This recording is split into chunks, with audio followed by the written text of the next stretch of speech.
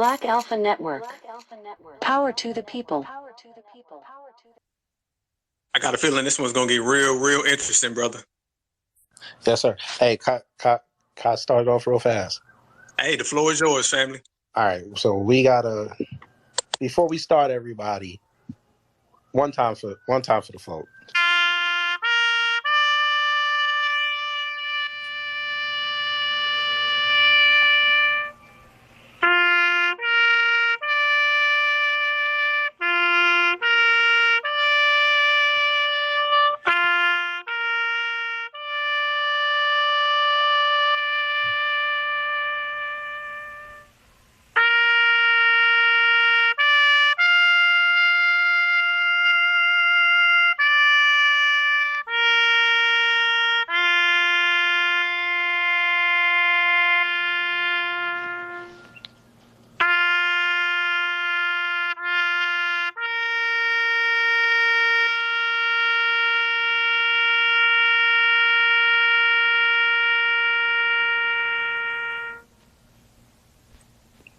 Hey, now either that made a lot of people mad or a lot of people saluted that.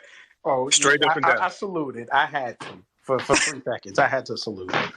Hey, well, my pit bull is over here, and that got his attention, so I guess he's saluting too. Yeah, hey, listen. Regardless of what you think of that man, you know what?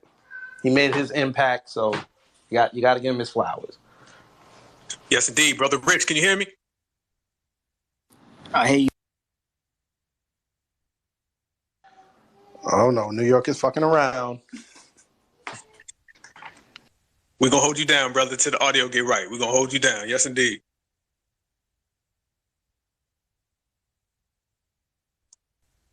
We'll try that one more time. Brother Rich, you good?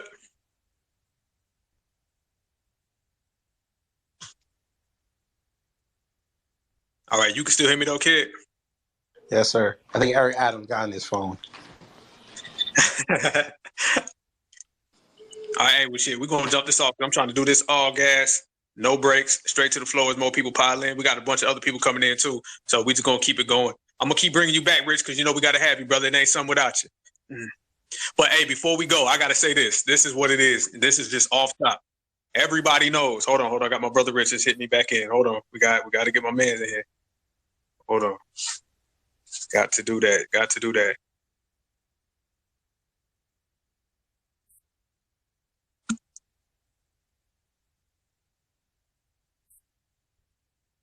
Yes, indeed. Am I good? Nice and clear, baby. Excellent. It's raining out here in New York City, so my phone got caught in the rain. So. Oh yeah, hey, I'm down south right now. It's raining out here too, man. It's raining down here. But all right, everybody, I want to go ahead and welcome everybody to the space in the room. It's Black Alpha Network. I'm my man Rich, Kid Gravity. We're going to have a bunch of other people pull in. But you see the tag, you see the title is the Kevin Samuels Hate Really Just About Hating Black Men. Pull up. I know this is going to get real heavy. It's going to get real heated. There's going to be a lot of emotion, a lot of different avenues, but we welcome it all. That's how we do right here on the Black Alpha Network. I welcome it. I'm all for whatever, as long as it's real. I don't want none of that phony shit. Nobody in here faking, no victim mode, no victim cards, none of that. It's got to be grown into the point. So I want everybody to be real. And if it's real, it's right. Straight up. But I got to make this clear. This is what's happening. Because we know anytime you start talking in real subjects, people just act like they didn't hear it or they ignore it and they try to twist your words. We're going to make this clear to the point. Anytime you ever hear me speak, everybody who is subscribed to my YouTube channel, they know I start off every single episode by saying, this is for my brothers, sisters, kings, queens, the goddess, and the gods. I say that every single time. It's about the black man and the black woman. Unfortunately, we got a lot of people who perpetrate to be a black man and a black woman. We got a lot of people who fake to be a black man and a black woman, but we're going to weed all of them out. We're going to run all their asses off the block, and we're going to let it be known. There is a difference between a brother and a sister and a wench and a buck, or a coon and a coonette. Okay, them folks is not down with us. I don't give a fuck what you got between your legs. It's what's in between your head. It's your brain. If you got that black first mentality, you good. So hey, I'm gonna say it like this. We do it for everybody who's B1, not folks who's G1. G1 gender first. We black first, point blank. I'm gonna slide off to my brother Rich and let him go ahead and work. I mean, I could piggyback off that last sentence alone. We're not G1, we B1, because that's exactly what we have out here. A lot of G1s, gender first, everything else first, but black first. And what we realize is that every time you put something else first before your blackness, it always backfires. Because we all know that white supremacy always breaks its tools. So every time you try to go the other direction, they'll use you for what they need you for, and then they'll break you and throw you away. They do it all the time. We got Don Lemon, who was on CNN at the Mike Brown protest, talking about he smelled weed. 15 years later, they charged him with sexual assault. It happens to every black man and woman that likes to be tools of white supremacy. They use you and then break you. But over here, we're B1 and we're never G1. Main thing we got to do, like Brother Rich just said, we got to separate the two of them. We got to put that line in the sand, period. We got this habit in our community where somebody will be completely off code and still claim how thorough they are. We got black men who say they hate black women, but say that they're really black. You got black women who hate black men and say they black. Everyone knows you cannot hate the other side and still be a part of the family. It just don't work that way. You can't say you hate your mama and still say that we in one big family. You can't say you hate your daddy and we in one big family. You can't say you hate your husband and wife. Then get a divorce, motherfucker, or get ran off the block. Point blank. So this shit where people come around and they claim that they're so pro-black, but they hate the other side, it don't work like that. Either you a black man and black woman together or nothing at all. And we all know these people have a war on black men. We all seen it. We've all saw it. And anybody who says other than that is lying. And how do you know there is a war on black men? It's because brothers who have good sisters in their life, those off-code divestors go at our sisters too. This is something no one talks about, but we're going to talk about it and we're going to frame it right here. So not only do the brothers get targeted by a lot of these off-code coonettes, the sisters who back up brothers, the sisters who hold brothers down, they get attacked as well. So we're going to run all the divestors off the block, all the men divestors, the coons, the coonettes, the bed bucks, and the bed wenches. They're going to all get ran off the block because one thing ain't going to happen. I'm not going to see anybody kissing the dominant society's ass, crying about Betty White, crying about that white Supreme Court justice lady, but sitting there celebrating the death of a brother. That I don't give a fuck. No way, no shape or form can I celebrate that or stand by that. So we're going to do what we do on the Black Alpha Network. We're going to regulate that shit. Yes, indeed. Kid Gravity, I told you the floor was yours, brother. I knew you had a lot to say. Go ahead. All right. Rest in peace to that man, first off, and condolences to the family. I want y'all to mark down May 5th. It's not Cinco de Mayo no more. It's Kevin Samuels Day. I'm just gonna be misogynistic tonight. I don't give a shit right now. Because what I saw yesterday online, especially here on Twitter, I understand now what it means to be B1. I saw nothing but blue checks come outside, females now, and I saw someone that claims to be a man talk about this man's death. Now again, nothing was confirmed, none of this, but this just gave me flashbacks to what happened with Kobe. This gave me flashbacks to what happened with George Floyd. I really thought I saw deja vu happening again. Then the body's not even cold yet, and people out there throwing negatives out. And it's just like, damn, they really hate black people. Not in a sense of they hate black people just for being black. They hate black people because people make accomplishments in this world and you do one bad thing and that's all they remember you for. Was he misogynistic? Depends on who you ask. To me, his content, okay, I consumed it, but a lot of the stuff he talked about, I already knew because I had a father. So I already got those life lessons. But for y'all to say he was misogynistic for trying to get black people to come together and get married and build generational wealth, this just shows that you could put up all the positive posts online you want, you still have a negative mindset. You're just doing it for clout. And I have to shout out the B1 sisters. Thank God y'all came out yesterday. Because I know I saw a lot of them say, you know what? I don't even like that critter like that. But you know what? I'm not gonna dance on his grave. We'll just, say R.I.P. We move on. But to see the thread after thread, boy, I mean, I don't know, bro. I think it's time. I think it's time for Black people to separate. I'm sorry. That may sound wrong. It may sound anti V1, but I think it's time we got to do an audit and we got to separate. If we have any chance of advancing here, a lot of these people can't come with us. They're dead. They're done. I think the zombies are here, and we can't bring zombies with us. And that's all I gotta say. Two things can be true at the same time. Two or three wars can be going on at the same time. This is true. Black women can be going through a war of their own. That's 100% true. Black men can be going through a war of their own. That's 100% true. Black children can be going through a war of their own. That's 100% true. But when it comes to white supremacy, there's a hierarchy. The number one enemy, the number one target, focus on him at all times. Focus on the black man. Attack him, attack him, attack him, attack him in each and every direction. Number two is the black woman. Number three is black children. But there are different wars going on. This is 100% true. There's a war against white supremacy.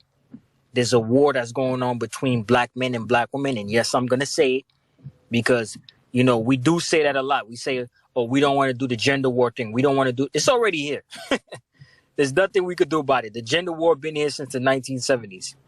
Ever since welfare came, ever since the prison industrial complex came, there's been a gender war. So the best thing we could do is stop trying to avoid it. Stop trying to not claim that it is going on and just face it and just talk about it because it is a war going on between black women and black men. It is a war going on between white supremacy and black people. It is a war going on between black women and black children. It is a war going on between black men and themselves. It is a war going on between black women and themselves. There's plenty of wars going on. And here's the messed up thing. It's silent wars. You can't see it. You hear it, but you can't really see it. And that's the beautiful thing about white supremacy. White supremacy can work in silence. So you're not able to see it. And even when you do see it, it's hard to prove it. And regardless of anything I say about whether I say something about black women tonight or black men, don't ever forget that it always goes back to white supremacy. Because we are all victims of white supremacy. If white supremacy was to die tonight, every single thing that's negative in the black community would decrease by 100-fold right away. So regardless of whatever I say about black men or black women or black children tonight, all roads lead back to white supremacy. I'm going to add to what you just said, brother. And how do you know what you said is absolutely true? Is because the finger pointing goes in every single direction. Every single direction. You got the brothers and sisters who are on code, and we get targeted by brothers and sisters who are off code. And then those who are off code, they point the fingers at other people who are off code. It's just one big motherfucking circle jerk. And it goes on and on and on. Think about this. A lot of people, I put up a tweet, everybody who's seen it. It was the one with Betty White and Kevin Samuels. And I said, if you cried about her and you celebrated him, your ass ain't black. Now, people got mad at me and said, well, how can you say we ain't black? But people didn't get mad at Joe Biden when he said the shit. They went and goddamn voted for him. They lined up in lines when it was raining and sleeting, and they voted for that man. So do you see anytime this type of behavior is getting called out, they'll have smoke for us, but they won't have smoke for the dominant society, to your point, Brother Rich. And I'll say this as well. A lot of these sisters were in here, run that back. A lot of these wenches, because there's a difference between a sister and a wench, a brother and a buck. Let's make that clear. And everybody knows that shit. And it's time that we define that and frame that absolutely to the point. Okay. My mama is a sister. You understand? My wife is a sister. These people I seen out here celebrating his death, those are witches. And them brothers I seen coming out here saying, hey man, y'all don't need to do that. Those are brothers on our side. Them bucks who are out there saying, man, that's okay. Those motherfuckers is on the other side. So we got to put a line in the sand. Brothers and sisters, witches and bucks. Nonetheless, a lot of these wenches were out here saying how Kevin Samuels, he deserved it. Do they understand this man got a daughter? This man has a daughter. How you sit here and you say that you supporting women, black women, when this man got a black daughter and you basically saying fuck her daddy? You understand? That's wrong. That's low. That's slow. And that type of shit has to get regulated. Because if we don't regulate it now, that shit's going to turn into something even bigger. We have a problem in our community with letting shit fester. And like Brother Rich was just saying, that war has been going on for so long and motherfuckers been putting sugar on it, spice on it. Everybody been polishing that shit up and nobody wanted to talk about it. See, the problem is it ain't man versus woman. It's on code versus off code. So you're going to have brothers and sisters on this side, and then you're going to have the bucks and the wenches, the coons and the coonettes on that side. And this is where the regulation has to happen. Like Kid Gravity just said, everybody can't come. As a matter of fact, I'll take it further and say everybody ain't going to get a motherfucking invite. You understand what I'm saying? So we got to make sure that when we represent this cause, people who are G1, gender first, they cannot come because they do not have a black mentality. But we're going to bring up Brother Vovo. Go ahead, speak your mind, family. Yeah, what's up, y'all? Yeah, I just wanted to say, I seen some of the hate. I didn't see all of it because I knew what it was when he was alive. Like, I listened to his message. Like I always say, I listened to the plan and not the man. I follow the plan and not the man. You know what I'm saying? He wasn't saying nothing bad. He was just telling the truth. He was talking about bettering yourself. He was talking about correction. And anybody who can't take advice, they just trash. Like you ain't trying to better yourself. And when I seen some of the hate, I kind of blocked it out because I realized that today everybody got a smartphone. Everybody got access to the internet. So everybody got a voice, even the trash. So it's not just the hate for Kevin Samuel is not just about hatred for black men. It's also a hatred for the truth. People hate the truth. Nobody don't want to hear that they fat. Nobody don't want to hear that they got bad breath today. People don't want to hear that. The only one that really want to hear that is somebody that's really intelligent with something to say. That's really trying to. That's about what I want to say. Like me, I'm about honor. I'm about integrity. I'm about progress. I'm about moving forward. You know what I'm saying? So I don't want to be putting out bad information. I don't want to be. I'm about the truth. How do we move forward? What he was saying, he was trying to help, but he was holding people to too high of a standard. What I want to say, he was holding people to too high of a standard to where they couldn't even pick up on the truth. So that's all the hate is about is motherfuckers that don't want to hear the truth. And I'm gonna land right there. If we're being 100% honest, when it comes to black women, we're dealing with a group of women who, I don't know if they gave up. I don't know what it is, but it's this childlike mentality where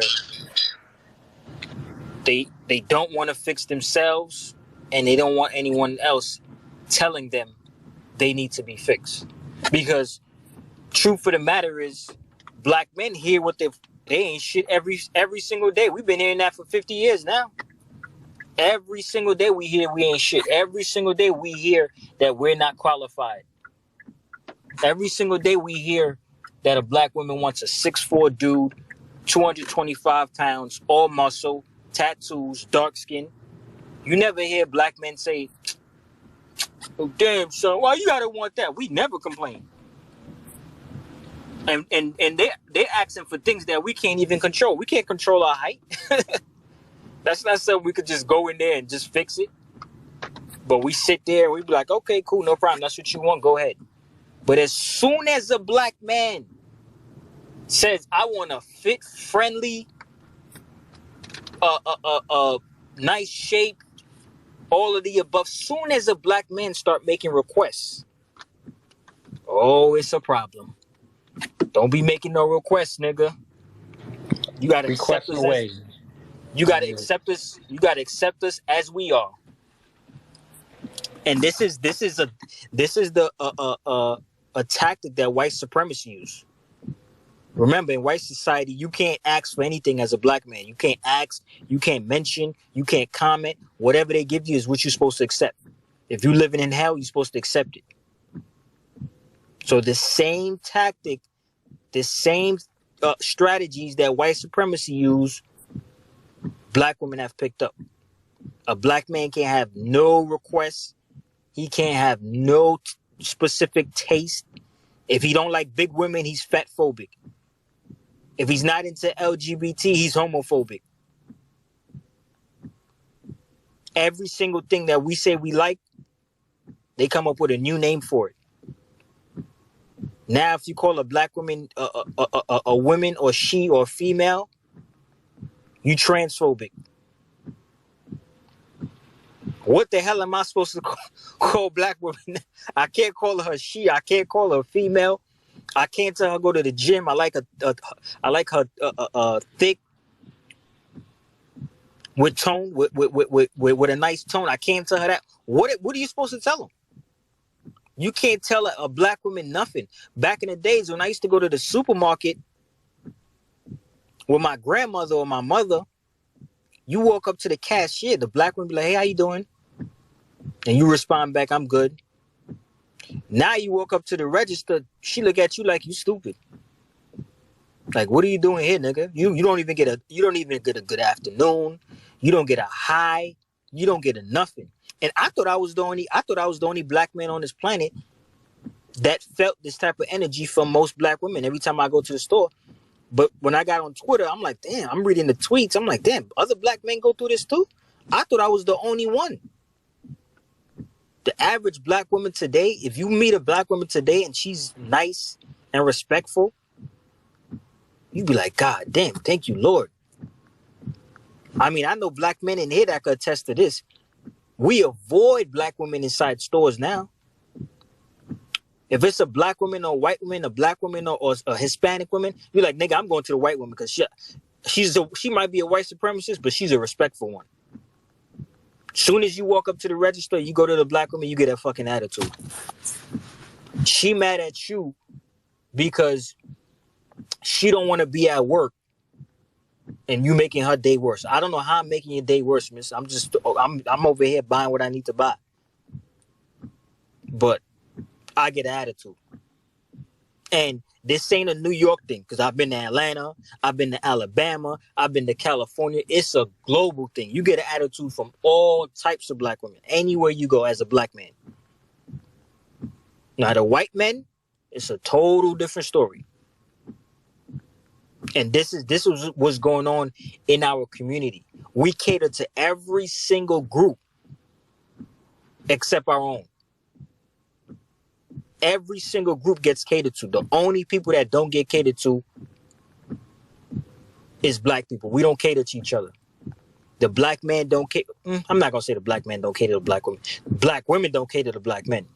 I remember speaking about Kevin Samuels. I remember he did a broadcast and a woman went up there and said, it's not her job to smile at black men. So as black men, we're supposed to provide resources and protection, but you can't even smile at us. You want to if you're walking down the street at night and a random stranger tries to do something to you and a black man is present that you don't know, you expect him to defend you, but you can't smile at a black man. You expect free services from a black man, but you can't give a black man just common courtesy. How you doing today? Is everything good? This is the situation we're in. The gender war been started 50 years ago. So anybody coming in here, oh my God, you gender war. No, I'm not gender war. It started already. It's been started. We 50 years in. We're either going to talk about it or we're going to avoid it and pretend like it's not happening. Black Alpha's on you. The thing that got me, brother, is I've never, ever seen such an outpouring of celebrating somebody dying, like a brother. I'm going to say it like this. If you celebrate a black man or a black woman being murdered, being killed, having a cardiac arrest, or any form of death, and you are literally celebrating that shit like it's a fucking holiday, you ain't black. Point blank. And if someone don't like it, cool. And it's so sad. These people are so off code. Go look at the tweet I put up. You got people in there saying, well, I guess I ain't black then. This is how minor being black is to them. They basically say, I'll celebrate another black person dying, and if someone calls me out on it, I'll celebrate that shit too. And then they'll turn around and tell you how black they are. This is the shit that's happened. This is the open door, everybody can come in policy. You know what I'm saying? It's presented a lot of folks who ain't got no business being here, and it's presented this shit where people write themselves passes to go off code. You understand? You can't sit there and say, I'm representing black women, so fuck Kevin Samuels, when Kevin Samuels has a daughter that's going to grow up to be a black woman. That means you don't give a fuck. That means you lying. That means you got some type of seething gender hate inside of you that is not conducive to the empowerment of black people. And you know, we always say, if any of your energy goes against the empowerment of our people, that means man, woman, or child, your ass needs to be ran off the block. I don't care what the fuck you got between your legs. I don't care what you identify as. If a man does it, if a woman does it, if you celebrate another brother or sister dying, particularly a brother or sister who has a child, then your ass is off code and you are disqualified from blackness. If Joe Biden can tell black folks, if you don't vote for him, you ain't black, and these motherfuckers still go vote for him, then I can tell your ass you ain't black if you celebrating the death of another black brother or sister. Go ahead, Afro Elite. Yo, let me just say this real quick. These were the same chicks who are doing all this right now, but were pissed off people were going after Kanika Jenkins. Just remember that. Right before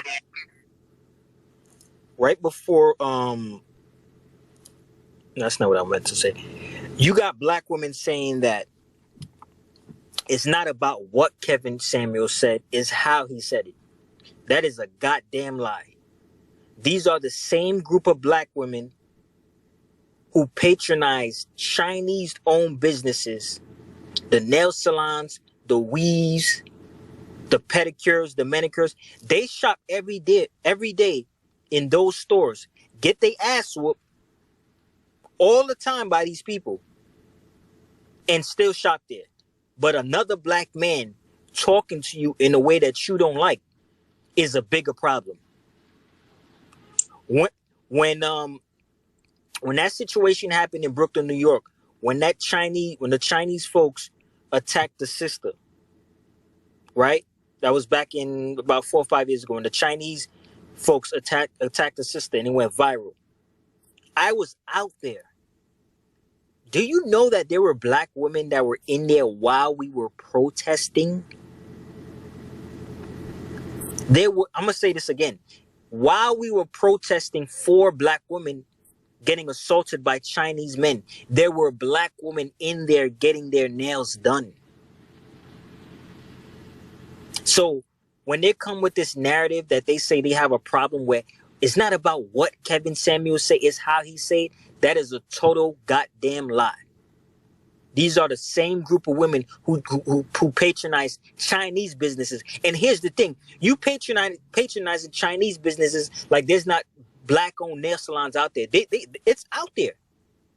So you deliberately decide not to support your own and supporting someone that's not only helping oppress you, but whooping your ass also. The same group of women who say they got a problem with the way Kevin Samuel speaks is the same group of women who let their white bosses talk to them in any kind of way. Your ass been asking for a vacation for the whole year now. You still ain't get it. You walk into work and you still submissive to the white man. And here's the new narrative now. The new narrative is, this is what black women are saying. The only time they're going to be submissive is if they're in the presence of a alpha black man, a masculine black man. So if you're not a masculine black man, then the black woman is not going to be submissive and feminine to you. So to all the black women out there that's saying this, right? If this is what you're rolling with now, then guess what? Us black men, we're not going to be masculine when it's time to protect your ass. How about that? Since we playing those type of games, that you're only gonna be feminine when you're around masculine men. Okay, cool. So we'll only be masculine when we feel like it now. Since we playing that game, go ahead, Afro. Hey, before you go, Afro, let me piggyback on that. I'm gonna say this as well. Little shit like I celebrate someone's death because they called me names. Let's say that one more time. They called me names, so I wish death upon them. Somebody tell me where that makes any goddamn sense. Any sense. Because if we sitting here wishing death on people who call us names, we black folks, we need to wish death on the whole goddamn planet because they've been calling us names since we showed up. You understand? So that's a bullshit logic. That's no different than the immigrants who come here and say, we hate y'all Akatas because you called us African booty scratcher in the 3rd grade. Okay, we grown, grow up. That's unacceptable and that's not tolerated. I refute that and I reject that type of statement. You don't wish death on somebody because they called you a bad motherfucking name, especially somebody who's on the internet that you never met in your life any goddamn way. And then the same people who wish death on him for saying bad names, hurting your feelings, because that's what it's about. You really just wish death on him because he hurt your feelings. The same people turn around and say, I'm too blessed to be stressed. I'm not going to be petty. What's more petty than wishing death on somebody for calling you a bad name? I'm going to lean on that. Afro, go ahead, my brother. First off, thank you very much for letting me get a chance to speak on this subject. Definitely salute to you and salute to the co-host. I can say this real quick, and then I'm going to have to mute myself.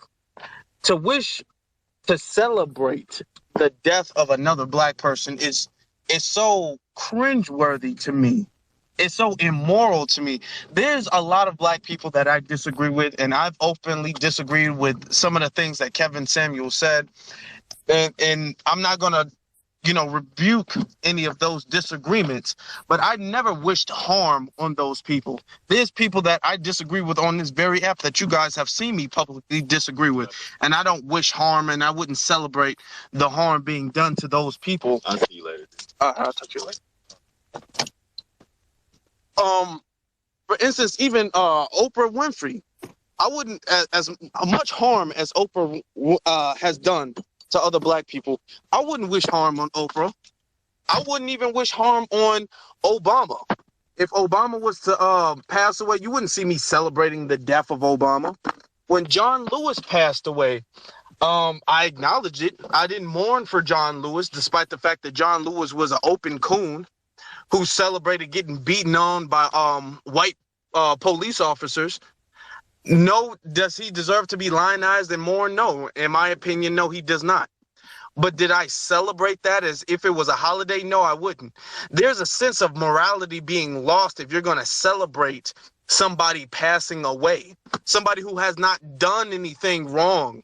So I can see if this dude was some type of child molester or something like that, then I can understand. If he was some type of serial killer, then I can understand that. But for somebody who says, fat women need to work out, for somebody who says you got to fix your attitude if you want to date somebody, and then the person also speaks about the men too. It's not like the person, it's not like Kevin never said anything to men about how we need to get our shit together. Could he have been more tactful in your opinion? Maybe. But it doesn't even matter if he was completely belligerent and cursing women out to wish death on somebody, another black person who has not done anything to harm black people is despicable to me. That is just utterly despicable to me. And I land there because I got to handle something real quick. So I'm just going on mute. Yes, sir. Yes, sir. All right, let's keep it moving. If I was to this. Let's keep it moving. Volvo, go ahead. Ladies first. Let the lady go first. All right, go ahead. Naturally a diva.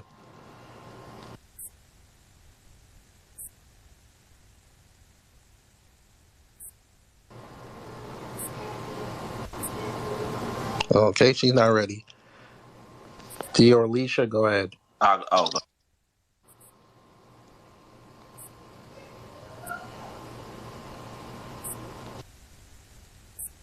Naturally, go ahead, and then Doralicia, go ahead. I do apologize. I think I missed my turn. I think I was called, but I wasn't paying attention. Hi guys. Good evening, everybody. I've been in a few spaces today and last night, just kind of combating the negativity with positivity. And I agree with most of the points being made. People that are wishing death on people. karma does come back. The energy that you put into the universe or the energy that you put out does return back to you. So I hope those people are, saying their prayers tonight and protecting themselves, because whatever they're putting out will definitely get back. A question I do have for anybody who is against Kevin Samuels, I'm not sure if there's anyone in here. What qualifies you to get critique? What qualifies a person to give you critique? Because can't be your teacher, can't be the principal, can't be your parents, can't be your brother, can't be your boyfriend, it can't be a stranger on the internet. So what qualifications do women need to receive and accept critique without fighting back?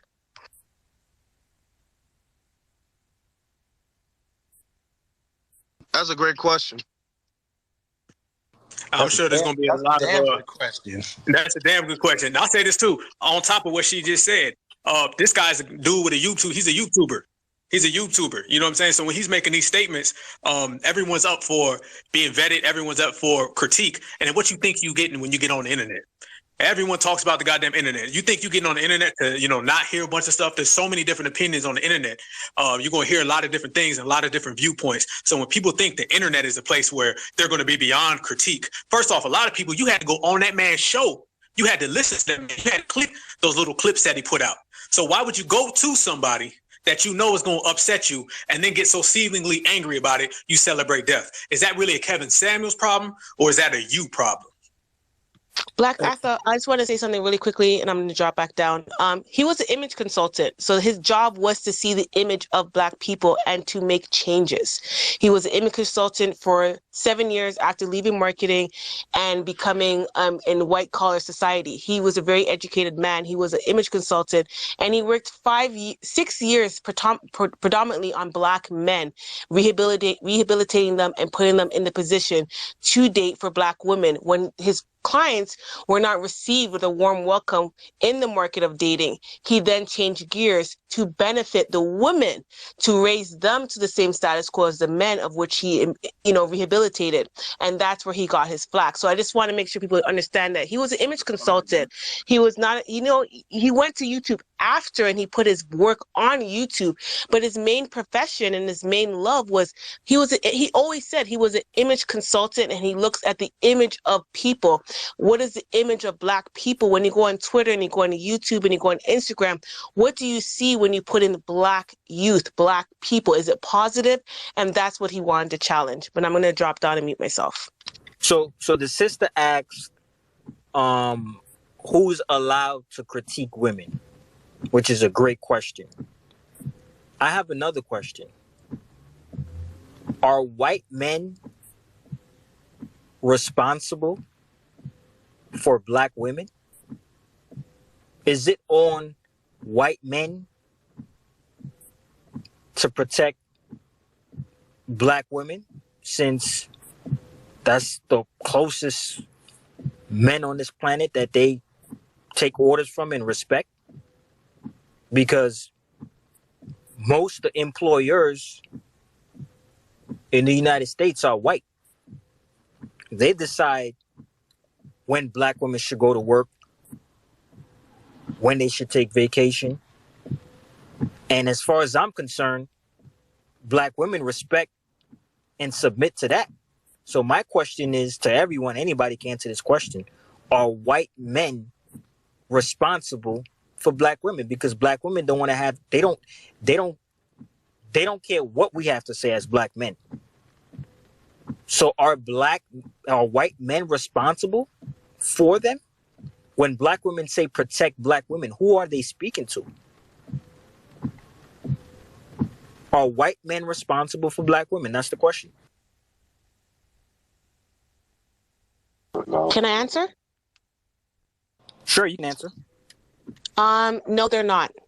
They're not responsible for us. They always say that we're the lowest, least loved, least respected. Who's above us? Our man. In any other community, the Asian woman respects and listens to the Asian man. The Hispanic woman listens and respects to the Hispanic man. Any other, they're not Middle Eastern, listens and respects the Middle Eastern man. It's only in our community where we have this disconnect, where we want to be I don't know, above or equal to our man and reject the status quo of where we belong.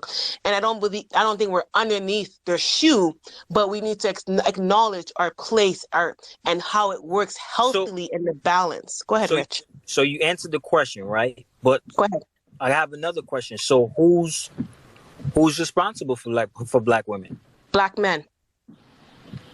Okay. Well, Oh and Lord, this I'm glad your thing is private. They finna come for you. I'm a I pick have a me. I have a Hey, I'm a pick me. I get it. I have 4 black brothers. I grew up with a black father. I'm with a black man. I get it. I get it. My You're my not a pick me. mentality. I'm just saying it. I know, but no, They I gonna come picked, for so you, I Rich. am. I That's fine. hear the Make big them. Shirley's coming. naturally, I don't have a specific question for you because I kind of know your answer, but this is kind of to, black women. So if let's just say all black women say that we're responsible for them, black men are responsible for black women. How are we going to be responsible? How is black men going to be responsible for you if they can't say anything to you? They can't critique you. They can't compliment you. We've seen videos lately where black men are in the gym, offering black women help. And not only are black women denying the help, but they're posting the videos online. I understand there are creepy niggas out there. I get that point. But if a nigga's creepy, you don't got to put him online. You don't got to punish him forever. If you put him online, you literally punishing him forever because that video is going to be online forever. If you feel like a nigga's creepy, he's in the gym and he's being a creep. I respect that. I know niggas is creepy. Not all niggas, but certain niggas. I know dudes can be creepy. But why do you choose to punish and embarrass and humiliate the man like that by putting him online? This is the disdain that most black women have for black men today. I seen another picture where a black woman posted T.I. and said, damn, this nigga's not even funny, with a picture of him. You saying that online, but you will be the first one to get up and ask him for a picture or autograph. Why must you embarrass black men like that? Why must you humiliate and buck break black men like that? This is the new thing that this is the new fetish that black women have. They only want to see black men when black men are buck broken, when black men are distraught, when black men are submissive. You got Will Smith just a few weeks ago. He got up and smacked Chris Rock. All the black women love that. Why? Because they love seeing black men being violent to other black men. Oh yeah, let's kill all of them. I love when black women fight with each other. I love that. I want them all to kill each other. And then you got the silly simp niggas talking about, yeah, if that was me, I would have done the same thing Will Smith did. Yeah, you dummy. That's what the black women want you to do. They want us fighting. They want black men fighting with each other because secretly a lot of them hate us. That's just the Hey, brother. honest truth. Hey, Go ahead. that's what we was talking about, how supremacy makes people turn on each other. It's that confinement mentality where when two people are in a hole, they start arguing on who put who in the hole. And that's what you've been talking about, how it's festered for so long, where supremacy done put a little goddamn dust on them. And now black folks, black men and women start pointing the finger at each other and the on codes versus the off codes on who did it and why are we in the hole. Instead of getting together and saying, how can we get out this goddamn hole? It turns into you put me in the hole. So that's the type of mentality that happens. But I see another sister in here. Is it Peter, with your hand up? Yeah. So the one thing I wanted to say is I wasn't gonna call anyone a pick me or anything. I think everyone is entitled to their opinion. But when it comes to this, I live in Canada, by the way, so I have noticed this conflict between black women and men. And I think it's important to take accountability. If you think it's not working, approaching black women and trying to have these conversations or whatever it is that requires you to interact with black women, then don't. It's important to do the work on your own and be accountable for yourself. Rich, I think that's your name. You were very angry in what you were saying, and you were picking specific examples of how you think Black men have been degraded by Black women, but we have to keep in mind these are very specific examples. You don't know if that girl has a boyfriend, if she's being approached in the gym, if she feels uncomfortable, Okay, then she's entitled to that. ma'am. So it's important. Let me finish, please. I'll let you speak, I promise. But it's important to take accountability. If you're going to spout that level of... Time out. When are Black women going to take accountability? Let me ask you that question. We have been taking accountability all this time. Ma'am, Every time time we out, march... time out. Now, if you tell a Black woman today she's overweight, she calls you fat phobic. How is that accountability? Which one? What do you mean, which one? I'm talking about Black women. If you call a Black woman today, if you tell a Black woman today she's out of shape and you want her in shape, you're called fat phobic. I think that's just the time. Is that accountability? It's a question I can answer in two ways. So it's with the times, things are changing. People are becoming more inclusive. And secondly, if you just call anyone fat, of course it's fat phobia. I didn't say fat. I didn't say fat. Hey, let her rock, Rick. Hey, let her rock, brother. Let her rock. So if you're not a practitioner, if you're not a doctor, if you're not a loved one of that person, if that opinion is not requested, or if they didn't ask you, of course it's going to be something that they take offense to because it's their body. Yeah, but you're putting words in my mouth, though. I didn't say fat. No, I didn't put words in your mouth. You literally said if someone... No, you said fat. I didn't say fat. I said if you tell a Black woman she's not in shape, that's two different things. I didn't say I'm not walking up to random Black women and calling them fat. Okay, so you said if you tell them they're not in shape, did they ask you, first of all, do you know them? Are you a practitioner? Are you yourself in the best shape you could possibly in? If those things don't apply, you can't randomly talk to people like that, even if they're in the same space as you. I literally just said I'm not randomly walking up to Black women saying that. I literally just said that.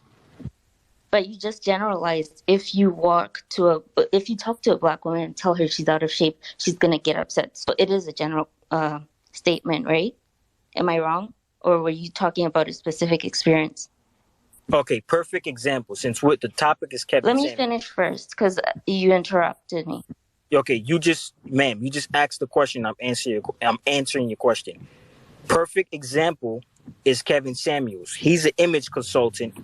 His job is to look at Black women or look at Black men, both of them, and give his honest opinion on what could better them when it comes to their image.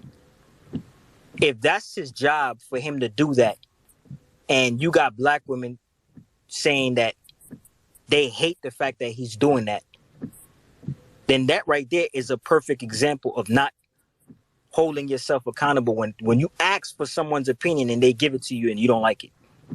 Go ahead. There's a way to deliver that information to someone, especially as a professional.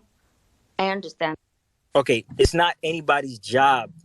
We're not children here. We don't have to sit here and baby you and tell you things in the sweetest way. Black women go to work every single day and get said the most disrespectful things from white men, and it's no problem. Black women go to these Chinese stores, get manhandled, get hands put on them every single day. It's no problem. Soon as a black man decides he wants to exercise his authority, now all of a sudden it's an issue.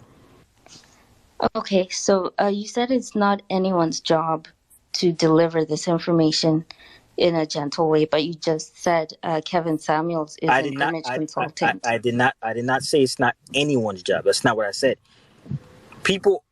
We're adults here. We're not children.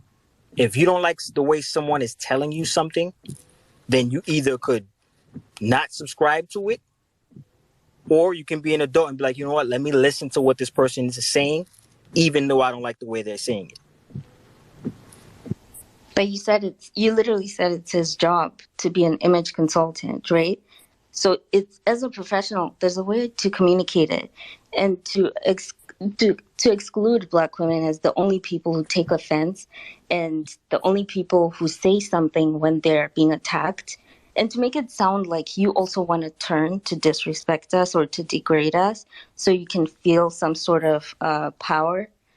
Ma'am, Making these examples of how Chinese people and how employers disrespect us, that should enrage you, right? You're the alpha, right, in this situation. So you should be able to see that your women are being degraded and, do something about it instead of saying, oh, until I say something, then I'm going to be disrespected. Obviously, that's the I'm point. trying to make a point.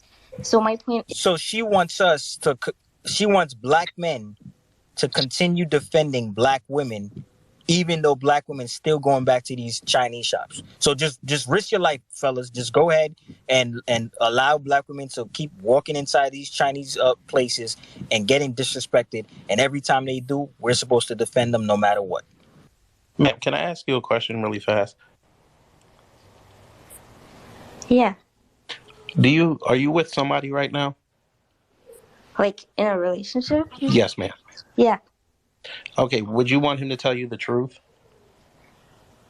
Yeah, that's obvious, yeah. Okay. So now, based on what you've been saying, you don't think Kevin Samuels was telling the truth? You just don't like the way he was saying it? Okay, so I don't think any of the women he was talking to, especially in that tone, were in a relationship with him. That's what I'm saying. It's either this information, if you're telling someone something that could potentially be harmful to them, whether it's about their physical appearance or just their attitude or anything, any type of criticism, if you're not someone who's closely related to them, of course they're going to take offense. There's a way of delivering this information. Okay, and so that's where he was failing. Right. I feel you on that. Do you realize those women paid to get that critique, correct? I don't know. I don't. No, I'm telling you, to get on his show and get that kind of critique, you had to pay him to do that. So they already knew what the requirements were and what was going to happen. I don't know. I've never watched his content, but if he was an image consultant and he was getting paid for this service, again, there's a way of delivering whatever service you're getting. Do you realize that image consultants in our community have been leaving the profession because Black women have been told what they need to fix, what they need to do, and their goals are still at a certain level that doesn't show any kind of change that these people are saying it, so they might as well have said, you know what, I just don't want to deal with it anymore? I think in any profession, especially when you're working with people, you can always alter your target market. Yes, they've altered their target market by leaving. These people have an option to broaden their scope of who they're going to provide services to. It's not just Black women who make these services. They specifically set their business up to help Black men and women. Now they're saying, you know what, the money's not even worth it. Yeah, then they can focus on the Black men if they're more receptive to that information. But don't you think that's a problem? Business is about money. So if your target is not responsive and whatever they're doing is also affecting you, then alter that. Focus on the Black men who are responsive. There's a market for that, I'm assuming. And don't you understand that's what Kevin did? The men responded to what he was saying for 7 years, and then he started focusing on the females. And a lot of females took what he said and made positive changes. He's had plenty of couples come on his show and say thank you for the advice. But y'all just wanted to focus on the negatives because they went viral. And you didn't like the way the man said something, or you didn't like what he said that day. Y'all waited for a viral clip to show up, but y'all didn't consume his content. So you missed all the positive stuff.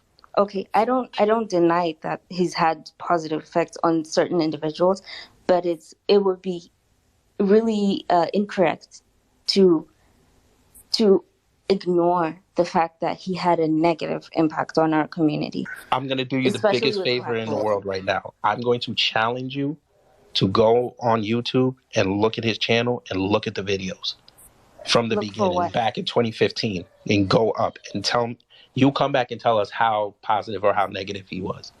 I don't really subscribe to any of his content. I know the impact he's had though. Even without. But I'm giving you So, the ma'am, hold on, credibility, wait, and hey, you're Hello, denying can it. I ask a question? hold on, one second. Ma'am, how can you say that you weren't subscribed to any of his content? You didn't really know who he was, but you know about the impact that he had on our community was negative. Because the internet is a real place, and I'm a black woman. And Well, there's a anywhere lot I of people go- on the internet. Wait a minute, there's a The lot of people on internet the is not internet. a real place, ma'am. Oh Lord. Wait a minute, whoa. There's a lot of people on the internet who say the Yo. contrary of what you say. There's a lot of people on the internet who say he was a great guy and helped him. I just seen a brother today said that Kevin Samuel's content helped him get up, go through college, and own his own business. Do you dismiss these people and ignore them just because it doesn't fit your narrative? I just said that's a possibility, and that's okay. Well, no, I mean, is it a possibility or is it the majority opposed to the minority of what you're saying? Who are you to say that what you're saying is the greater and what everyone else is saying is the lesser? That's what I'm presenting to you. I didn't say that. Okay. Well, you just did. You said he had a negative impact on our community. You're not praising the positive impact he had.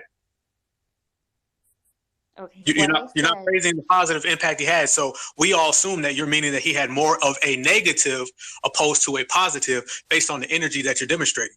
I don't know which one was greater, but when you look at a person's legacy when they pass away, you have to be honest and understand that the things he was saying were very divisive for the black community. How was it divisive, ma'am? Okay, name something that he said that was divisive. Like, I'll just give you a random example. I did not watch the most recent video, one of the recent videos, but he was basically saying if you are in a relationship with a man and your child is saying they're being molested by your partner, you should not believe that. Did you listen to the whole clip? What is that? Did you listen to the whole clip?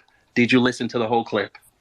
Did you listen to that whole exchange, or did you see the viral clip? Ask Peter a question. Swervo, you got to raise your hand. Wait a minute. Wait a kid. Before you go, let me say this to the lady.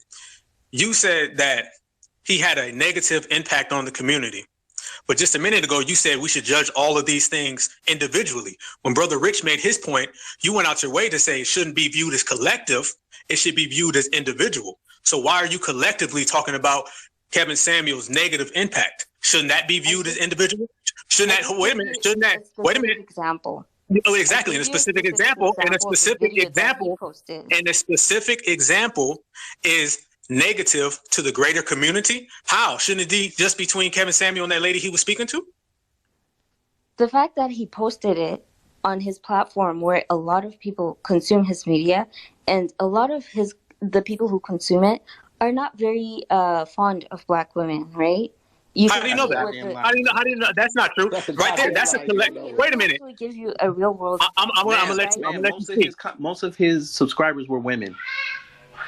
I don't know that. Okay, that's great. Ma'am, you can go look up his analytics. Most of his audience were 18 to 54 women. Okay, so you said, how do I know they were bad people? The guy who did the subway shoot. At this point, she's just babbling. Can I get a question in, please? Wait a minute. Hold on. I'm going to let everybody speak after I make this statement. I see this is the typical babble that we speak of. When it comes to fitting her narrative, she tries to individualize it. But when it comes to being negative, she tries to collective it. So basically, when we say any type of flaw that we see, she says, oh, that's not the greater. That's just one solo individual.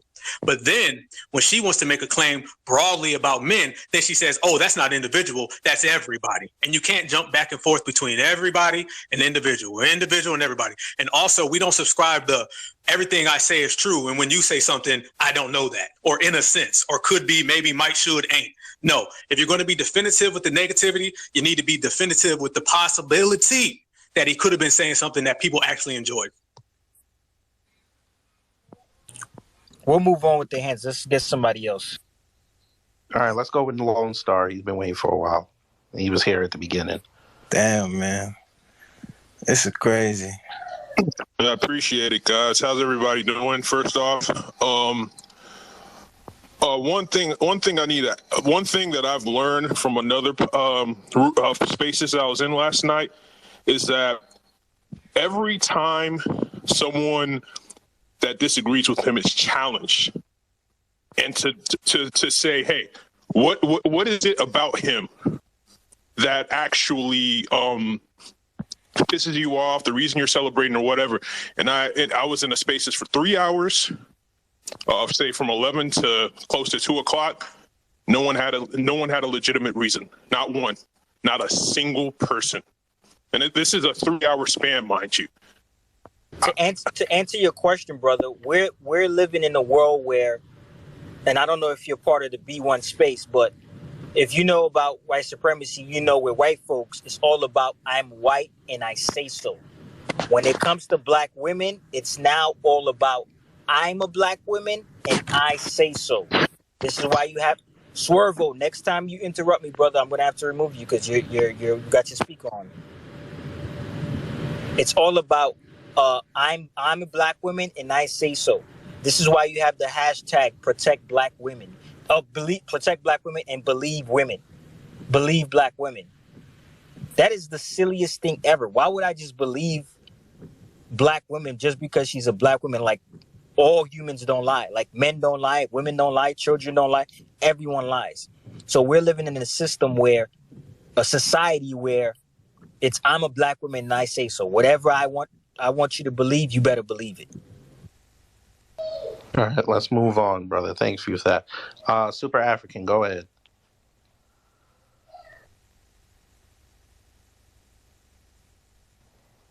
Super African, go ahead.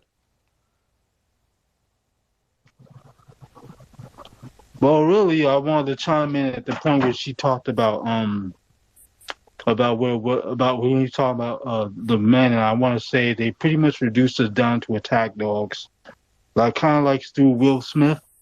The only time we're allowed to exercise toxic masculinity is in their defense, even if it's just about their hair. The same hair they complain about that they don't like taking care of.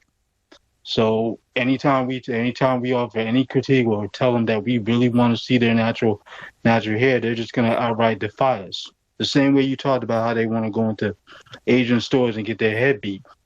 They made it clear. It's like the only thing we are now is attack dogs.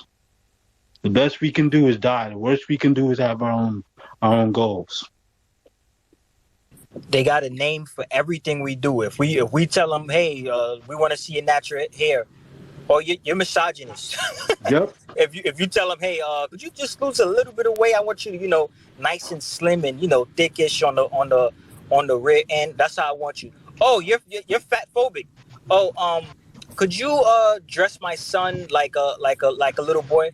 Oh, you're transphobic. You're homophobic. So everything we do is they got a name for it. Pretty much. And they also got names for females who stick up for us. It's bad when they got names for us, and then the females who got our backs, they come after them too. So they just go against everybody. How anti-black can you be? You're so into your gender that you go against black men and you go against women who support black men, because these sisters out here who ride for us, they come after them on a day-to-day basis. So, they call them pick-me's. They got names for them too. So add all the names you just said, Brother Rich. Just straight 100. Yep. So all the names that we just said that they have for us, they got names for sisters who defend us. That sounds like somebody who's really against black love. And that sounds like a gender agent. Yes, sir. Yes, sir. All right, let's keep it moving. Swervo, go ahead. Yo, apologies earlier on as well. My mic, I don't know why it kept cutting off and cutting on, but sorry about that. I was going to ask Peter because I was going to ask her if she ever watched a full episode, but then she went on to admit that she's only seen clips. So, to be honest with you, the whole thing she was going on back and forth was actually pointless. It was irrelevant because she was speaking from a place of ignorance. So, I just felt like her opinion was just and it's kind of sad as well, because I remember Kevin saying this once, that our women, they don't listen to comprehend, they listen to feel. And I think that's the sad part about it, because it's literally free game. That's pretty much all. And also, I don't know if anyone has been seeing this too, but there's been a lot of bots going around. I've noticed from 12 hours, Kevin Samuels went on to being a man who hated black women, and then all of a sudden he's a Nazi, and I'm like, what the fuck? How did we get here? And that's obviously one of the things Elon is talking about as well. It's a political move, brother. Yeah. because this happened in 2020. We were the focal point of the U.S. elections over here, and now 2022, we're the focal point again because a lot of us are in the new black media right now, and we've been basically dissecting everybody that's going up for a position. And if we pick you, you're going to get our support. If we don't like you, we are going to make sure to highlight for people why we don't like you and why you need to stay away from this person. So this is going to be for the next 4 years. So it's going to be a wild ride. So just stick with us and we ain't going to steer you wrong. Yeah, that's all I had to say. Thank you. Yes, sir. All right, let's keep it moving. Let me get Vovo to go, then Stonks will go. Yeah, I'm gonna be real quick. I just wanted to say, it's a war on the truth. That's what's going on right now in 2022. It's a war on the truth. If you say any truth, then you gonna be an enemy. The truth got a lot of enemies. Kevin Samuel wasn't saying nothing wrong. It's a war on the truth out here. If you're not a woman if you put on a wig and you put on some lipstick. No, you a man that's just impersonating a woman. That's but in this society today, you supposed to respect this man as a woman because he feel like a woman. It's a war on the truth. And let me say this, right? To any women that's that can hear my voice. You should go back and listen to what he's saying. He left some gems.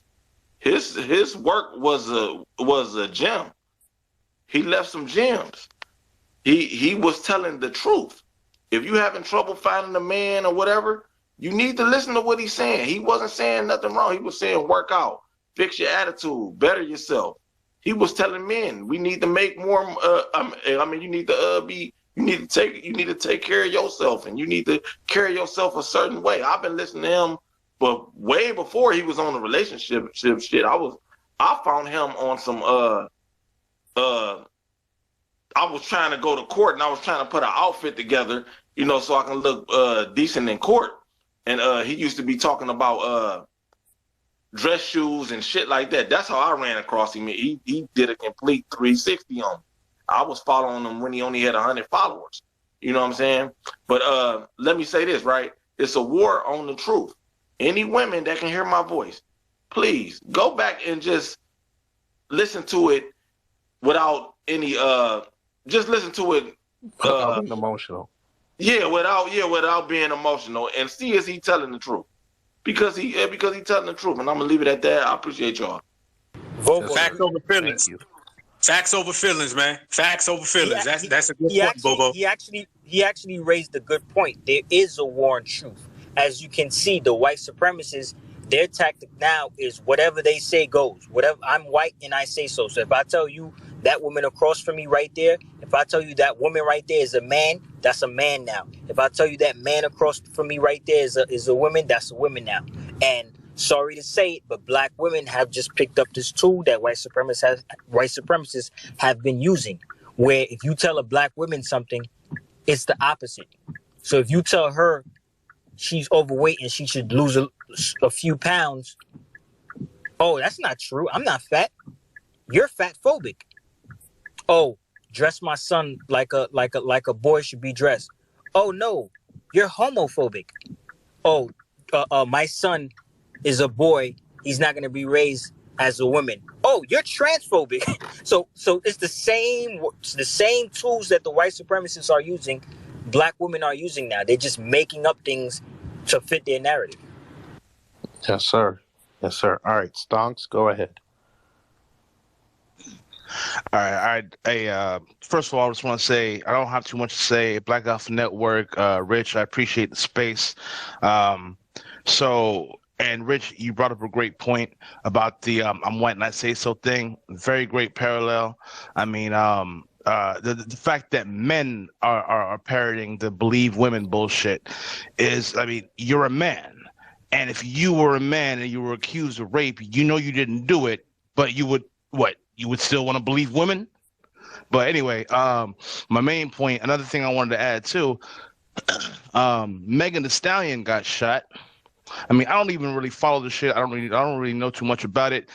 I know that people were cheering that on, and the same people that are cheering on Kevin Samuels' death are the same people now, or before that were, talking, defending Megan, saying that you shouldn't be talking about somebody that got shot, and she's still alive and thriving, by the way. Kevin's dead, and but that's all I really wanted to say. I appreciate it.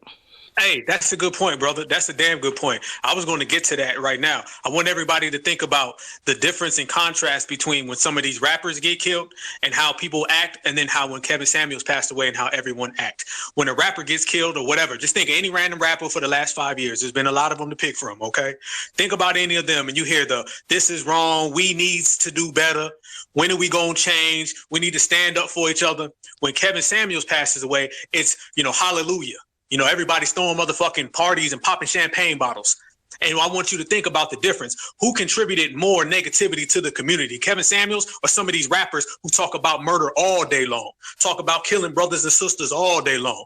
And they tell us that that's wrong, but Kevin Samuels comes around and they want to start throwing, fucking pinatas up in the air and breaking them and getting candy and shit. So it's a difference of opinion and it's a different view every single time. So they change the energy up when it comes to Kevin Samuels. If a rapper, like take Megan Thee Stallion, she does far more negative items to the community than anything Kevin Samuels has done. This girl right here is literally teaching young girls how to twerk.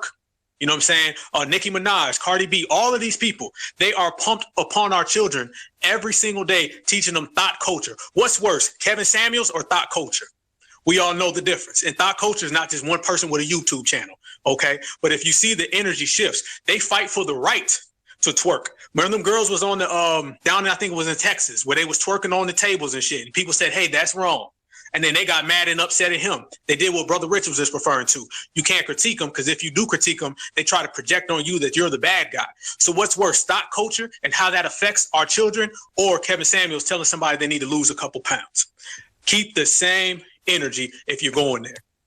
And let me do this. Let me do a favor for everyone in here. I'm going to answer the question of the title.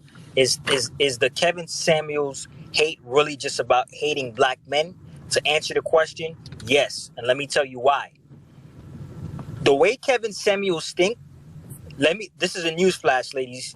This is for the ladies. The way Kevin Samuels think is how all black men think. All men, period, think the same way Kevin Samuels thinks. So you think that, Kevin Samuels is dead now, so everything he believes is out the window. No, every black man literally believes everything Kevin Samuels says. The difference between the average black man and Kevin Samuels, the average black man can't articulate the way Kevin Samuels can. They can't say what he's saying. It's in their mind, but they don't know how to explain it. So if you think Kevin Samuels is dead now, or let's party again, we could gain weight, we could eat all the cake we want, we could not be submissive, we could be masculine, and we're good now. Sweetie. All men think the same way Kevin Samuels think. So if you think it's about to be a party, you are sadly mistaken. And I'll land right there. Hey, bro, I'm gonna interrupt. Hey, girl, what the fuck is you laughing at down there? What you talking about? I'm talking about this chick that are laughing every time y'all got something positive to say about something. I'm just talking. Who laughing? Let's not do that. Let's not do that. Hey, what's this person's name? Invite them to speak if they want to laugh. Who is this? That queen chick. It's a girl. Oh, it's a girl. Oh, I brought her up. Okay, you know what? Let's. We haven't had our percentage with ladies tonight has not been good. Let's up it. Hey, Queen, go ahead. Say what you want to say. Hi. I can't laugh no more. No, hey, it's fine. You can laugh all you want to. Black American? Hey, no, ho. I'm gonna get it. Hey, go ahead. You can laugh all you want to. We just want to know what you're laughing about. Speak your truth. It's just funny to hear y'all speak. I'm not saying I agree or disagree. I'm laughing. Are you being sensitive about it? No, we didn't. Hey, we want to know why you're laughing. Yeah, that's exactly. We don't know that. One specific person asked me. Now it's a we wants to know. Well, somebody else brought it up and made the room. Hey, no, hey, ho, I got this. I'm the host. I'm speaking for the people on the panel. So I'm speaking for everybody that wants to know, why are you laughing? We understand that you're laughing. We want to know why. It's a simple question. was a few things. Elaborate. But the last thing I could remember is I think it was Rich, the co-host. He said that all men think like Kevin Samuels. And I've been on Earth long enough to know it's never all in any situation. So all men do not think like Kevin Samuels. It's Ooh, can I actually say that something? some men, when I'm done, it's actually some men that You know what? You're right. My bad. Let me correct that. Not all men think like Kevin Samuels, because we have simps out there who don't have enough balls to let women know how they really feel. So not all men think like Kevin Samuels. We do have simps out there who agree with whatever black women say and go along with it. So my correction, not all black men think like Kevin Samuels. I'll say this. I'll say majority of black men think like Kevin Samuels. The rest of them are simps. They're beta males. They don't come up to the table and do what they have to do, so they're not able to live the way the life they want to live, and let their women know that this is the rules and the regulations here. So my correction, not all black men think like him. A majority of them do, and even the simps actually do think like Kevin Samuel. They just don't have enough balls to say it. That's what it is. Go ahead. You took the words right out So of my mouth. my thing is, Rich, you don't like when people cut you off, but I noticed that you've been using your power to. Ma'am, I'm the host. I get to cut whoever I want to cut off. And by the way, see, it's never the attractive, beautiful black women that come in here and disagree with what we're saying. It's always I'm gonna stop right there. Rich, to be fair, let's not descend down to that level. No, we're gonna no. Let's keep it positive. I'm gonna descend down to that level, because if she wants to go there, we could go there. Well, Rich, let me ask you a question, sir. Every black woman that you come across at Walmart, or the one that works at these jobs that give you attitude, how did it look like? Hey, hold on. We're gonna get to that. Let Rich and this lady right here go ahead and finish up. Then we're gonna go ahead and get to that question. Go ahead, Queen. Continue talking. Go ahead, continue talking. Go ahead. Thank you, but I like to have intellectual dialogue, and I don't like to be cut off in the middle of a disagreement. Whether this Okay, is man. Hold on. Whoa, man. We're not having a conversation about conduct and how we speak. Continue talking about what you're speaking of about the man to the title. So go ahead there. Okay, we could just keep it back to the basics. Is the Kevin Samuels hate really just about hating black men? And I'm not sure, because I've never really even heard or watched any of his interviews, and my first time really even hearing about him is in his passing and people being celebratory because this man has transitioned. And my question is, when does someone's words hold so much weight in your life that you are now happy that that person is gone? Like, I just can't wrap my mind around that. And I think that black women are in a sensitive, vulnerable position in America, as we have been since they brought us over here on those slave boats. And we're really tired of men putting us down. It's in the You notice how she said black women are in a vulnerable position, like black men and children ain't going through the same damn thing, or if not goddamn worse. But you notice how they play this game where they love to separate black men from black women. You notice how when black men mention the black family, they never leave black women out, but you always see black women leave black men out. You notice that, right? We're literally going through the prison industrial system. We're literally going through suspected race soldiers walking up to us and killing us as black men. We're literally going through the worst of the worst. At least black women, they could get next to white men in the jobs. They could get, the assistant positions. We don't get none of that as black men. But you notice how when black women come in, they always separate us from black women. We never do that as black men. When we talk about black people, we talk about the entire family. We talk about the children. We talk about the man. We talk about the women. When black women come in, it's always, black women, black women, black women, black women. They always separate us from each other. Black men don't do that. We don't separate each other because we know we all in this together. We're all in the system of white supremacy together. But I just wanted you guys to realize how she separates herself and make it seem like black men are not going through the same thing, or if not worse. But go ahead, continue. Thank you so much. So it's so funny and ironic how you like to dissect my words, but literally Don't respond to him. Don't respond to him, man. Let's go straight to the point. Okay, yeah, because that don't make no sense. Like literally it says black men. It does not say black men and black women. We are talking about the differences between black men and black women. Did I say we weren't all in the same fight? I never said that. Don't try to put words in my mouth trying to. Ma'am, you literally just singled out black women. Everybody in here just heard you say black women, black women, black women, black women, black women. You literally just did that just now. But one doesn't discredit the other. I never said black men weren't as vulnerable. So, like I said, don't put words in my mouth. Black men are as vulnerable as black women. I didn't know I needed to elaborate with you. So why didn't you mention black because that goes without saying, and that wasn't my main point. You see the deception they're playing, guys? Do you see the deception? Oh, I didn't know I needed to add black men. Oh, I didn't know I needed to. But if black men did that, if black men started separating ourselves from black women, like, you know what?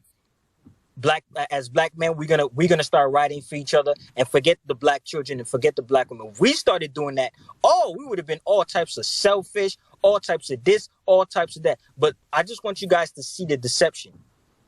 Oh, I didn't know I needed to add black men. But go ahead. But so I'm assuming you grew up in a 2-parent home and your mother and your father raised you. Or did your daddy leave and your mother took the responsibility to raise you? Because I know more single mothers in America than I know single fathers in America. So what the fuck is you really saying? It is a difference. And this is what, ladies and gentlemen, this is what you call projection.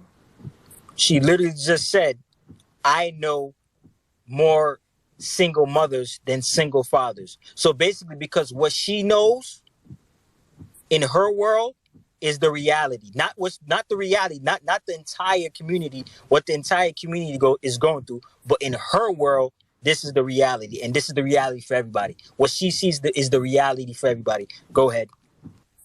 You said so, bro. They got the I'm the black woman, listen to me complex. But listen, I asked you a question. Was your father and your mother in the same home and they raised you up until birth, until 21, or no? Ma'am, you already started projecting based on what you said. You're avoiding answering my question, which means you are letting. Oh yeah, rest in peace to Kevin Samuels. Didn't he mention this? Fit, feminine, and friendly. Is this woman on this line being friendly right now? Or is she being masculine? Go ahead. Have you allowed me room to be feminine? Have you been gentle in your approach when dealing with me? Femininity. Hey, hold on. Go ahead. Hey, let her finish out so we can hear what's he saying and then come back. Because he just keep whoa.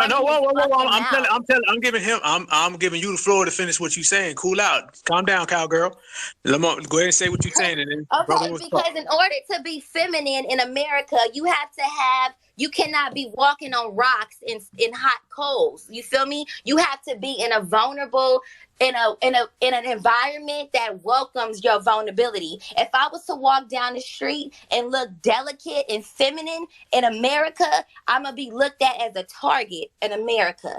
I know this because I'm a woman, and you will never have the pleasure of being a woman. I cannot be feminine and submissive in America as a single mother raising a black son. I cannot do that. I have to be his advocate. I have to raise my voice to speak up for him in America. And it's unfortunate that you, black man, is twisting that and making it seem like I'm being aggressive. You're doing the same thing the white man is doing, making me seem like an angry black woman when I'm only speaking my truth. My truth. Ma'am, can I ask you a question? Hang on. Can I ask you a question? Absolutely. I love Okay. intriguing conversations. Ask away. Yes, ma'am. No. We're gonna have an intellectual. So you're a single mother, you said. Correct. And the father Okay. left. And So the I'm father here left. raising my son. And she's projecting. Not that Dude. this is where the projection is coming from. This is why she say most black women are single mothers and most black men are not single fathers, because she's in that situation and now she wants to project. Ma'am, you're projecting, but go ahead. Hang on. Let me finish it. So you said you've never seen Kevin Samuels' program, correct?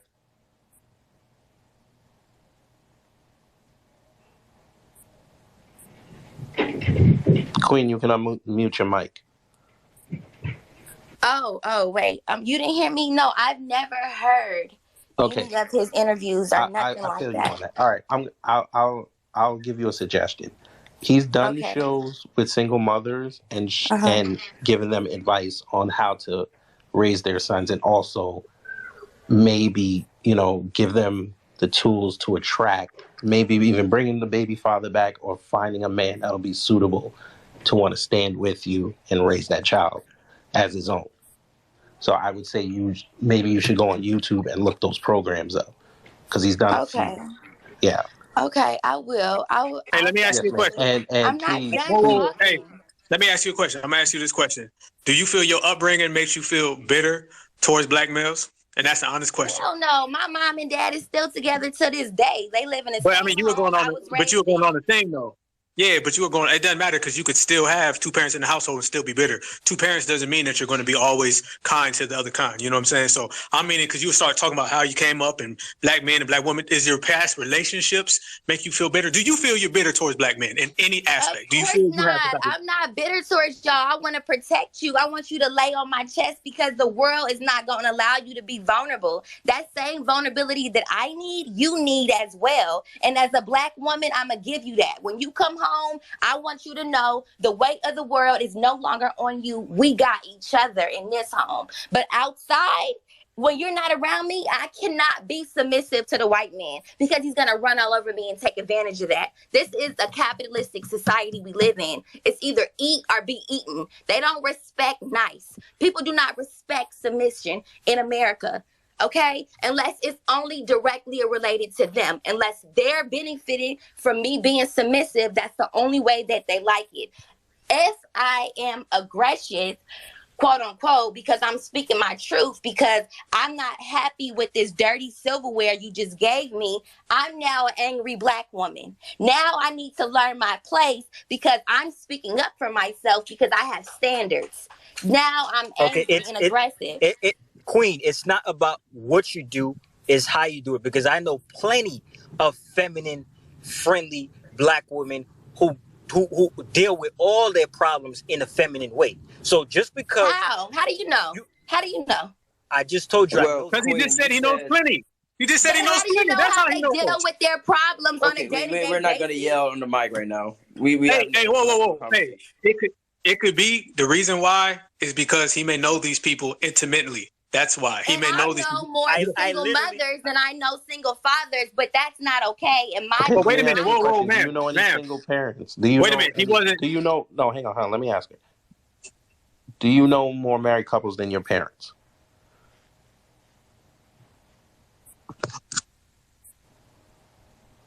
You can unmute your mic. I said, of course I do. All throughout my family. It's marriage rampant in my family. Degrees, marriage, homes, all throughout my family. So how did you end up a single mother? Because the man I picked had mental health issues that was unaddressed. And let her finish. Let her finish, please. The weight of the world and the pressures of society. I wonder, rich and black and kid, do you guys have children? Are you guys married with a wife? Do you know what that looks like? They're in the other room. Okay, so maybe you do know, but Rich, you real quiet on this. The pressures of being a father is a little different than being a single black man. And not everybody is ready for that pressure. That's why some women... Ma'am, I'd like to push back on that. It's actually harder for me. A single black man can hide himself. I can't hide myself. I have two mouths and I have two entities in another room that I have to provide for. I'm the only one working right now. I fall, we're on the street. I fall, they have nowhere to turn. There's no protection. But what Any one does of she these do brothers, when you're not that are around? single on the panel, Like they when can you're pack up. at They can work? pack up and go. They can pack up and change their lives. You and I both know we're parents. We don't have that luxury. Any move we make has to involve them. That has to be the first variable we have to think of. That's what I'm saying. And Correct. that makes things a little bit different when you have children at play. And Right. But I what we're thank doing you for here, ma'am. suggesting that I go look at that clip, because that was very Yeah, please go look. positive No, and you don't look at the accepted. clips. No, do not look at the clips. Look at the full show. I understand his shows can run like 3 hours, but listen to everything. Please. Okay. I'm open to that. I'm definitely open to Yes. that. And I really appreciate your approach, kid, because Rich just rubbed me the wrong way. Using all these fancy new terms, all these hashtags, that don't really faze me. Like, Ma'am, please stop. Please stop. I know you're new here, but please stop. That was interesting. I know Black Alpha probably gonna cut that up and put it on the channel, but let's Oh, hey, you already know that's going up. You already know that's going up. let me keep it You guys, going. let me Okay. cut in real quick. Let me And cut but No, in. no, wait, no, wait, wait, whoa, wait. whoa, whoa, no, Hold no, on, no, hold on. no, hold on. Let me go. Let me rock. I'm gonna say this about that sister. It seemed like she was in a decent place with what she's trying to say. She has somewhat of a, an idea where she's going. To be honest with you, I do feel that she was projecting a little bit, and a lot of things that Rich said, she tried to dismiss his credibility when she would say the same exact things in her way. And once again, I always say, you can't say what I feel is fact and what you feel is opinion. I seen her say that, Brother Rich, how do you know these people? And then she gave an instance where she claimed that she knew so many different people. So at the end of the day, you can't take someone else's point of view and their truth and say, oh, that's just conjecture and mine is all truth. So maybe she was coming from a decent spot, you know what I'm saying? But she got to clean up a little bit of that. And you can't also say, oh, because she came in saying, you guys sound like you're sensitive. And then she started raising her voice. So you can't do that. It's got to be double. If you're going to dish it out, you got to be able to take it point blank. That's just the truth. Go ahead, brother. Hold I up, like Afro. Afro go. Go ahead. Hold Yeah, up. okay. This is Hold up, Afro. Hold up, real quick. By the way, this is the projection that black women do to black men. They picked the wrong dude. You just heard her say she picked a dude that had mental illness. You came from a goddamn family where your mother, she said it, her mother and father was married. You never seen a broken home.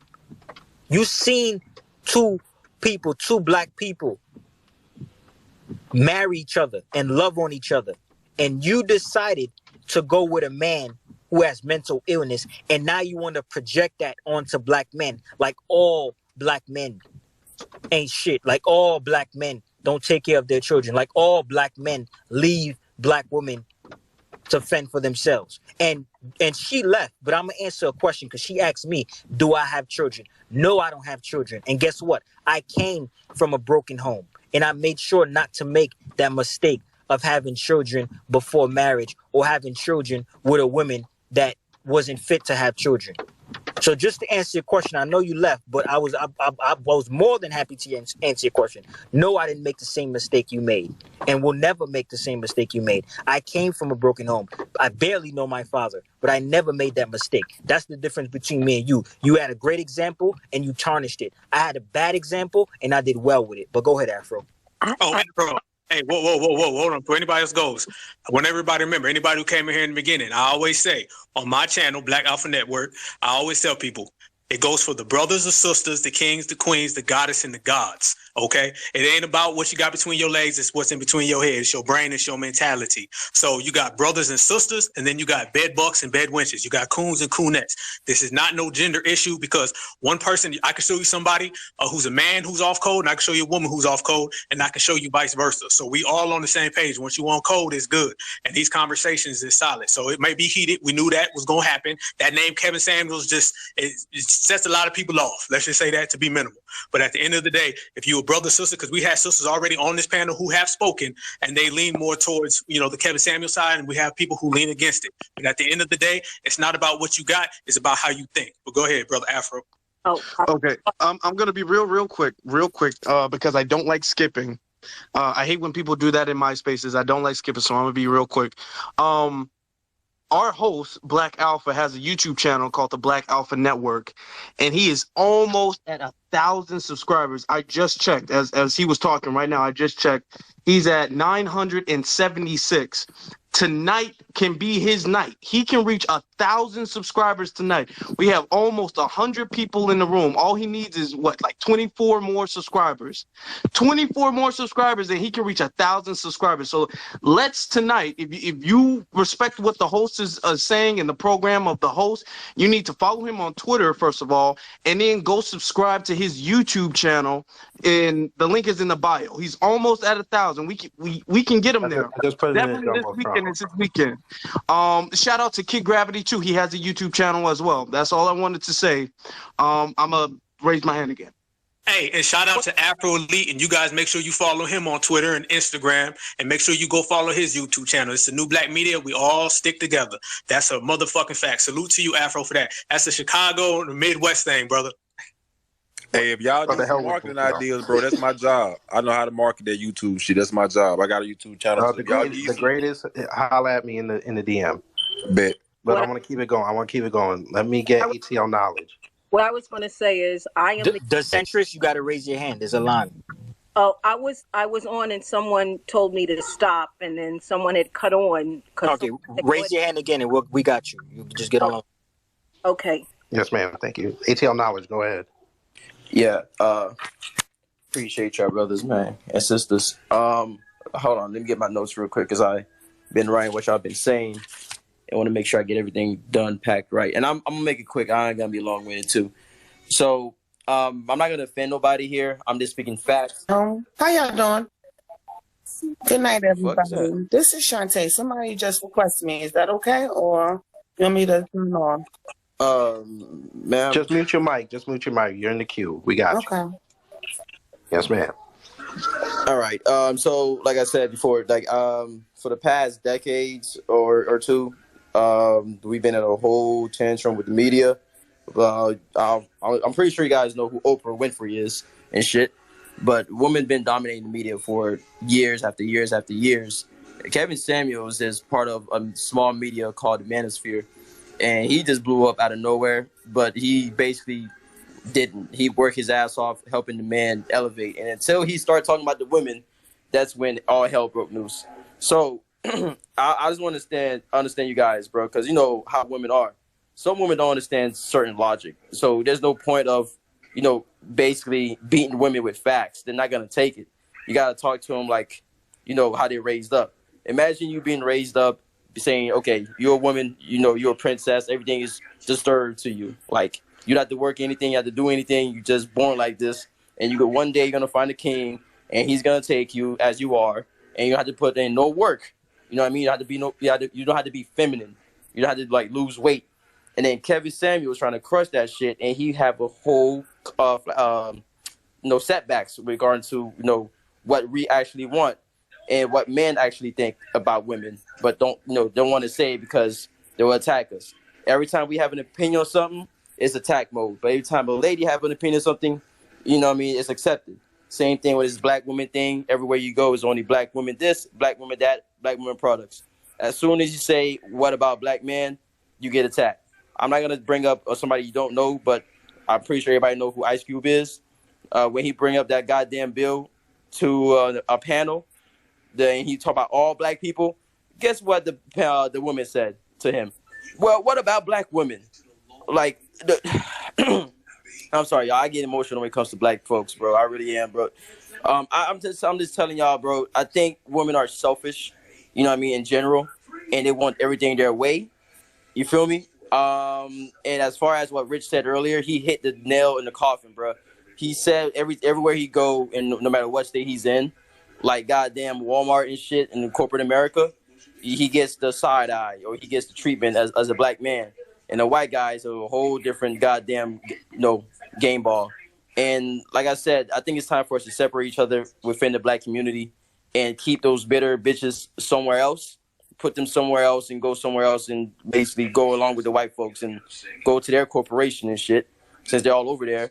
And then make sure we just talk to just like-minded black people. Because at this point, there's nothing you could do. You could argue with them with facts. You could give them the most logical and things that makes...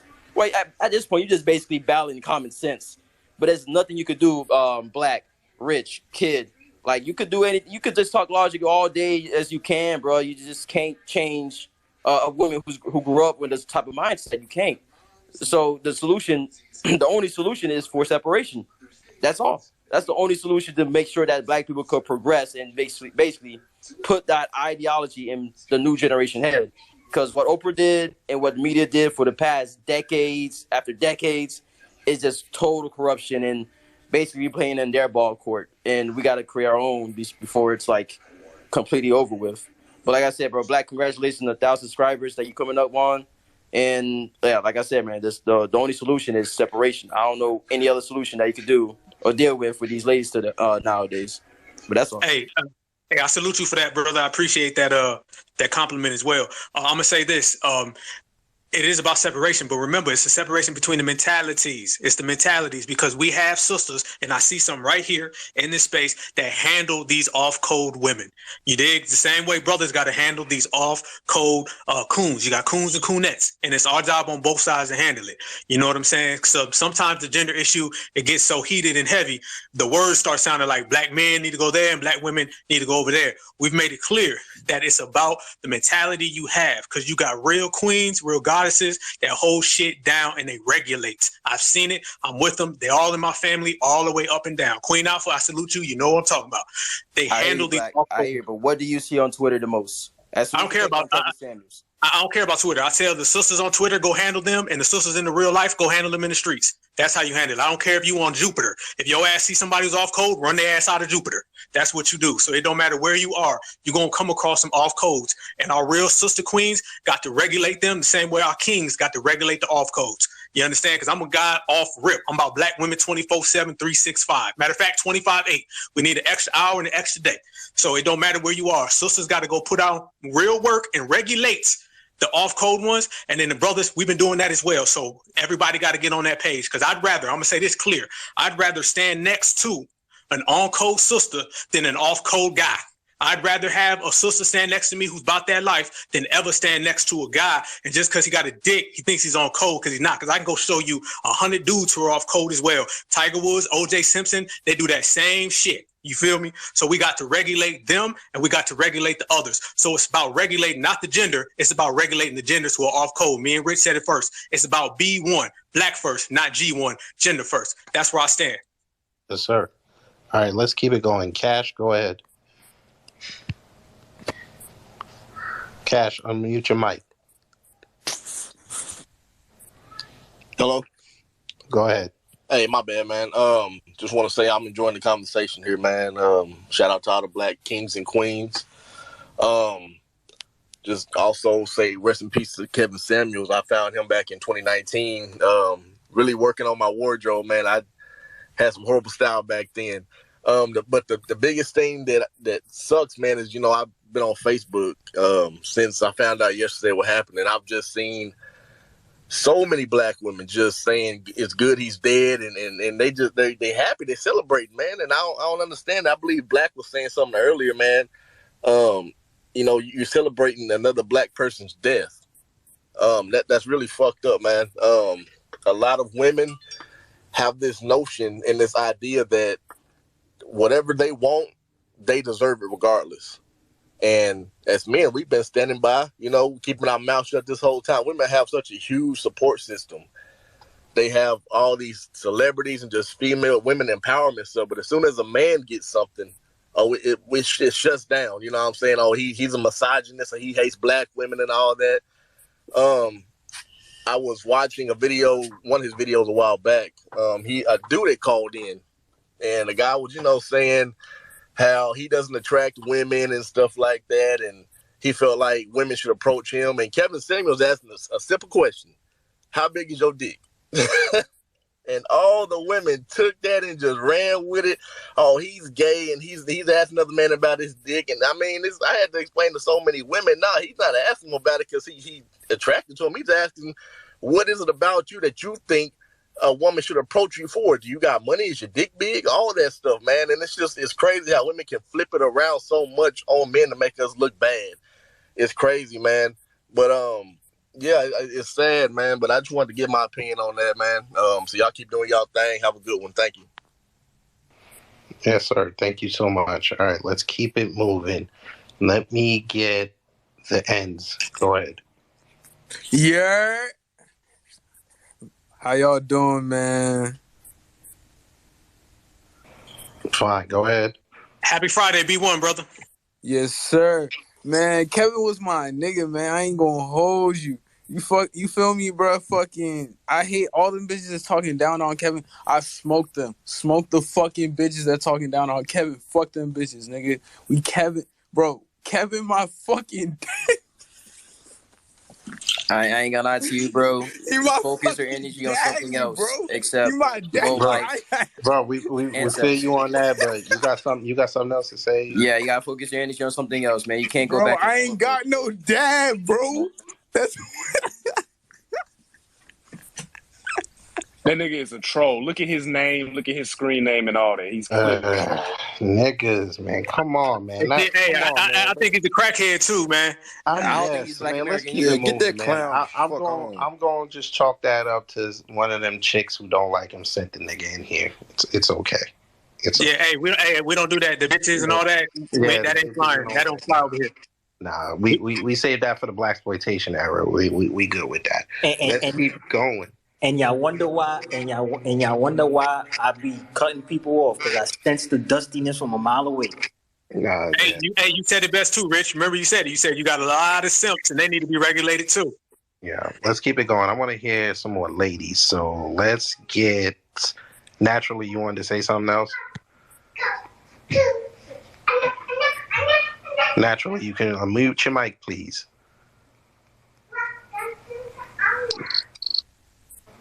Hey guys, what's Go ahead. Two other, it was a point, but it was kind of long ago. We got through all that. We went to Tory Browns and Megan. I was really speaking about Kevin, getting back to the topic at hand actually, because I was reading the hashtags, which is going on Twitter right now. But what's wrong critiquing? I have a question. When it comes to coming from a retail background, when it comes to seeing somebody and fitting them and putting them into just something that fits them, would you not prefer someone that tells you the truth and say that looks good to you? Or would you prefer someone that lies to you? Kevin Samuel was someone that did not, or says nothing. Thank you. Or Kevin Samuel was someone that, told it with no filter. He was honest. He was blunt. He was coffee, no tea, no milk. Sorry. But that's what I had to, I just want to get back to the topic at hand. We're talking about Kevin Samuels. We're getting off on a tangent. We're talking about other things. I just want to get back to the hashtag, right back to the topic, and really have a conversation about him and stay on code, because we had, the troll that kind of got us off guard. Yes, ma'am. Wait a minute. Hold on real quick. I got a question for you, Natural. Can you tell everybody listening the type of blowback that you receive when you represent black men? Because I know your position is a solid one. I can hear it. But I also know with that solid position of defending brothers, all the names that come out, you talked about how they call you pick me and everything. Can you tell the room? Yeah, can you tell the room how you receive that type of blowback? We do get a lot of blowback. We do get the hashtags. We do get the hate. I do get the messages. I do get that. But I take it with a grain of salt. I take it, you know what I mean? Like, if it doesn't apply, let it fly. That's where a lot of where I get where Kevin Samuel came from. You know what I mean? I took his critique and I took what was positive and I took what was negative. If it didn't apply, I let it fly. I didn't agree with 100% with what he said. I'm not 100% with everything he said, because there are error in everyone. no one is perfect. No one is above reproach. No one is above, everyone has their flaws. So with that being said, I take that with everyone coming at me with being a Black woman who understands Black men, understands you guys' standpoint, understands where you guys are coming from and the hate that you guys get and how you guys, are looked at as less than. But if I take it and crumble and be weak, what am I saying for myself? You know what I mean? Let me ask you another question. How do you did you hear that dialogue between me and Queen? Yeah. Oh, what's your opinion on it? My opinion, when it comes to single mothers and it comes to single fathers, there are a lot of single mothers that do not allow fathers to be fathers. I agree that there are some people that have babies with people that do not deserve to have babies with. You need to vet better. I am a person in my 30s. I have no kids. I vet better. You need to vet better. So I don't look at it as like someone's wrong because they have a child. I look at it as now you have a child with this person. Make the best for this child. Do not blame.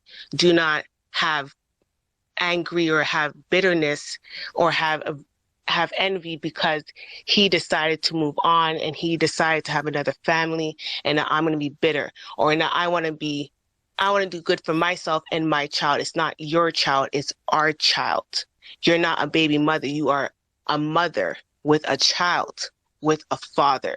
And I feel like if someone was to understand that and have that mentality and outside of this, like, I'm a baby mother, it's me and my kid. No, you are a mother with a child and you have a father that also fathered that child. He has responsibilities and so does you. Equal that and you guys are equal for that child. And if people come to that level minded, I feel like we wouldn't have a lot of that discord. Yes, ma'am. I appreciate that. You're welcome. All right, let's keep it rolling. Let me get Freeway Dread. Oh man, what's going on with everybody? What it is? Man, chilling. Man, I was just listening to a bunch of the dialogue. The fact that a lot of women rejoicing at over a man's death, and you got more poison in the community. I'm speaking specifically on rappers. I don't give a damn what gender, male or female. You don't rejoice. Well, when they die, you want to send condolences to everybody, family. But when somebody like Kevin Samuel die, you rejoice and you do cartwheels in the streets. I find that kind of sickening. However, I'm going to say this to the people who don't like him and the people who rejoice over his death. If you think he was the last one, you wrong. There's going to be plenty more of him that catch fire. He just was one of the guys that caught flames and blew up. It's other people who maybe a little more, who approach it a little more softer than him, or who approach it just as soft as he do. And then you got some who are rugged, and you got some who hard on the other end. But at the end of the day, like, basically, I'm dovetailing off of what Rich said. You got more, like, all of the guys don't think the same way. But if you think Kevin Samuels was the last one, you wrong. It's gonna be plenty more that's gonna come out. And I'll speak briefly on the female who was the single mother. If you're a single mother or a single father, you gotta fix that. You gotta check that in. You gotta fix that. We all make mistakes, and we all gotta make some corrections to ourselves. So it's like, it's either we're going to keep on going at it with each other, or we're going to fix it. And I'm not talking about, the B ones and the ones who own coal. I'm not talking about that. I'm speaking on the ones who on the other end, who basically off coal. Be on coal, or you're going to be off cold. Really, you're going to stay off cold. But at the end of the day, you still got to fix your family, unless you just going to be one of the fucked up ones out here. I'll keep it brief. I'll fall back. I could keep going, but I'll just fall back and listen. Hey, I got to add on real quick. I'm going to add on to what Brother Freeway said. He made the realest point, and that's what we keep hammering all day long. It's not about your gender. It's about being on code. You can be a woman on code. You could be a man on code, but you have to be on code. I view anybody who is a gender coon as off code. I do not care what you have between your legs. I do not care what you identify as. If you are off code by hating the other gender, you ain't black, and that's how we got to treat them. So if you see a coon out here and they talking some Democrat, Republican stuff and we run them off the block, you got to do the same thing for somebody who's talking that gender bullshit. Because in reality, the gender wars and the gender coons, they'll bring us down quicker than everybody because we see the toxicity. You're out here celebrating the death of a black man. Remember, this man has a child. He has a daughter. Okay, that is toxic to the maximum. So it's about being on code, and it starts with the gender thing. We have this notion that the gender wars aren't a matter of being on code or not. Yes, the fuck they are. There's nothing more than a gender war being an off code war. So us people who are on code, whether that's king, queen, goddess, or god, we have to regulate those gender folks who want to put a division between us as we proceed. Let me just say this. Oh, by the way, if you're in here right now, please share. Please share this to your Twitter. Share it to your Twitter so more people could come in. Let me just say this real quick. The honest truth is that the average black woman today in America is looking for a pet Negro. They're looking for a beta black male. They're looking for a black male that says yes to everything. That's exactly what they're looking for. This is why they love Will Smith. They love Russell Wilson. They love all the simp niggas. The niggas that, oh, by the way, all the men that black men don't like is the men that they like. You notice how black men, we always point out that Russell Wilson is a simp. And then you got black women like, how is he a simp? How is he a simp? How is he a simp? We're men. We understand how men think and how men work. We can spot a weak man from a mile away. We can spot a submissive, a beta male from a mile away. Russell Wilson, if you look at the picture of him when he was drafted to the NFL and you see the white woman he was with and you see her goddamn jaw wide open, smiling because she was happy she found a simp. Just to answer your question, black woman, how is Russell Wilson a simp? Go look at that picture. Does that look like a nigga that know or what that woman right next to him is about to rape him from all his money? Does that look like a woman, a man that realizes he's about to get raped for all his money? This is what black women are interested in today. They're not interested in alpha males. No, they don't want that. They don't want men who got rules and regulations. They want men who are simps, beta males that do what they tell them. This is why they love when Will Smith got up there and smacked that dude, because they want to see violence. They want to see. Personally, I did not. Babe, could you mute your mic and raise your hand if you want to speak, please? This is what they want, but let me let the room keep moving forward.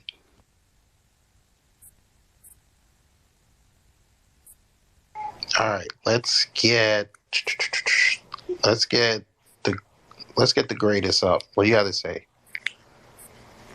What's up, everybody? I want to first and foremost come up and say that I love every type of black woman within our community, whether you with us or not.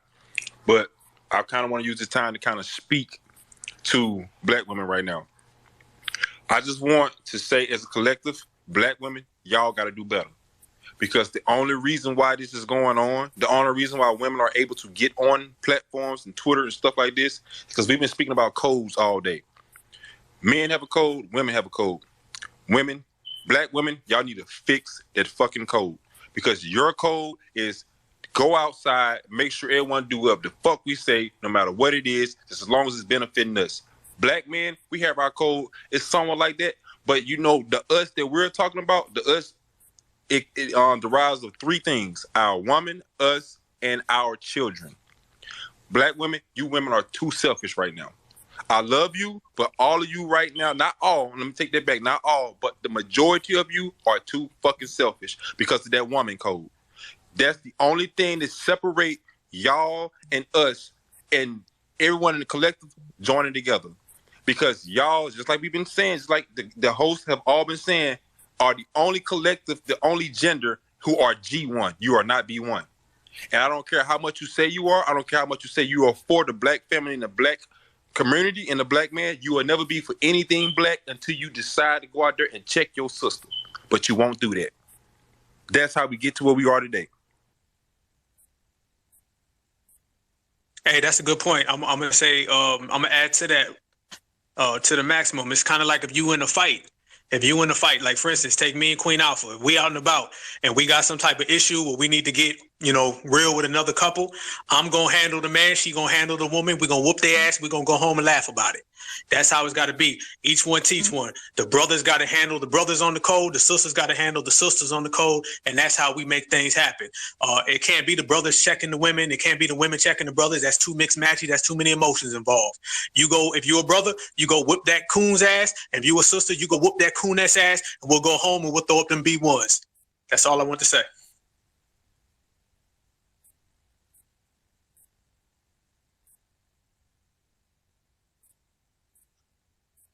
All right, who's next? Who had the Nino? Go ahead, brother.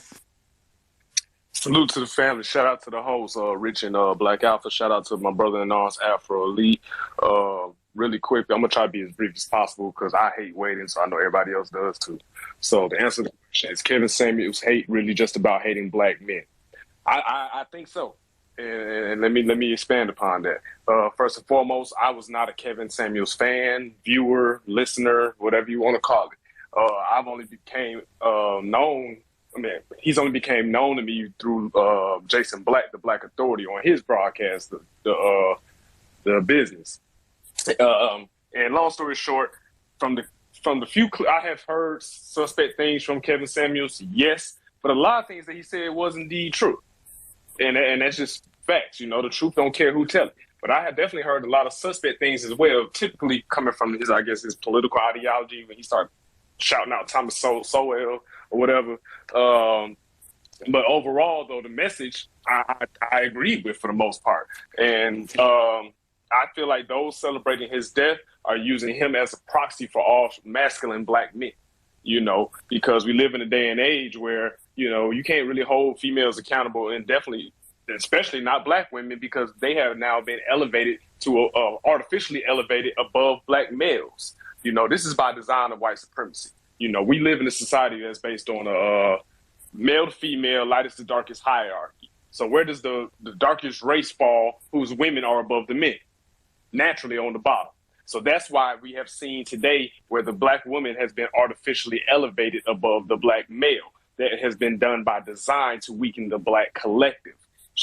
Jason Black actually made a statement on his broadcast tonight where he said, show me a society led by their women and I will show you a society on the decline. And I know folks are talking about, well, it was African societies that was led by women, and where are they now? Your point, what I'm saying, mic drop, as Jason Black says, so and also we, with the whole Kevin Samuels, and holding women accountable and all that, I want to point out that I am not for gender warring. Like Black Alpha said, gender warring is a form of coonery. You know what I'm saying? Black males and black females, we're in the same boat with a hole in it. So we look dumb as fuck talking about who has more water on them. You get what I'm saying? We're in the same thing. So I don't like when black women talk about, it's so hard being a black woman.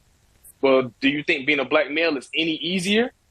We are, what I'm saying? I don't like to compare, plights, because women definitely do have plights that men that we don't have to go through and we can't comprehend. But that also applies in inverse. We have plights that they don't have to go through and that they can't comprehend. So I don't like when people try to, play that feminist card and try to act like, well, I'm black and I'm woman, so that's double. That's a double negative. It's like, well, I'm a black male. I'm the first one they target. How many times you heard about the police rolling up and, blasting on a black female child? Has it happened? Absolutely. But how many times does it happen in comparison to a black male?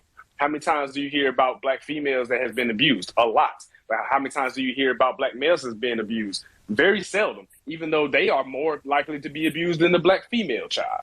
And if Dr. Tommy J. Curry, he breaks this down in detail, And so with all that being said, I do feel like, black women do need to be held accountable. And unfortunately, like Black Alpha said, I don't think as men it's necessarily our position to be the one to do it. Now when it comes down to our women, when I say our women, I mean, my significant other, the women in my family. Yes, that's my position to correct them or to set them on the correct path. You know what I'm saying? But just random women out here on the street, man, fuck them.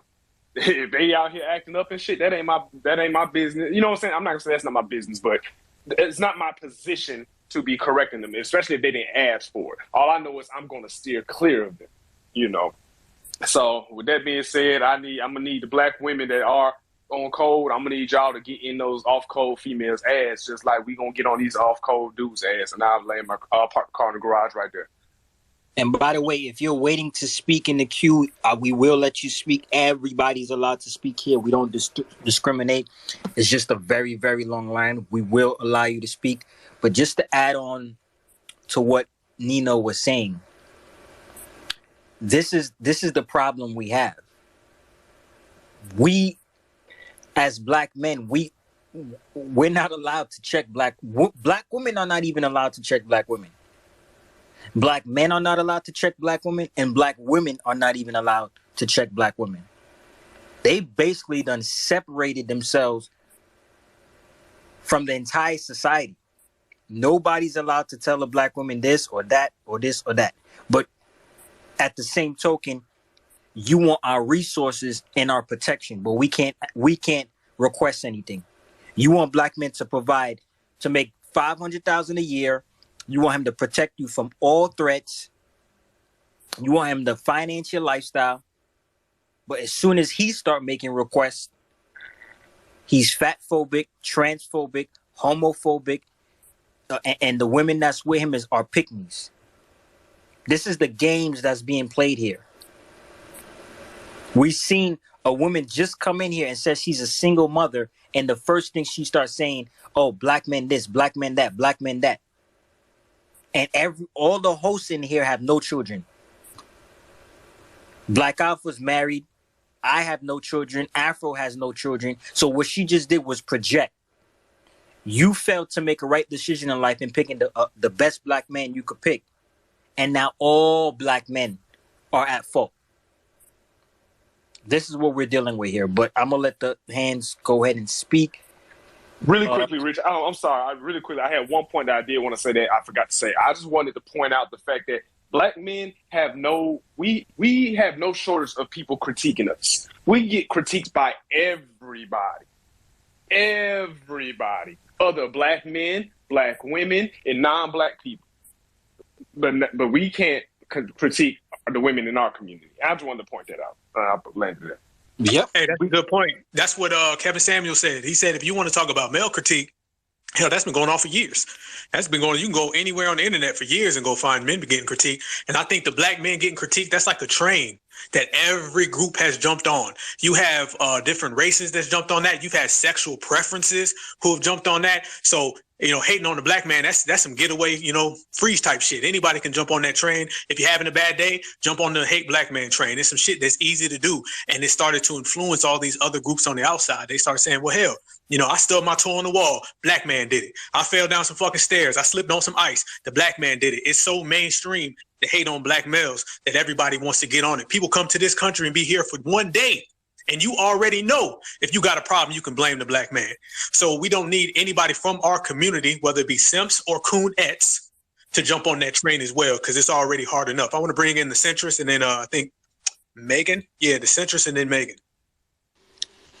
Well, you all know that I'm probably going to be biased here because, see, the first love in my life was my black father, followed by my black brothers. So you will know that I waited until I was 37 years old for my black king. And what I did, unlike my girlfriends were surprised to hear and see, was I took a vow when I married to obey my husband. And I was the neck to his head, and I followed his lead. And yes, I am an Ivy League educated woman, but I followed his lead and I listened to my husband and I respect my husband. And I honor my husband. I honor that black man. And when that husband of mine became sick with pancreatic cancer and he could not walk, I strapped him to me. I made a harness and I was his legs. And I bathed him and I took care of him. Because you know what? Everything that I ever needed, he was there for me to provide. And I cannot understand what is going on in the minds of women and black women.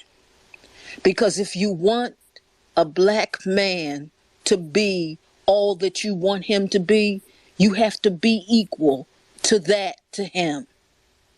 But you have to raise your children to be that way. I had a black father that told me that.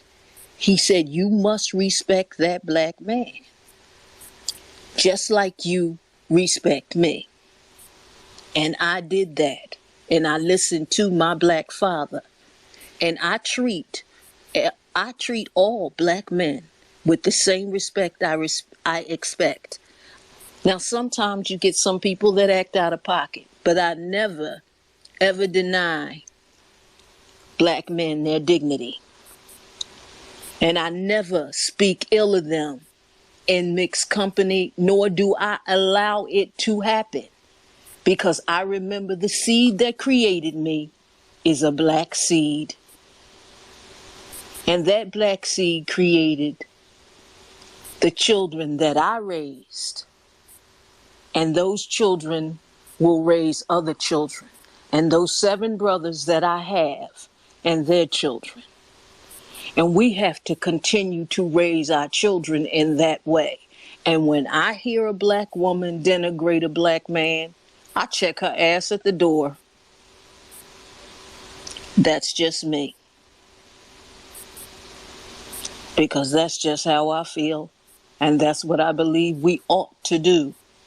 And I would never celebrate the death of any black man. I didn't agree with everything Kevin Samuel said, but I respected him for having the nerve and the ability to get out there and say something on behalf of black men. Somebody need to. I'm off. Thank you, sister. Thank you. Let me just say this. If there are any black women in here or black men who think whatever the co-hosts have said and some of the speakers have said are lying, then please explain to me why white society, the dominant society, in all these news articles, on the television, everywhere you see, they're catering specifically to black women. They're stroking the black woman's ego. They're stroking the black woman's pride. Every single article you see, oh, black women this, oh, black women this, oh, black women this. You're talking about white supremacy here. Since when did white supremacy care about black women? Here's the trick bag. They're catering to black women because they know black women have those thoughts inside of them. That selfish thought, that, oh, I'm not gonna obey the black man thought, that I'm gonna do everything on my own thought. They know those seeds are in there. They're the ones that planted it. So they specifically come out with these articles. Oh, black women are the fastest growing entrepreneurs in America right now.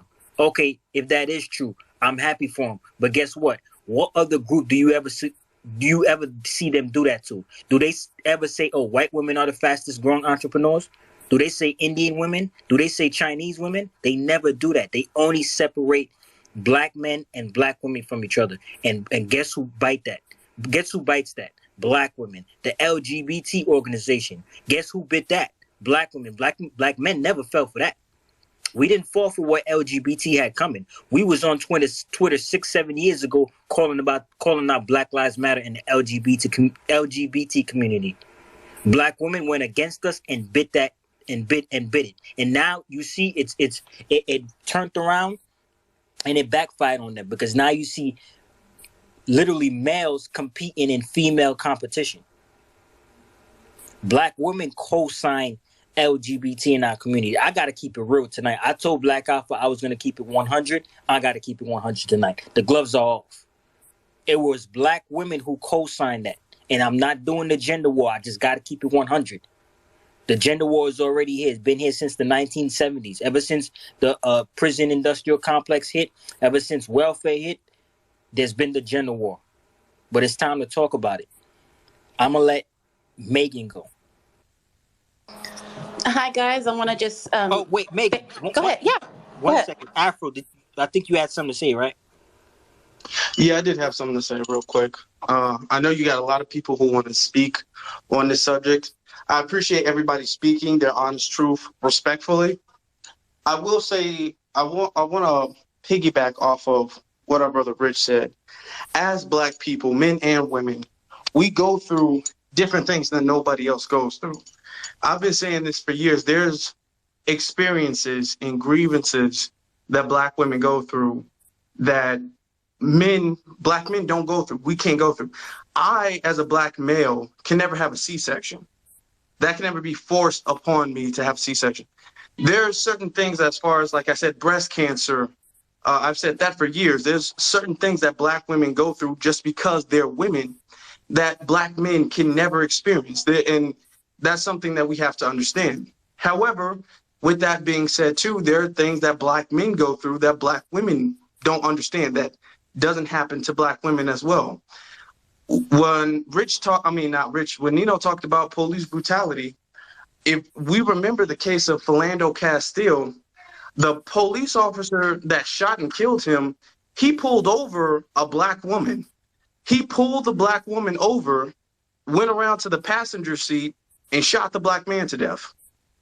When you have crimes and people, you have white people lying, a black man is attacking me, the Karens, the Central Park Karen, they lie on black men. I can give you cases after cases where white women ran away and said a black man kidnapped them. Things like that don't happen to black women.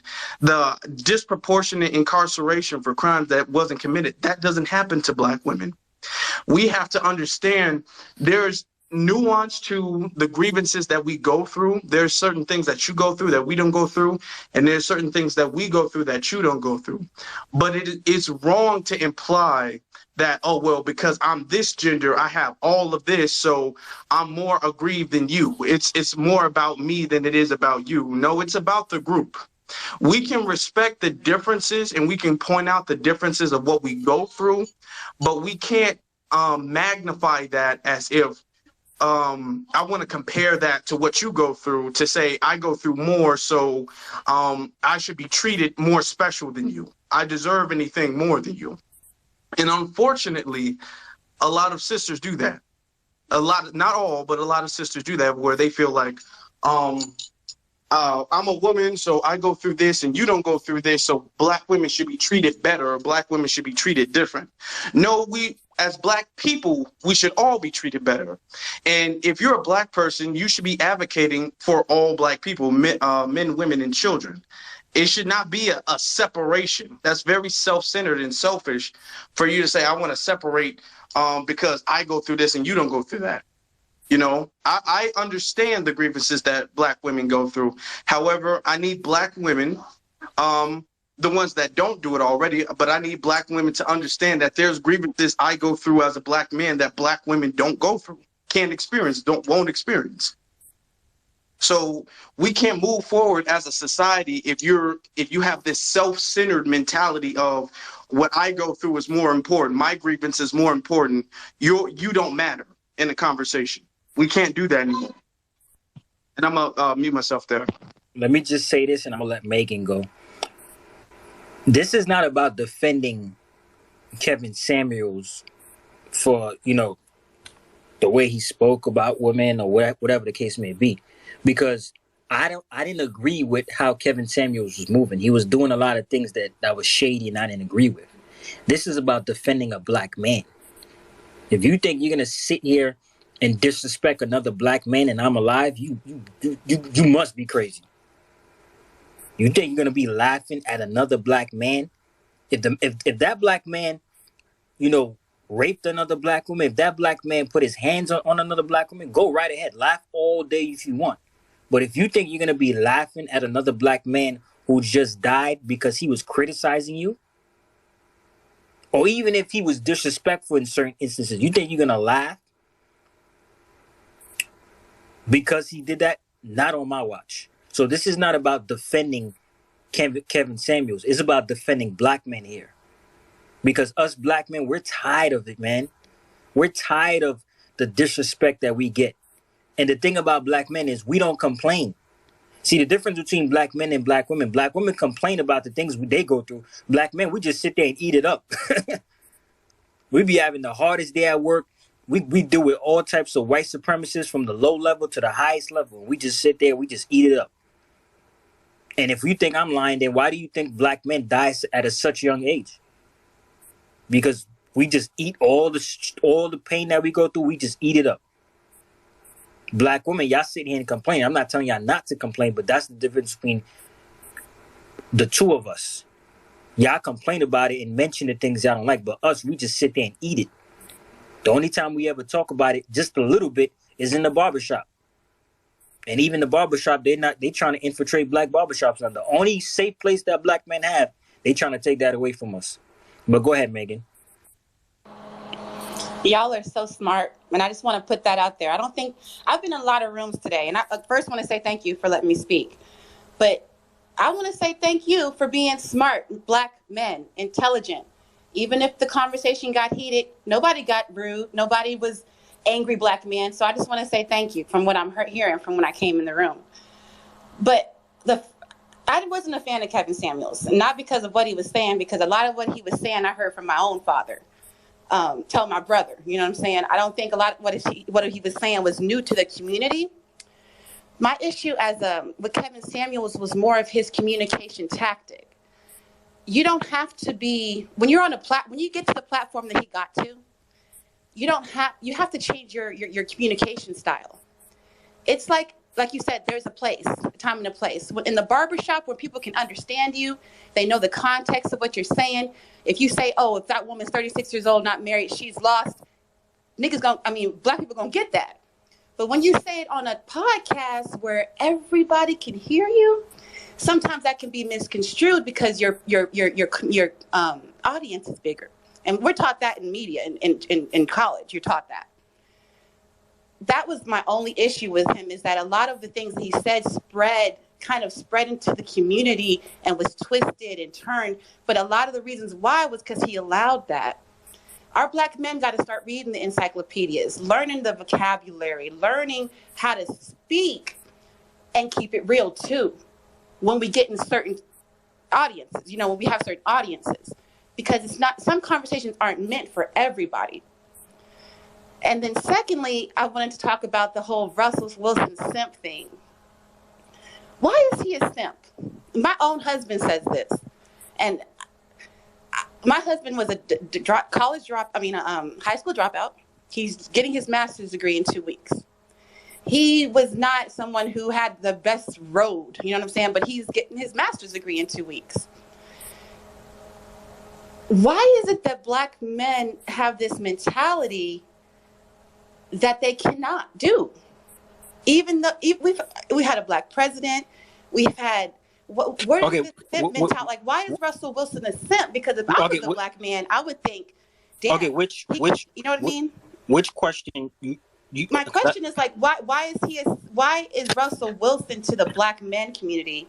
Why is he considered a simp when he's doing nothing but taking care of his family? Okay, yeah, he made a mistake with that white man. Okay, let me answer your question. Why is he considered a simp when he's taking care of his family? That's what we need. Let me answer your question. The reason why Russell Wilson is a simp, and I say this in all the Twitter spaces I'm in, men go to war. Women do not go to war. I say this to say this. Men know when weakness is in the room. Perfect example, if a woman goes out with a man, they go out on a dinner date. When that man walks in the room, he's looking at every single person in the room just in case something goes down. That's what men do.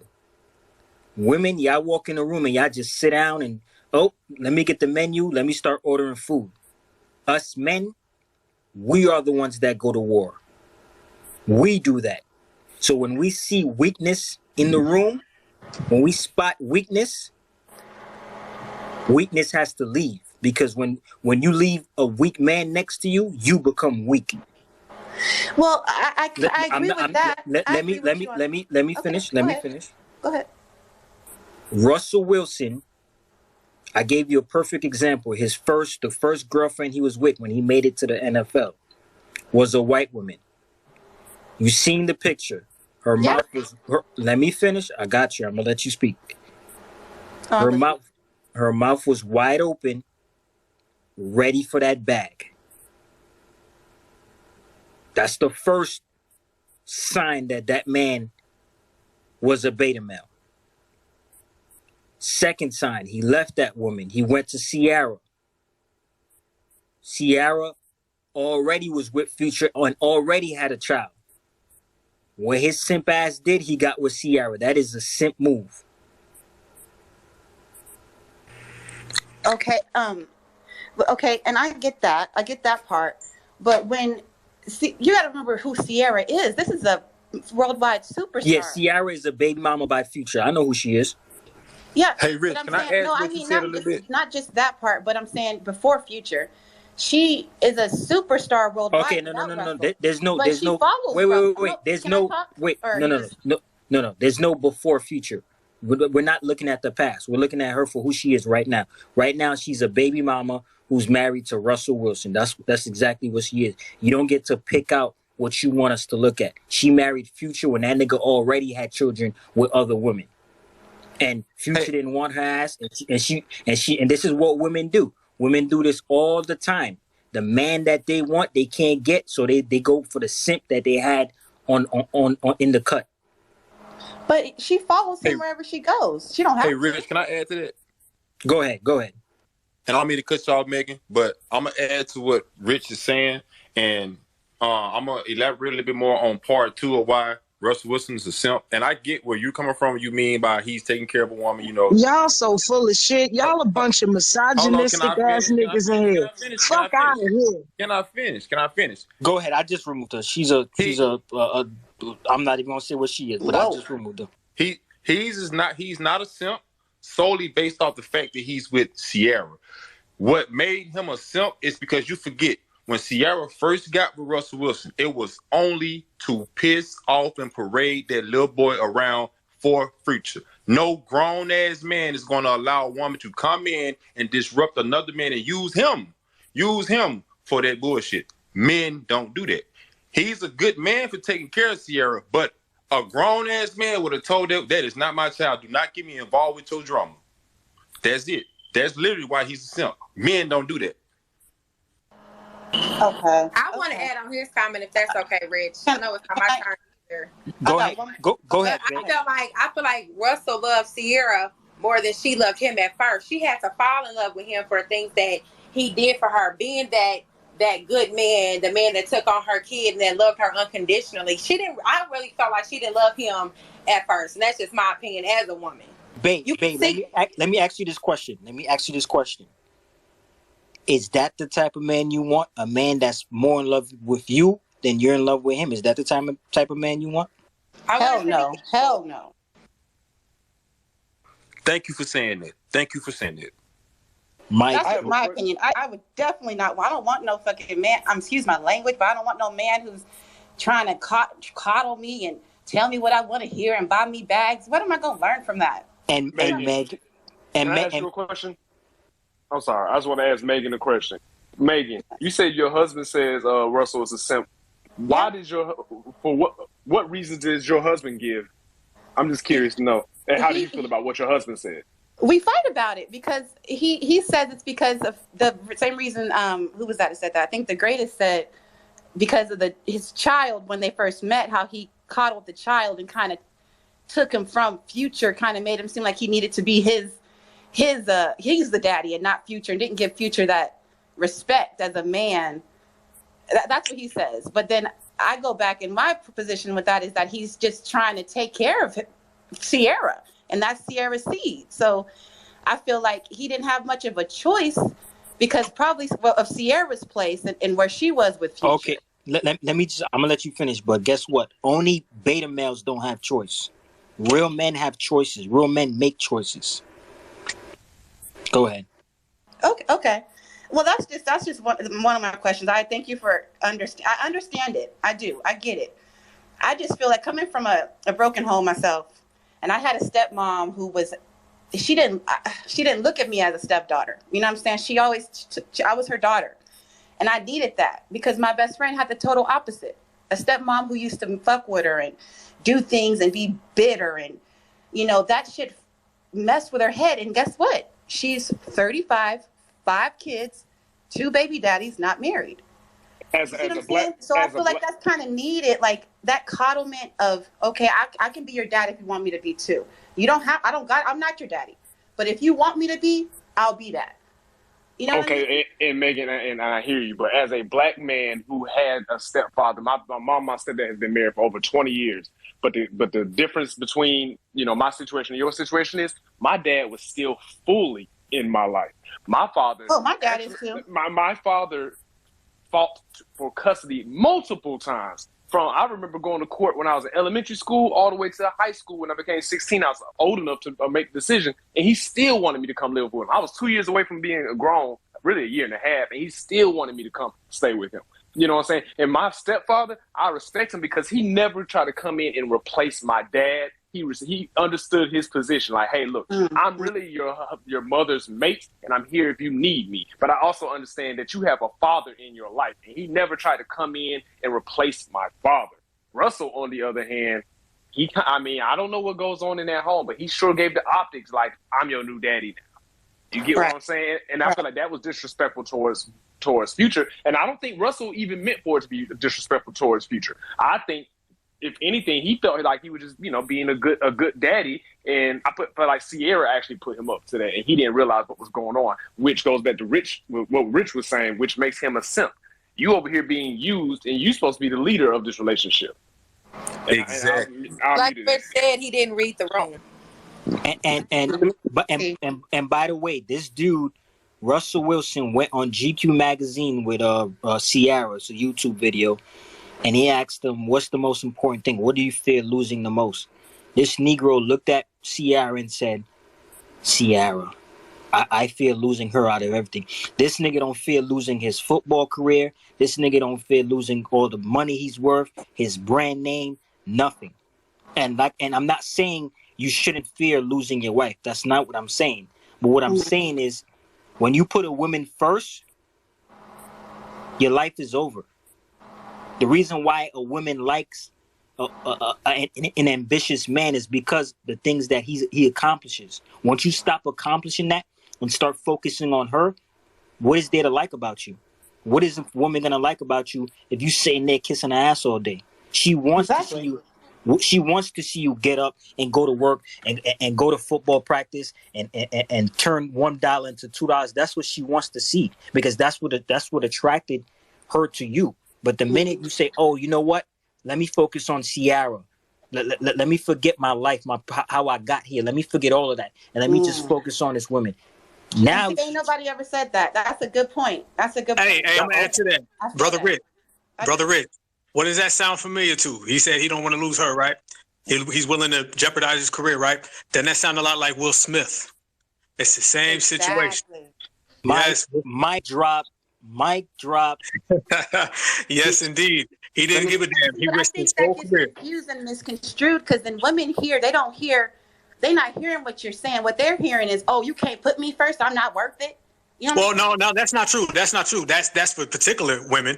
But I know for a fact, my wife, she went in on Jada about that shit. She said, you supposed to protect your man and tell your man, no, it ain't that serious. You're not going to risk everything you work for. So she would stop me, and I'm a hothead. Anybody listening to my Black Alpha Network, you know that I'm uncut and I go straight to it. If I'm about to be in that situation, my queen is going to grab me by the shirt and say, whoa, no, slow that down. Because she knows what I'm capable of, and we're not going to tear down this whole castle and empire that we built. Exactly. And this is why I'm gonna add to what Brother Rich said. This is why a lot of alphas do not respect simps, because simps are very dangerous. Half the time when you see one brother that kills another brother, it's because one had simp energy and he started spazzing over a woman. He started tripping. If you're going to get on stage and slap somebody and risk your whole career, or if you say some shit like, I'm not worried about losing my life or losing this, I'm more worried about losing Sierra, that type of energy is the same energy that'll make a guy call another guy on the phone who looked at his woman and threatened to kill him. Or say, why are you looking at my girl? Or try to fight another man. We deal with this all day long. Matter of fact, there's not a brother probably in this panel that has not had some simp try to get tough with him over some petty shit about a woman. So this is why we don't really respect simps. Simps are very dangerous. When you see these rappers, all that shit that happened with King Von, if anybody's familiar, King Von, that was a murder. Quando Rondo, all that started over a woman, because these guys are fighting over a woman. You understand what I'm saying? So that's real simp type energy. And simps, they don't never get balls with the women, or they don't never put their foot down with a female. They want to take that energy and come get balls with a guy. Take Will Smith. Will Smith, when he goes home to Jada, he's a wimp. He's a sucker. You know what I'm saying? He's rolling out the red carpet for her, but he's quick to ball them fist up and go after a man. That's the same thing that happens. So real alphas, we don't really respect simps because their energy is misguided and undecided. Okay. Let me touch on that. I've been listening quietly. If you can hear this echo, because I got a lot going on in the background. So I'm going to be real quick about this. First off, I want to thank you for asking, why is Russell Wilson a simp, instead of just projecting and saying, I don't think Russell Wilson's a simp. He's not a simp. You guys are wrong.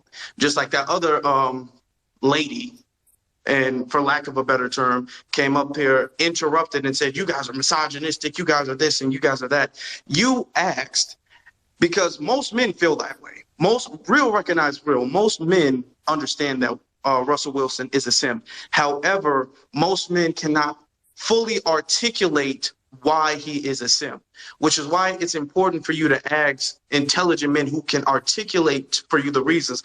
I'm sure you're hearing things in this space right here that you probably didn't hear before. You probably been wondering, why do men consider Russell Wilson a simp? Now, to add on to that, excuse me.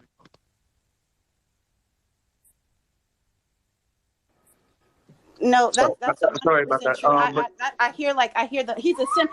You know, they jump on that bandwagon, but I don't hear a lot of the men code checking them. Like, why is he a simp? You can't just say, oh, he's a simp, because a lot of people say that because they jealous of him. You know what I'm saying? Yeah, okay. Because exactly. You know, which is why it's important for you to ask. So you know why. You at least get the reasons why. The thing is that Russell Wilson is the bag in a relationship. Russell Wilson is the more valuable person in a relationship. This isn't to say that men are more valuable or anything. This is to say, if you did a side-by-side comparison to his value compared to Sierra's value, he is more valuable. Yet Sierra, clearly by Russell's actions and his statements, Sierra is Russell's first choice. He even said so. The thing he fears the most is losing her. Russell is not Sierra's first choice. Russell has always shown that he has cared more and is willing to change his life more for Sierra than Sierra will for him. That's something that men can detect.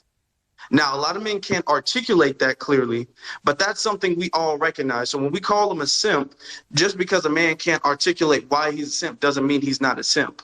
He's a simp because he puts her first and she doesn't put him first. He values her more than she values him, and he's willing to change more for her than she is for him. Hold on a second. And just to give you an example, Ciara's still out here twerking, and Russell Wilson, his lame ass, he done changed his whole wardrobe for Ciara. That nigga used to dress like a geek. Now he done changed. He changed his posture. He changed everything. Her, on the other hand, she's still out here twerking, still out here with the hood rat behavior. Nothing has changed. But I'm gonna let Bay go. She been waiting for a long time. Really quickly, Rich, I was going to ask you, do you think with her behavior of her twerking, do you think she's in fear of losing Russell? That's an excellent question. Absolutely not. She wants Future. She don't want Russell. The problem with Future is that nigga, he don't know how to keep his you know what inside his pants. If he knew how to do that, she would have been with him right now. But he don't know how to do that. She still wants him.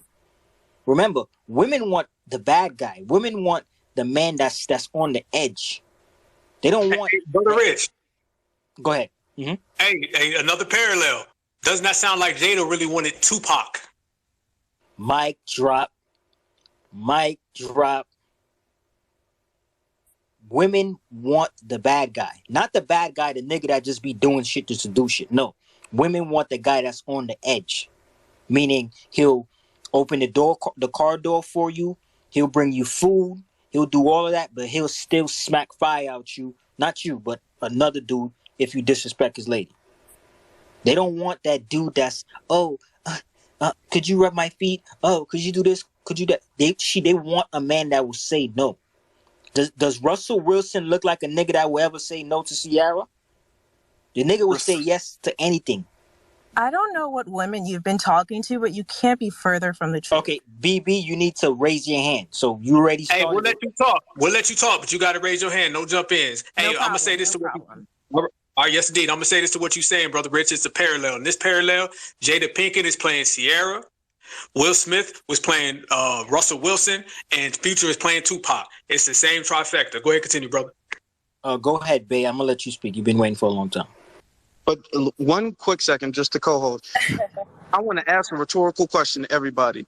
Who do you think in a relationship between Russell and Ciara will say no first?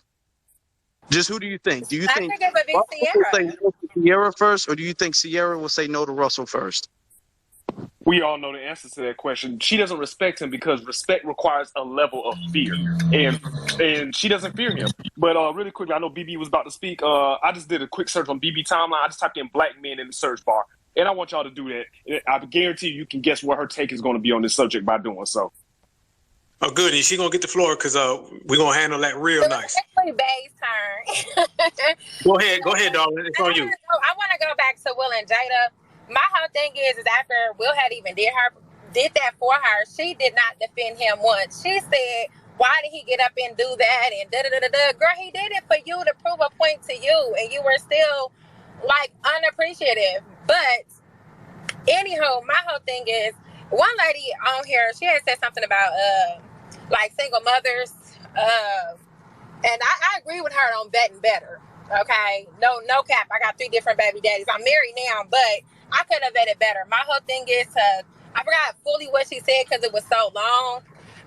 When my baby daddies, they weren't taking care of their kids, I never blamed them, bashed them. If I had to work 50, 60 hours a week to take care of my kids, that's just what I did. And then being in other groups, I feel like... Babe, hold that thought real quick. If you spoke already, I'm going to drop you down and you could come back up because there's other people that's in the queue. I can't bring them up because there's just too much people in here. So if you spoke already, I'm going to bring you down. If you want to speak again, just come right back up. Go ahead, babe. Oh, okay, yeah. So I never bashed my baby daddies or nothing like that. I worked my 50, 60 hours a week. What I had to do to take care of my 3 kids. You know what I'm saying? If she had made that comment earlier, I guess women blaming men and all that. I don't blame them. I just do what I got to do, beat my feet.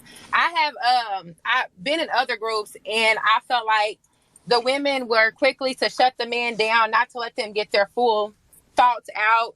I'm glad I did join this group because I was able to get you guys' perspective on things. And I feel like that's what goes wrong because people aren't really open-minded. They shut ideas down.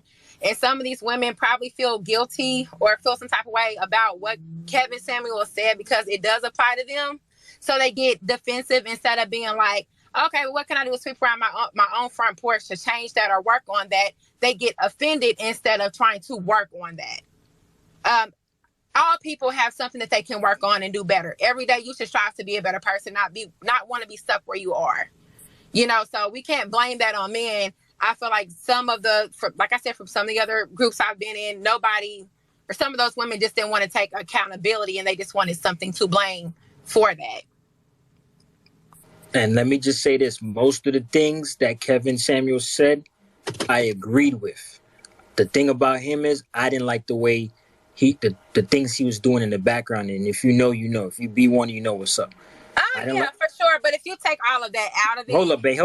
Okay. I didn't like the things he was doing in the background.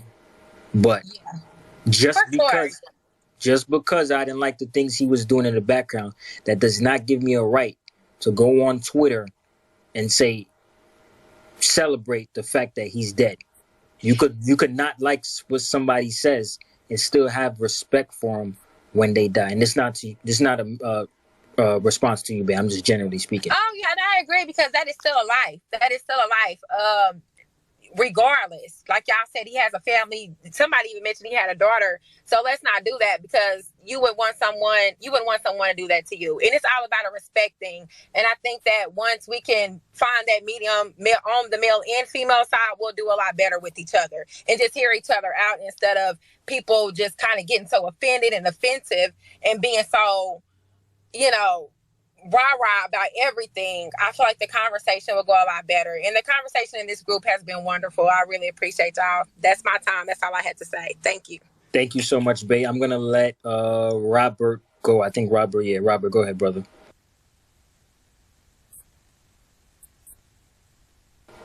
Robert, it's on you, brother. Okay, Robert fell asleep at the light. Byron, it's on you. All right, good evening to y'all. B1, man. I'm going to make this very quick. I just want to say I kind of wanted to expound off something I heard Black Alpha Network say about this gender war stuff. I think, Kevin Samuels' death and has really shown, what kind of, we got a lot of healing to do in the Black community. I mean, we just got, I think if we're going to be honest, a lot of this gender war garbage, I think, is taking a more toll on us than we really want to admit. 50 years of feminism and all this gender war babble talk, I think it's got to the point that Black women and Black men were starting to look at each other side-eyed. And I think, like the brother said earlier, we're going to have to start calling these people out because this is what they really are. They're more than just coons. What they really are race traitors. And they need to be identified for what they are. And I think this stuff has just really kind of got to the point to take this toll. But I think it's going to be up to us to call people out who are doing this gender war babble talk, to call it out, because you got these, social media platforms that are pushing this gender war crap like YouTube. They'll shadow ban people like, Black Alpha Network and Afro Elite who are trying to teach people, Black empowerment. But then you got these other channels. I'm not going to even mention their names. They got 200,000 subscribers pushing out gender war babble talk. And we got to put a stop to it. So I just want to say that because I think that has taken a toll on us more than we really need to really acknowledge. And I'll land my plane there. Thank you, brother. Hey, let me jump in real quick. That's a good point. But I want to say this to Megan, Bay, and the Centrist. Y'all some solid sisters. You see how you guys, you speak and you ask good questions and you guys got real testimony and real points of view. I think this space right here is the realest one that's about Kevin Samuels because everything else just turned into ratchet, terrible behavior, people throwing shells back and forth at each other. But when you actually talk like the way we all talking and we're being intelligent, I think, Megan, you started off by saying a bunch of smart brothers and you're a smart sister as well. Same goes for the centrist, same goes for Bay, same goes for everybody who spoke. We only had a couple, funny style ones pop up here or there, but this is the type of energy that we got to create if we really want to, make those changes and end that gender war or just beat it because it's always going to be here because the dominant society's got its hands on it and they're always going to push it forward. So this is a good start right here and we got to continue this. But you got to have certified brothers and certified sisters, and this is a good avenue that we can get this thing going. Queen came in here projecting. Megan and Bay came in here asking questions. I hope you guys see the difference. She came in here, she came projecting, she came talking about her personal problems. She put it on all Black men. That's what she came in here doing. Bay and Megan came in here asking questions. So what you put out in the universe is what you get. Nino, go ahead, brother. Wait, before you go, I just checked YouTube again. Black Alpha is at 984. Okay? He needs less than 20 more people to get to 1,000. We got over 100 people in this room. Let's get our brother there.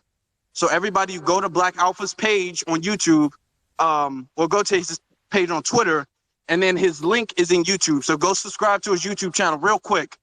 I wanted him to get to 1,000 subscribers before the end of this space. So we can do it, family. We can do it. Everybody, this is just less than 20 more people. Let's get it done. And if you Afro Elite, my motherfucking man. Thank you, brother. I appreciate that.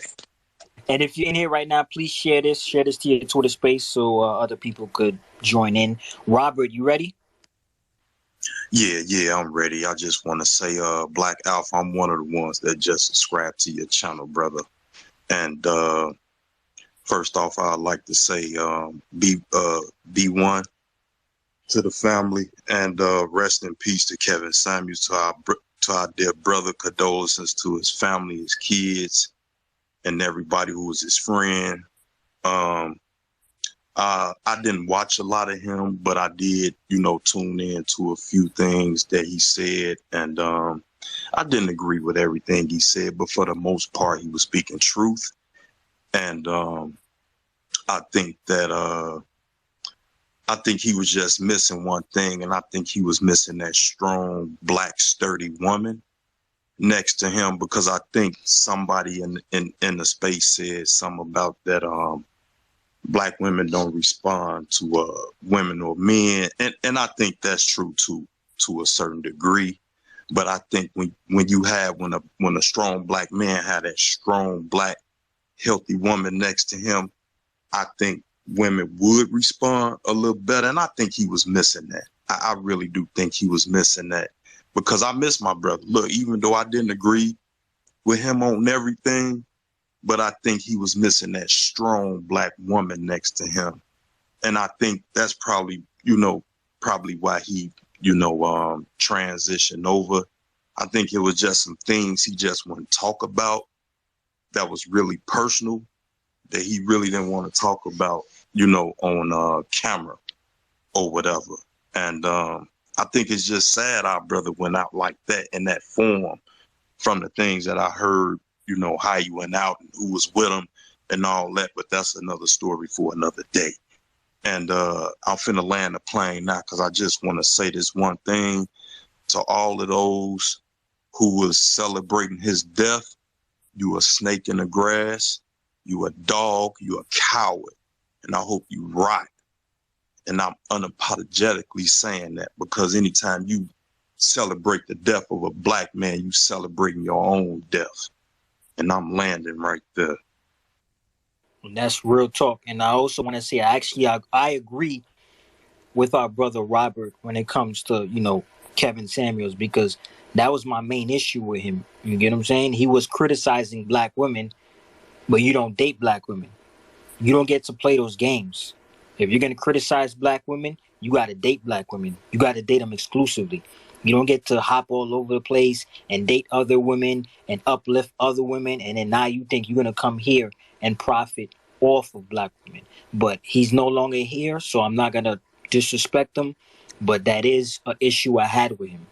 You cannot critique Black women and then not date them, because now you playing games now. If you're gonna critique Black women, you better be laying next to one every night, every single night. If you're a Black woman and you're gonna critique Black men, you better be laying next to a Black man every night, every single night. This thing where you think you're gonna be dating white men or you're gonna be dating white women and you got something to say to us, as far as I'm concerned, you checked out. You with the other side. Go that way. If you're gonna critique us, you better be dating us. You better be 100% invested in this Black thing. I am. This is why I go so hard, because every night I sleep next to a Black woman. I don't sleep next to no Becky. I don't sleep next to no Puerto Rican. I don't sleep next to no Chinese, no Indian, no Arab. I sleep next to the Black woman. I kiss her ass and I go slay your asses on Twitter. I kiss you and I go slay you on Twitter so you can get better. I could do both at the same time. I could criticize your ass. I could say anything I want, and guess what? I still love you. That's actually true love. Pandering. I want our brothers and sisters to know, pandering is not true love. They can call you a king and a queen all day, but unless they give you some constructive criticism so you can get better in your life, They don't really care about you. People who care about you want you to do better in your life. So they will tell you the hard truths. If you have somebody who panders to you, who kisses your ass, they don't really care about you to see you get better. I need everybody to know that. Tough love is true love. And that's real I just talk. can I say an example of that so that women can understand what y'all are saying with y'all when y'all say that? My husband, I talking about Jada Pinkett, her hair.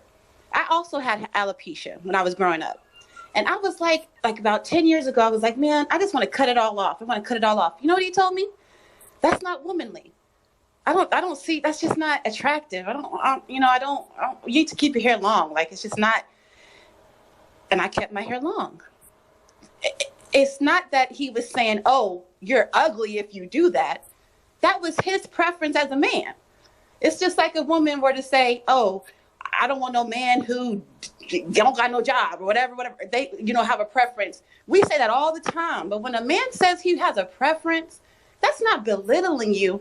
That's him standing on his own and having his own opinion and his own likes. And I think a lot of the time we get that confused in our community. And it strips the black man of his ability to express himself, And that's why I say read an encyclopedia, because a lot of the times you unfortunately have to go the extra mile. Like, you can't say whatever you want. You can't just be real, because they take that and they're like, oh my God, you said that. Oh, the viral moment's there. Oh my God. So it's just really, I think we got to do it the old fashioned way. Watch what you say and know what you're saying. And I think here, I see that here. And I appreciate it. I just wanted to put that out there. Go ahead, Nino, and then I'm going to let James go. Actually, I'm going to let Jameson, because he's a new speaker, go. And I'll let the centrist go before me, because she's been waiting patiently. But after her, I'll go. All right, I appreciate y'all, man. I hope everybody's doing all right. I appreciate what y'all are doing here. Thank y'all for having me on. I'm 25 years old. I'm young, but I did watch a little bit of Kevin Samuels. I discovered him back in like 2020, right before I graduated college, and a lot of the things that he said, definitely spoke to me a little bit. But I do want to attest to what Afro has said. About people that want to that want to see you do good. They're gonna tell you the truth. I believe in that. I honestly had to change a little bit of my friend group a little bit just because of that. People that would kind of be like yes men, things like that. Kind of had to change my friend group after I graduated and everything. And I kind of forgot what I was gonna say. I'm a little nervous. It's the first time I've been in a little space like this, but I just wanted to say I appreciate what y'all are doing. I think these spaces are necessary. And one thing about Kevin, I think what he tried to do, even though he's no longer with us, may he rest in peace. I think the conversation it needed to be had, and I think that I don't think he would have wanted it any better, to be honest with you, because I think honestly it's going to bring more people to the conversation with him being gone, and I think it's going to bring more people to have the conversation with each other as far as black women and black men. Because I think it's a conversation that definitely needs to be had. But that's really all I have. I wanted to keep it short. I know other people are waiting. So I just wanted to say I appreciate y'all for having a space like this. Thank you. The reason why these spaces are important is so that we can have this conversation. Black men could speak, could have a platform to speak. Black women can have a platform to speak. And we can share our differences and share our opinions and share facts. Because think about it. We got three different type of black women here. We got black women who are with the most successful men on earth. You got Jada Pinkett and you got Ciara. They're with the most successful black men on earth. And then you got Kevin Samuels. Black women hate that nigga. You got two examples of black men. You got a black man that women hate, and then you got a black man that women so quote unquote love. So you said you wanted the richest man on earth. You said you wanted a man who's in shape, financially he's secure, mentally he's there.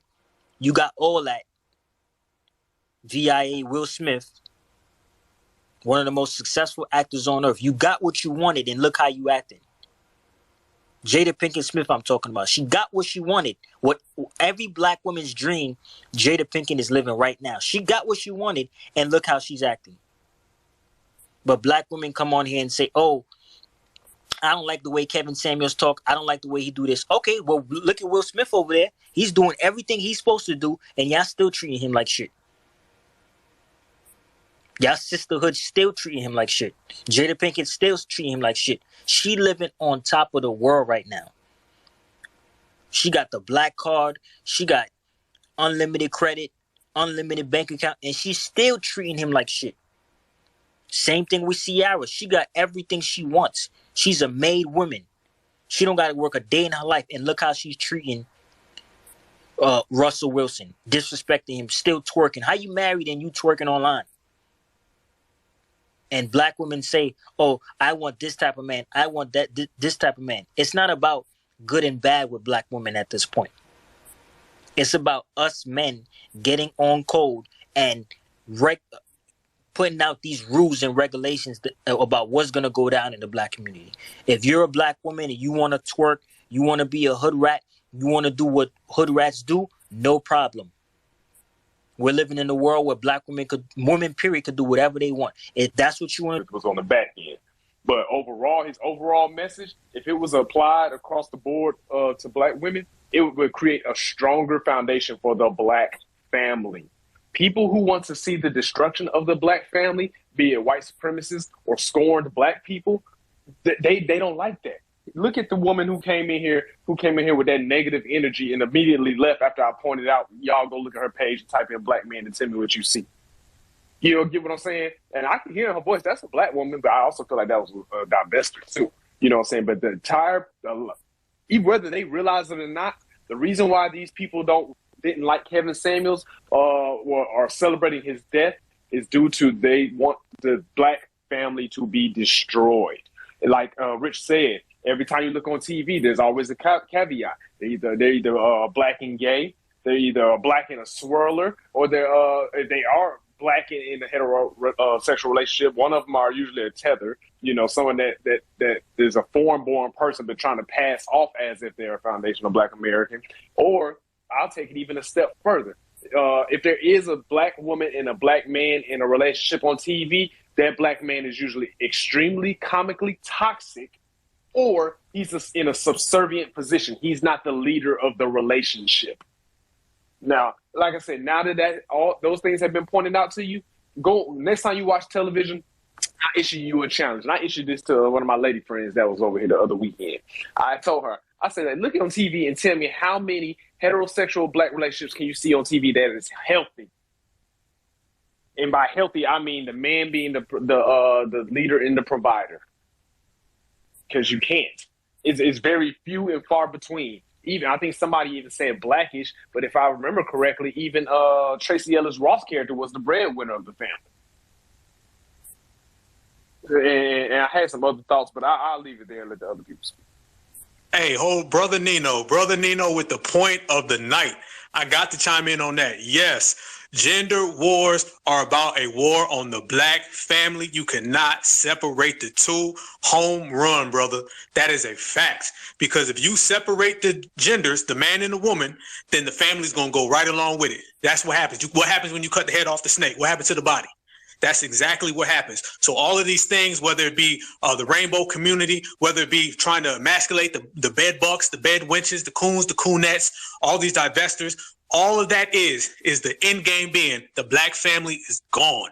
This is why we have to take these type of people who are wishing death on Kevin Samuels and remind you, it's not just Kevin Samuels. If they celebrate him passing away, they'll celebrate any other brother who passes away. The term bullet bags, we done all heard that stuff. These are the same people who celebrate black men when they get hit by race soldiers. It's the same individuals. They want to take down the black family, and they'll do it by any means necessary. Whether that is divesting and leaving the community, whether that is trying to bed buck or bed wench another person, or whether that's just coming direct, because sometimes they'll just come and straight do it. They'll be direct or be indirect, overt or covert. But at the end of the day, their end game is to take out the black family. So we cannot take gender wars lightly. We have to take this shit very serious, because the kids are watching, the next generation is watching, and that's who they're trying to affect. They may say they're not, but they really are. They want our children to follow suit. They want our look at Dwayne Wade.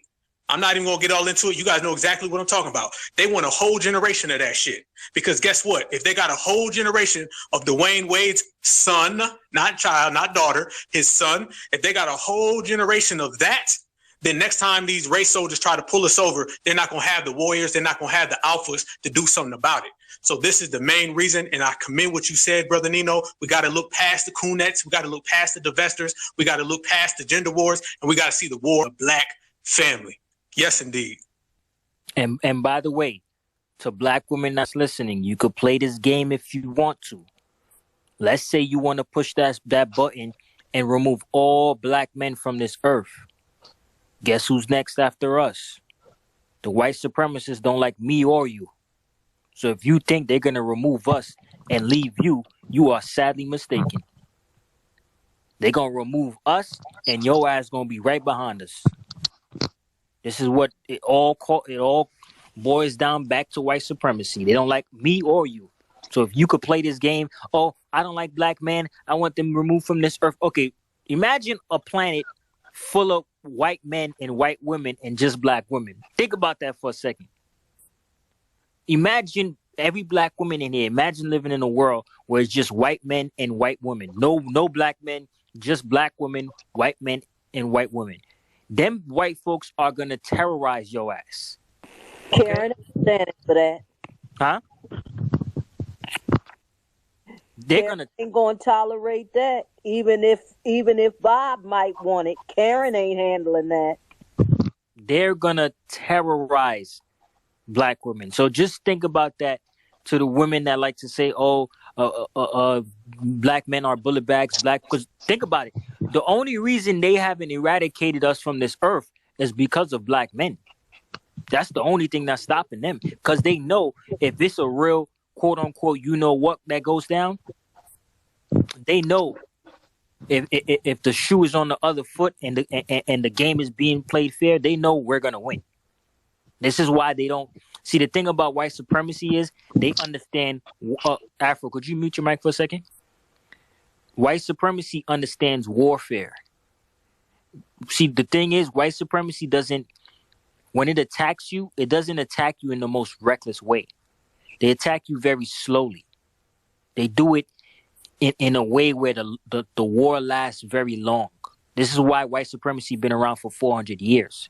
Because if they wanted to, they could eradicate us from the day it started, from day one. But they don't believe in that type of war. They believe in a slow death. Real slow. They like to marinate it. They like to use different tactics. They like to use the prison industrial system. They like to use redlining. They use different tactics. They believe in a slow war. They don't believe in a fast war where they just remove you from this earth. But I'm gonna let their hand speak. Go ahead, Bae. Hold on. Before that happened, just real quick. No, I've been busy. Afro. Let Bae go real quick. Hold on, because I gotta go real quick. Oh, okay. Go ahead. Okay. I got a lot going on in the background. I just want to make an announcement real quick. Black Alpha, his subscriber count is at 996. 996. He needs 4 more people. That's it. 4 more people where he will reach 1,000 subscribers tonight. So I know we have 4 people in this space right now that have not subscribed yet. Just do it right now, real quick, so we can make that announcement, please. And Bae, you go ahead, do what you do. I sure did, so I was one of those. But I just wanted to piggyback off what Megan said earlier, where she was like, it's okay when women have, they have what they want out of a man, and everything that they want. But then when like a black male, because okay, so a black woman can say, well, I want mixed kids, or I'll date outside my race. But the minute that a black man says it, it's an issue. Everybody has, you know, what they want or what they're looking for. That's their preference. You can't knock them for that. But it's okay when women do it. But when black men do it, we like, oh, well, da da da da, and all this, that, and the third. And also, my whole thing is back to the marriage.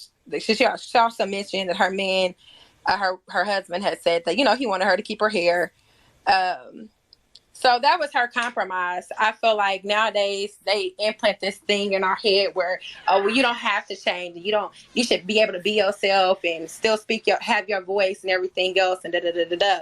But if we still do that, that does cause issues. I feel like in every relationship that you do have, with whether it's your man or your husband, if you do love that person, like you said, you love them, you should be able to compromise and also, you know, take into account of what they want as well, and they should do the same for you.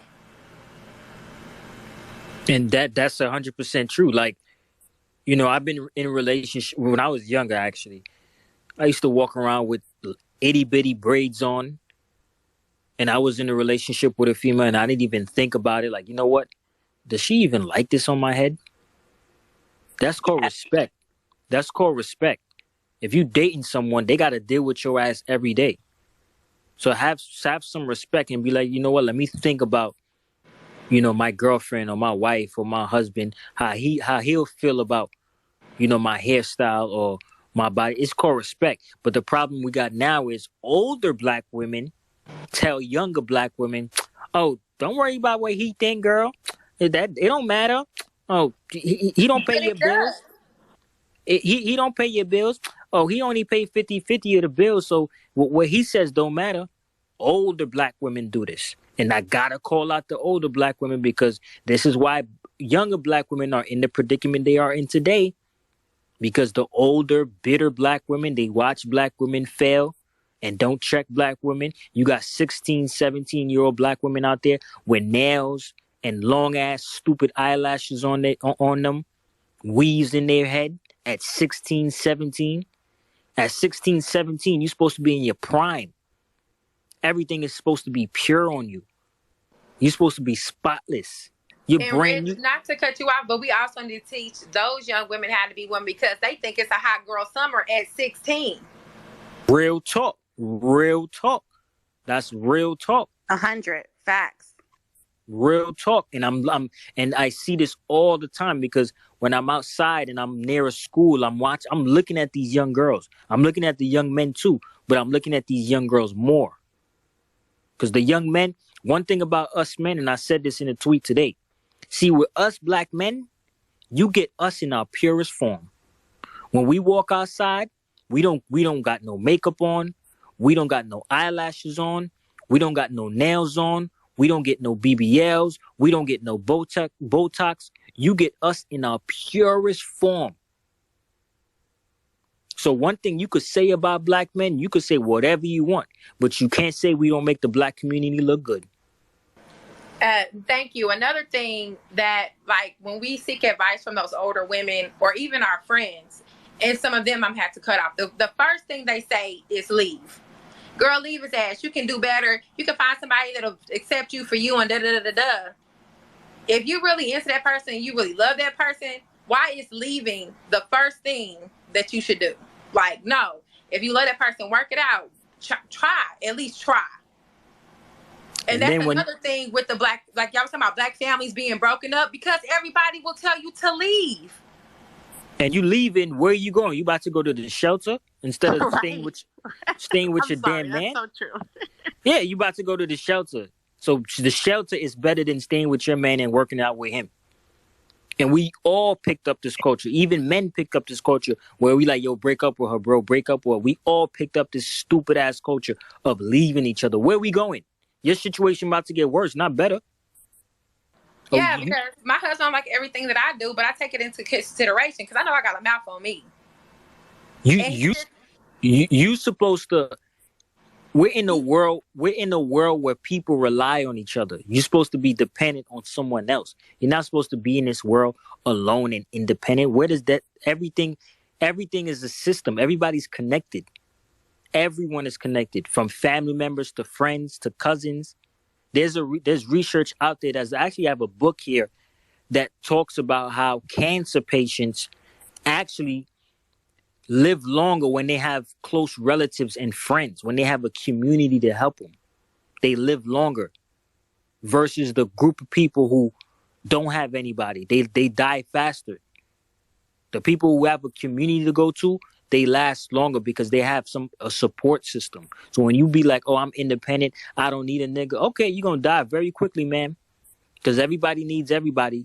We're not dependent of each other. This world revolves around people and things. But I'm going to let... True.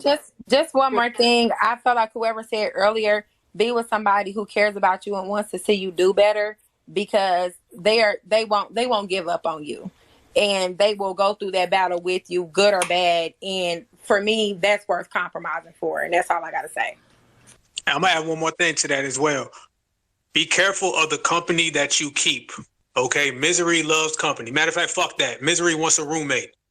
Be careful of the people who try to bring you down, as you guys were saying, the people who tell you to leave your relationship, and half the time the person saying that, they ain't got a healthy relationship, or they go through men and women left and right. It's like the old nigga on the block who's still talking a bunch of petty street shit to the young guys and derailing them off of their future plans. You see a lot of that with the women. You see a lot of these women who have failed in life. And Kevin Samuel spoke about this. This is one of the aspects I did agree with, and I didn't agree with everything, but that's one. You got a lot of these failed relationships, older women, and they try to project and dump truck all of their failures on young girls. It's really some predatory type shit. It's like, you failed in your life, so you go to the young girls and you tell them how life's gonna be and how men ain't shit. No. You made poor decisions, and that's how your life turned out. Because if you see a female who's in a healthy, striving relationship, she has a completely different mentality than the one who's empty and alone. It's a split down the middle. I've been blessed to be around real queens my whole life, from my mama to my aunties to my wife. And you can see the difference between them and the lonely divestors who are miserable. It's the same thing with men. The men who got real solid queens in their life, you can see the difference from them and the bros over hoes, or from the simps, or from the suckers. So the old adage is, and we always say this, the more you understand real, the more clear fake people are.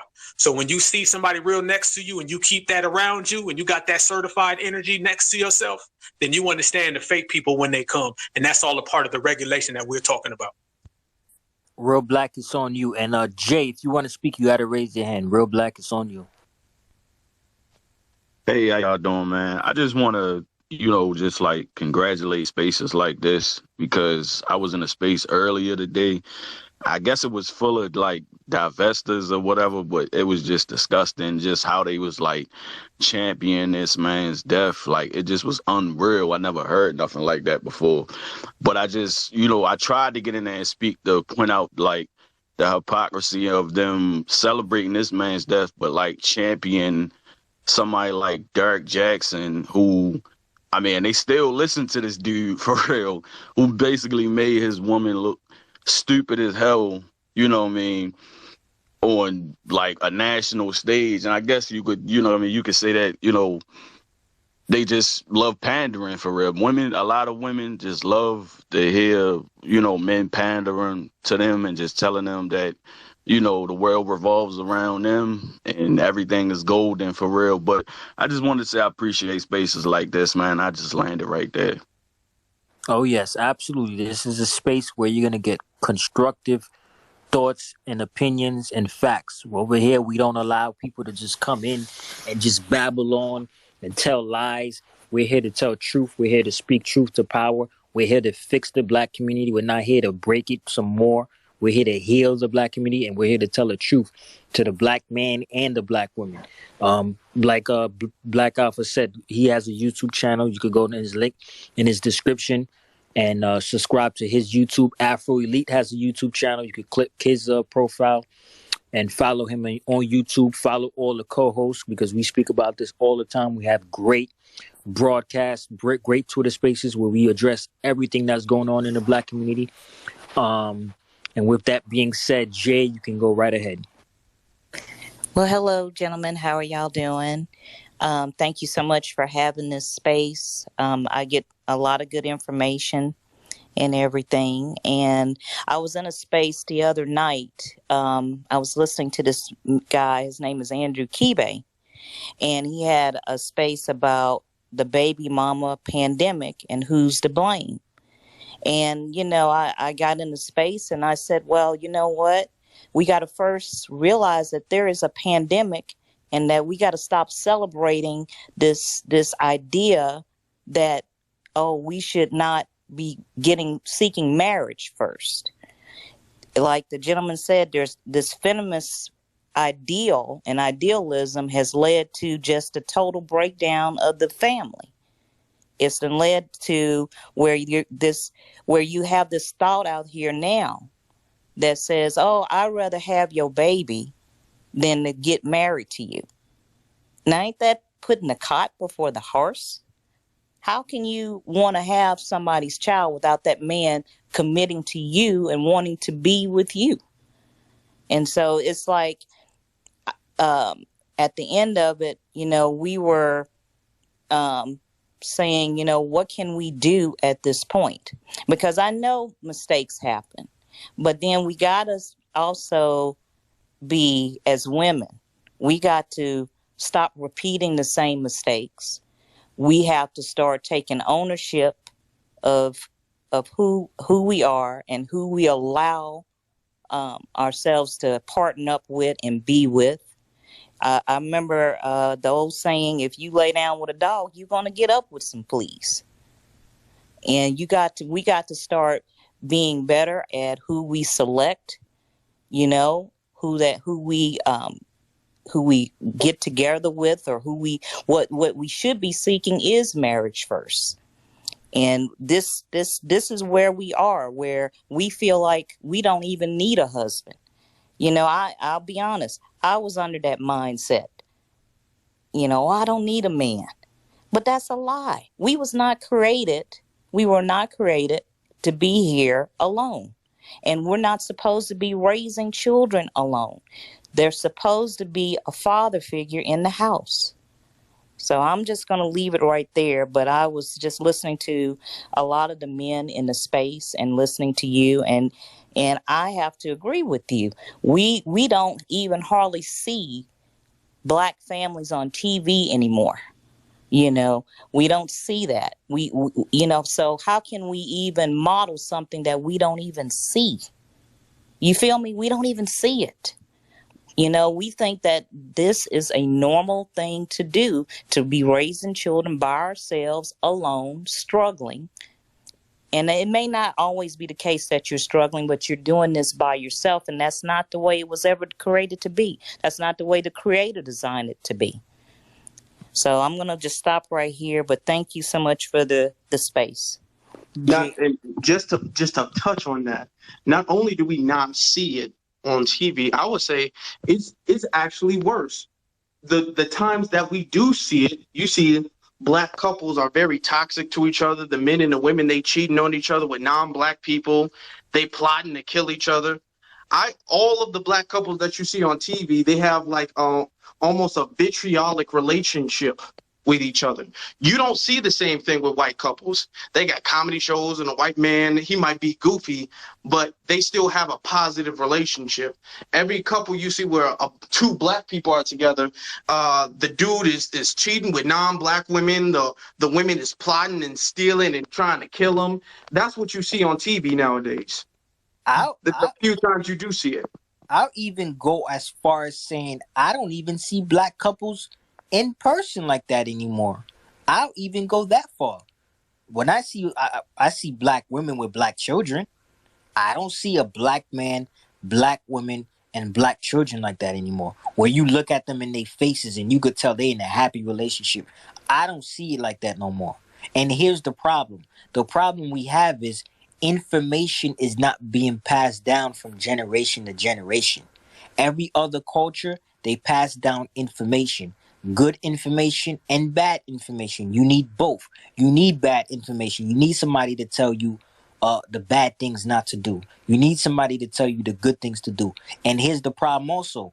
the reason why there's no information being passed down is because the older women are acting like the younger women. The older men are acting like the younger men. The older women are dressing just like teenagers, and the older men are dressing like teenagers. They want to be young again. They don't want to pass down information. They don't want to grow up. They want to stay the same age as their child. So information is not being passed down. The whole purpose of being a parent is so that you could pass down the information that you've been through. All the things you've been through, you're supposed to pass it down, and you're supposed to guide your child through life. That's the whole point of being a parent. Whatever you went through, if you had bad credit at one point and now you got good credit, and your son just turned 18, you're supposed to pass that information on. Like, hey, when I was 18, I messed up my credit, but I built it back up, and this is how I did it. That's the whole point. You're supposed to pass information down. You're supposed to guide your child to do better. But we don't have that anymore. We just have a whole bunch of broken people walking around. Broken mothers, broken men. Go ahead. I'm going to let James go, and I'm going to go back to you, Jay. Oh yeah, I completely agree with Rich and what Afro said too. Because honestly, I was fortunate enough to attend, both the HBCU and the PWI, and the dynamic at those two places are just totally different. I attended the HBCU first, and everybody was kind of just really just messing around. Nobody was really serious, about relationships and things of that sort. Everybody was kind of just having sex, really kind of just doing their own thing, not really serious about it. And then when I had attended a PWI, I saw more people, getting proposed to, people getting married. People were more serious about relationships. And the dynamic is just like a 180 between those two areas. And I was almost taken back when I went to the PWI, because it was like, we can do, as Black people, we should be able to do these things, but it's just almost like people just don't know. It's almost like they don't know how to act. So yeah, I just wanted to piggyback off of what y'all were saying about that. And I had a question too, just for the people, the speakers and the hosts. I wanted to know, because I know preferences is like a big topic in a lot of these spaces, and I was kind of wondering. I seem to notice that like women's preferences, to be honest, are a lot of things that men can't necessarily control, but a lot of the preferences that men have for women are a lot of preferences that the preferences that they have are ones that they can control. And so I was just kind of wondering, I wanted to see what y'all thought about, like, why do you think that is? So yeah, and I'll open that up to anybody that wants to answer that question. Can I answer that for him? Oh yeah, Nino, you can go ahead. Yeah. Oh, right before you answer, Nino, Jameson, are you familiar with Jason Black? I'm not familiar with him. No. Okay, we'll put you on in a minute. Bae, could you mute your mic? For sure. Bae, could you mute your mic? Yeah, sorry. Okay, Nino, go ahead, brother. Yeah, really quick, just to answer Jameson's question. You talking about the preferences. He stated that the male preferences for women tend to be things that they can control, and women's preferences for men are typically things that we can't, they can't change. I think that goes back to what someone was saying earlier in the space about communication, about how men and women receive information differently. Men, we're a little bit more logical in our thinking, and women are a little bit more emotional in their thinking. And I think that kind of ties in with the preferences. Men, we're not gonna have preferences that are unrealistic or impossible to achieve. You know what I'm saying? Where women are a little bit more idealistic. Every woman, I grew up with a sister and an auntie who was young enough to be my sister. So basically I grew up with two sisters for all intents and purposes. And I'm pretty sure, a lot of women as little girls probably all wanted to have the white dress wedding, saw themselves being treated like a queen and a princess and everything else, you know what I'm saying?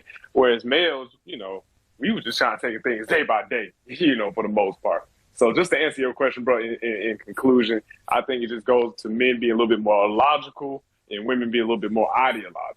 And if anybody disagrees or feel like I'm missing the point, feel free to correct me. That's just my point, bro. Yeah, I appreciate that, bro. I appreciate you answering that for me. That was 100% true, Nino, because the thing with men is we know what we could afford. We know we can't afford that woman that's in shape. She's a 10 in the face. Okay, perfect example. We know the average man knows he can't afford no damn what's her name? From Destiny's Child, the dark skin one. Kelly Rowland. Kelly Rowland. We know we can't afford that. Men know we can't afford that. Black women, on the other hand, you ask them if they could afford a 6'4" nigga that's 250 pounds, all muscle, a dark skin. Oh yeah, of course I could afford him. I deserve him. That's the difference. They all feel like they can get Drake if they can get in the same room with him.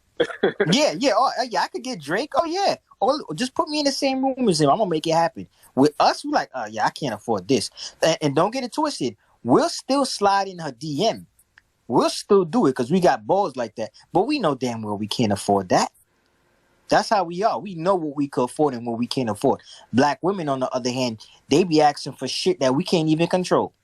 Oh, you got to be 6'5". How the hell I'm gonna climb from 6 feet to 6'5"? I don't even know how to. What am I gonna do? You want me to? So Rich, would you say that like a lot of the things that we can control, like as far as like character and stuff like that, you think that's been put on the back burner as far as like women's preferences, like nowadays, or what? Do I think you're saying? Do I think they like kind of like not care about that anymore? Facts, yeah. I mean, that's a tricky question. Can I answer that, Rich? Hold up 1 second. Okay. Because personality is cool. Having a good personality is cool. But in this day and age, you need more. And I'm saying this, talking to you as a man. I'm not saying what women think. You need more than personality at this day and age. Because being a good person and being broke, that shit don't go together. Oh yeah, I know you can't be broke, but I'm just saying, like, do you think? Because I think you're a fool if a man thinks like he can't have like some type of resources in order to attract a woman. But I'm just saying, like, character is being put almost like last. This is just kind of just from I'm kind of just speaking kind of from my experience too. So like, just from being in school and college and all that stuff, and just what I see. Oh yeah, absolutely. Character is being put in the back burner. They put that last. They want to know where your money at. How much you worth? How much you made this year? They put that first, and then they put the money and the looks first, and the personality last. That's what women do nowadays. I'm add to it, and if they judge you off your personality, it's not for, say, a nice guy or a good guy. It could be a real dominant guy, a real gangster guy, because there's gangsters who are broke, who pulling women left and right, because a lot of them like that personality. So when we say personality, it's not necessarily a Boy Scout. A lot of times it could be the dope boy. That's why guys I know personally, and everyone, in every city in America, guys become dope boys to attract a lot of women because a lot of women like that stuff. You know what I'm saying? Guys be bad boys because the women love. Why do good girls like bad boys? We've heard that our whole lives. You know what I'm saying? So a lot of it is personality as well. And to answer what you were saying and add my part to it, Jameson, you better have it all at the end of the day because they want it all. So when they want it all, you better have it all, because if you're a guy who's got resources, but you don't have that dominant personality, they're going to take advantage of that. If you're a guy who has the personality without the resources, vice versa, they're going to take advantage of that. So really what you got to do is have it all. You got to have it because you're dealing with a giver and a receiver. Men are put in a position a lot of times where we have to give. It's got to give. I mean, someone tell me what men receive that they can't, and a lot of times, do for themselves. And I'm not talking about in a healthy, good, strong relationship. I'm talking about your day-to-day, average, everyday life. You know what I'm saying? A woman, and a lot of times in our society, they feel that them doing the dishes or cleaning for you is the same as you paying mortgage. No, it's not. You know what I'm saying? Her giving you a back rub is not the same as you putting her in the SUV. No, it is not.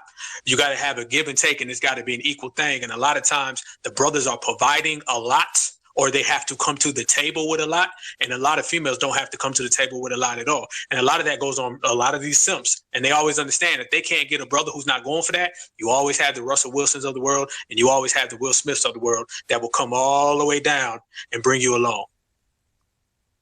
But here's the good thing. Here's the good thing, though, Jameson. Having everything, getting everything that a woman wants, having everything, even though it's a lot of hard work to be that man that has everything together, when you get there, now you get to make those decisions that you want to make when it comes to women. 50 Cent said this one time. He was like, yeah, when I was broke, the women chose me. Ever since I've been rich since 2003, I choose women now. They don't choose me. I pick. So that's where you want to get, Jameson. You want to get to a position where you pick the women that you want. They're no longer picking you. Because if 50 Cent walk in the room right now, all the women are flocking to him. Because he's the prize. So that's where you want to get in life. You want to get to a place where you checked off all boxes. You qualify for any women on this planet that you want. But isn't that kind of like contradicting the kind of, at least a woman that is, I guess, like somebody had kind of said earlier, is kind of with you for you? Because me personally, I would appreciate a woman more if she got with me for, you know, me and wanted to build with me. And I understand, like, I know women, they want that security and everything like that. You know what I mean? But, you know, I would feel different, you know, if I made it to the finish line and then I had these options of women or whatever, as far as because I made it to the finish line. You know what I mean? Does that make sense? It's called hypergamy, brother. Really quickly, I was going to slide in on that. It's called hypergamy, brother. And let me ask you this. And I used to think like you, bro. I used to be like, but when I did some introspection, I really realized it was a fear of having to put in more work to better myself. You know what I'm saying? That's really what it boiled down to. Let me ask you this. Would you want a woman who, if you look at all her past relationships, she was with a whole bunch of broken, dusty dudes, all because they treated her nice? Or would you want a woman that's picky? Like, yeah, you know what I'm saying? Like, look, dude, you may be nice and you may be handsome, but, you know, you broke. You know what I'm saying? You broke and lazy. Yeah, you may be nice to me. You know what I'm saying? And when you think of it that way, it's like, damn, okay, maybe I just should step up my game so I can get the woman of my choice. You get what I'm saying? I mean, I know. Yeah, But they're only doing that because it's a trend now. It's a trend to have an 8-figure nigga. At 17, I was dating some of the biggest drug dealers, some niggas that had money, all of that. That was calling me a gold digger back then, but that's just who I attracted. You know what I'm saying? I had no control of what they was gonna do for me in the next minute, whatever. But now they're doing it as a trend, and it makes them feel like, okay, well, this girl, she's getting this, so that's what I want. This ain't even actually what they want. They just want to stunt and get a whole bunch of likes. So you don't want that either. But Jameson, that's your job. Your job is to do your background check on any woman that's interested in you. That's your job. Your job is to vet all women. Check their Twitter. Nowadays, you got to check all their social media, because a lot of them hate black men. You check their tweets. Oh, I hate this nigga, but he buying me Chanel, so I'm gonna stick it out. Check their tweets, brother. Check their Instagram posts. Check to see if they was dating any white men, and you the rebound. Check the paperwork. So that's your job. Your job is to verify and check the paperwork. Hey, remember, a good woman gonna show herself, brother. If you got that trained eye and your eye is straight, a good woman's gonna show herself. And watch where her interests are as well. Understand where her interests are. If her interest is loving hip hop or the real, Housewives of Atlanta, and that's the type of shit that she's on every day. I ain't saying you just kind of watch it a little bit, but when people start to watch it and then mimic that type of behavior, or that's the center core of their life, or if they're in the thought culture or hot girl summer, vet that stuff. It's all right to get the girl who maybe is square. That's different. That's a different ball game. These things is cool.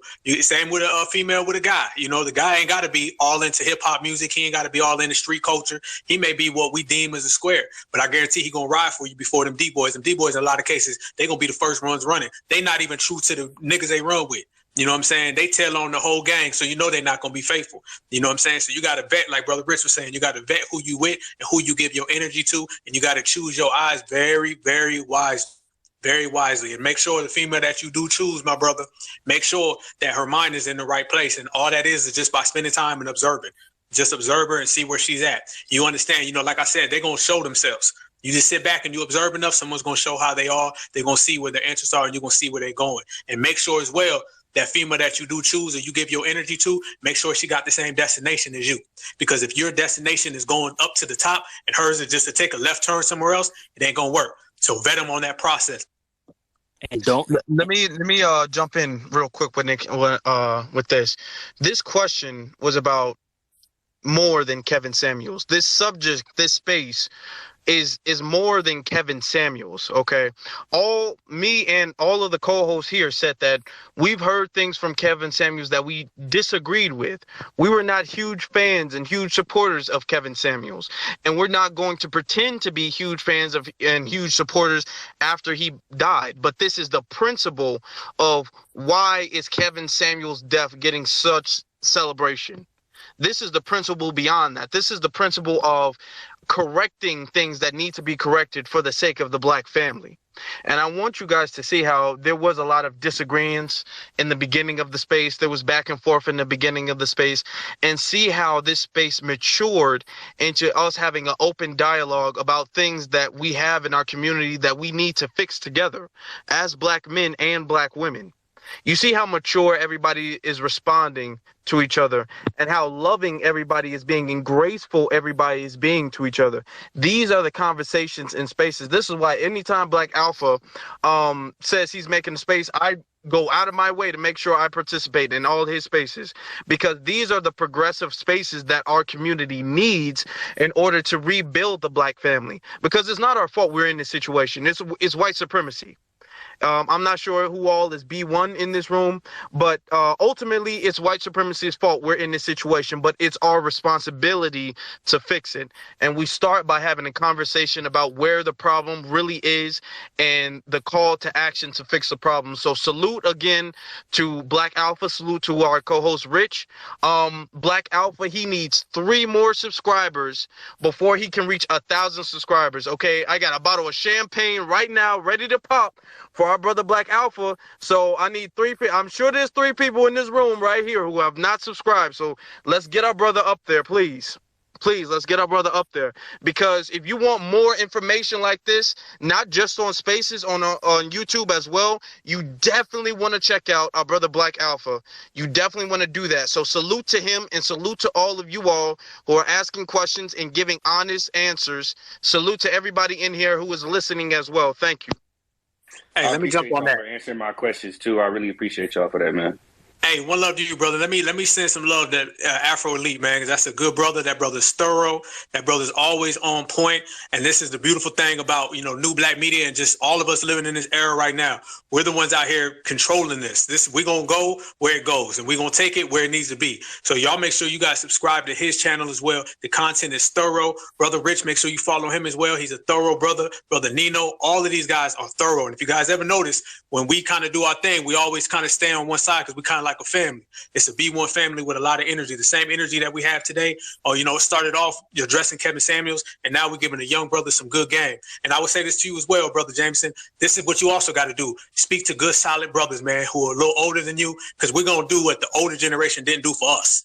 They left us hanging and they didn't give us that same good game. But we're going to be different. We're going to give you that real solid, strong game. And we're going to make sure that the next person, the next generation, and the next people in line, they take this black thing further than we did, because the older people didn't really do that for us. So Afro Elite nailed it. It's matured into a conversation amongst men and women, amongst kings and queens, amongst kings and kings and queens and queens. It is morphed and it is turned into like a lot of positive vibes. And this is what we're always on 24/7. And we got to do this consistently. I look down this panel and I see a lot of familiar faces, and we always are in like the same circle. We always, we tweet the same thing. We connect with each other.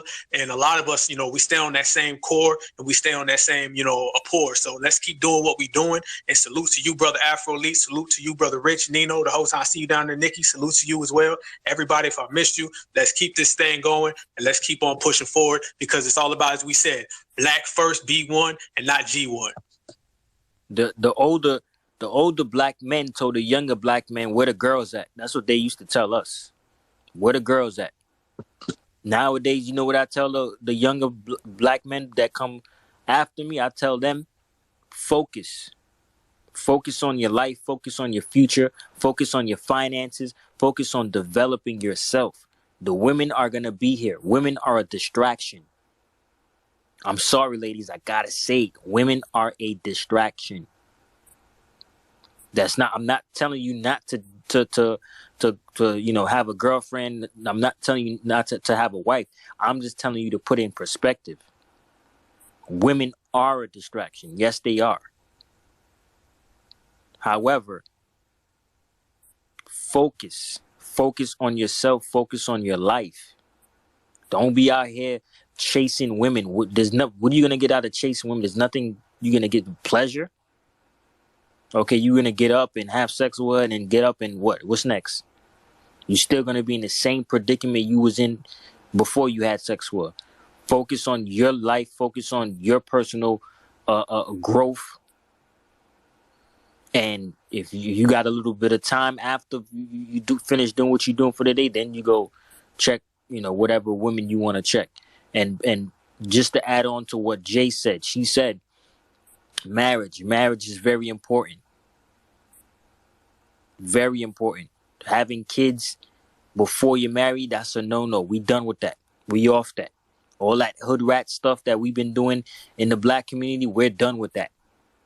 Over here, we get married and then we have children. We don't get children and then we start thinking about if we should get married or not. That is backwards behavior. Bay, go ahead. I just for Jameson, I feel like you should find somebody who wants to build with you. Cause right now, all these like no cap. Like I'm not saying every woman is on their city girl stuff, but a lot of them are, and they want to compete with the people around them and make it seem like their life is better than. Like someone had even said, I've dated a white man. Okay, he gave me everything that I wanted, any and everything, but I still wasn't happy. My husband makes me happy. Bay, why? My husband makes me happy. Bay, why? Why wasn't I happy? Because no. Why? Why would you take him to swim in the mayonnaise, sister? Because I thought that that's what I wanted at the time. I thought that if I had all the glitz and glamours and I was able to stun on people and all of that, I would be happy. But I still wasn't, because I still had to deal with and now you're back here with black men. Yeah. Lord. Well, I can call a spade in the everyday, but I just wanted to break it down for Jameson because he wanted that question answered. Women think that they want this and they want that, but guess what? You got to dress the part. Some of them are the men who are like that are very controlling. Okay, let me see what's your full name. Bay Ella. Okay. Mm-hmm. Bay Ella. Let's just keep it 100, Bay Ella, tonight. Let's keep it 100. I'm ready. You didn't value the black man, so you went to the other side, and you. It isn't that I didn't value black men. Wait. Slow down. They were doing the same thing. Slow down. You felt the white ice was colder.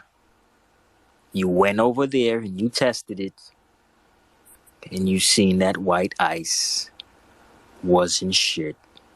And now you wait. I'm gonna let you speak. Mm-hmm. And now you're back over here with the brothers. Talk to me, Bay Ella, please. I'm gonna talk to you because it was black men too. It was both. But I thought that as long as I got a Louis Vuitton bag or I had this materialistic things, you know what I'm saying? If a man was able to provide me with the materialistic things that I wanted and everything that I wanted, I would be secure. But that also came with a price. They were controlling, black and white. I had to give them so much. Nino, are you here? Yeah, I got some. I'm speaking my truth right now. So hey, don't knock me. I'm not listening. All right, so look, let me just. I'm gonna make it real brief. It sounds like to me you a reformed hot girl, and we got to baptize you in some truth. So I'm not saying y'all don't, but I'm just telling Jameson, different not the type of girls that you want because they don't even know what they want. They think they want one thing, and then I'm gonna ask you one question. One question, sister. Do you denounce your sinful ways and accept a life within black empowerment? Do you denounce that old life of yours? Because we need to smash some water. I have. But I was just telling Rich, it wasn't just the white men. Black men were doing it too. Because it was a black guy I was going out with, and he would leave $300 in a napkin for me. But I had to be so attentive to him. You know what I'm saying? I had to. If I didn't pick up my phone, like it was a whole issue. So dangerous simp, like we said earlier, right? So women think, okay, well, yeah, I want the money and I want the glitz and the glam and I want them to do this and this for me. But ultimately, they're not going to be happy, and you should not. Jameson, don't settle for a female like that. Settle for somebody who is willing to build with you, and they ain't checking your pockets, because that's the wrong way to start off. Period. And even I'm sorry, but I've said this before, and I will always say this. When you are doing wrong, it's never too late to turn around and do the right thing. It's never too late to grow. Yeah. You know, fix your mistakes. Do better. You know, I'm not going to lie. 10 years ago, 5 years ago, well, not 5 years ago necessarily, I was a different person than I was today. I thought very differently than I was. I was always, pro-black, but, I thought, and even my opinion on interracial dating, I never preferred it, no, but I was open to it. I'm not going to lie to you all. I was. I thought it didn't matter, but now I realize it does matter. So it's okay to be, we all have a pace. We all grow. Nobody in this room started off the way we are now. We're not born soldiers, okay? We grow into soldiers. We develop into soldiers. That includes the men and the women. And I can respect someone who is honest about their mistakes and is willing to go in the right direction and correct themselves. Okay? So I just wanted to say that to what you were talking about. Thank you, Afro, because it wasn't just with black or white men. It was just, I thought that I wanted something and that I would be happy with all the materialistic things, but ultimately I wasn't happy. Jameson, don't date a female like that, because at that point I was still trying to even find myself and find my happiness in those things I can look at in my closet, and those are tangible. Those are very tangible. Those things cannot spend the rest of my life with me. They're gonna over time it's gonna fade. And I'm going to have to end up giving it away to Goodwill or throwing it in the trash. Get you somebody who want to build with you, somebody who is genuine. Don't go for the girls who's just checking your pockets. I'll take it a step further.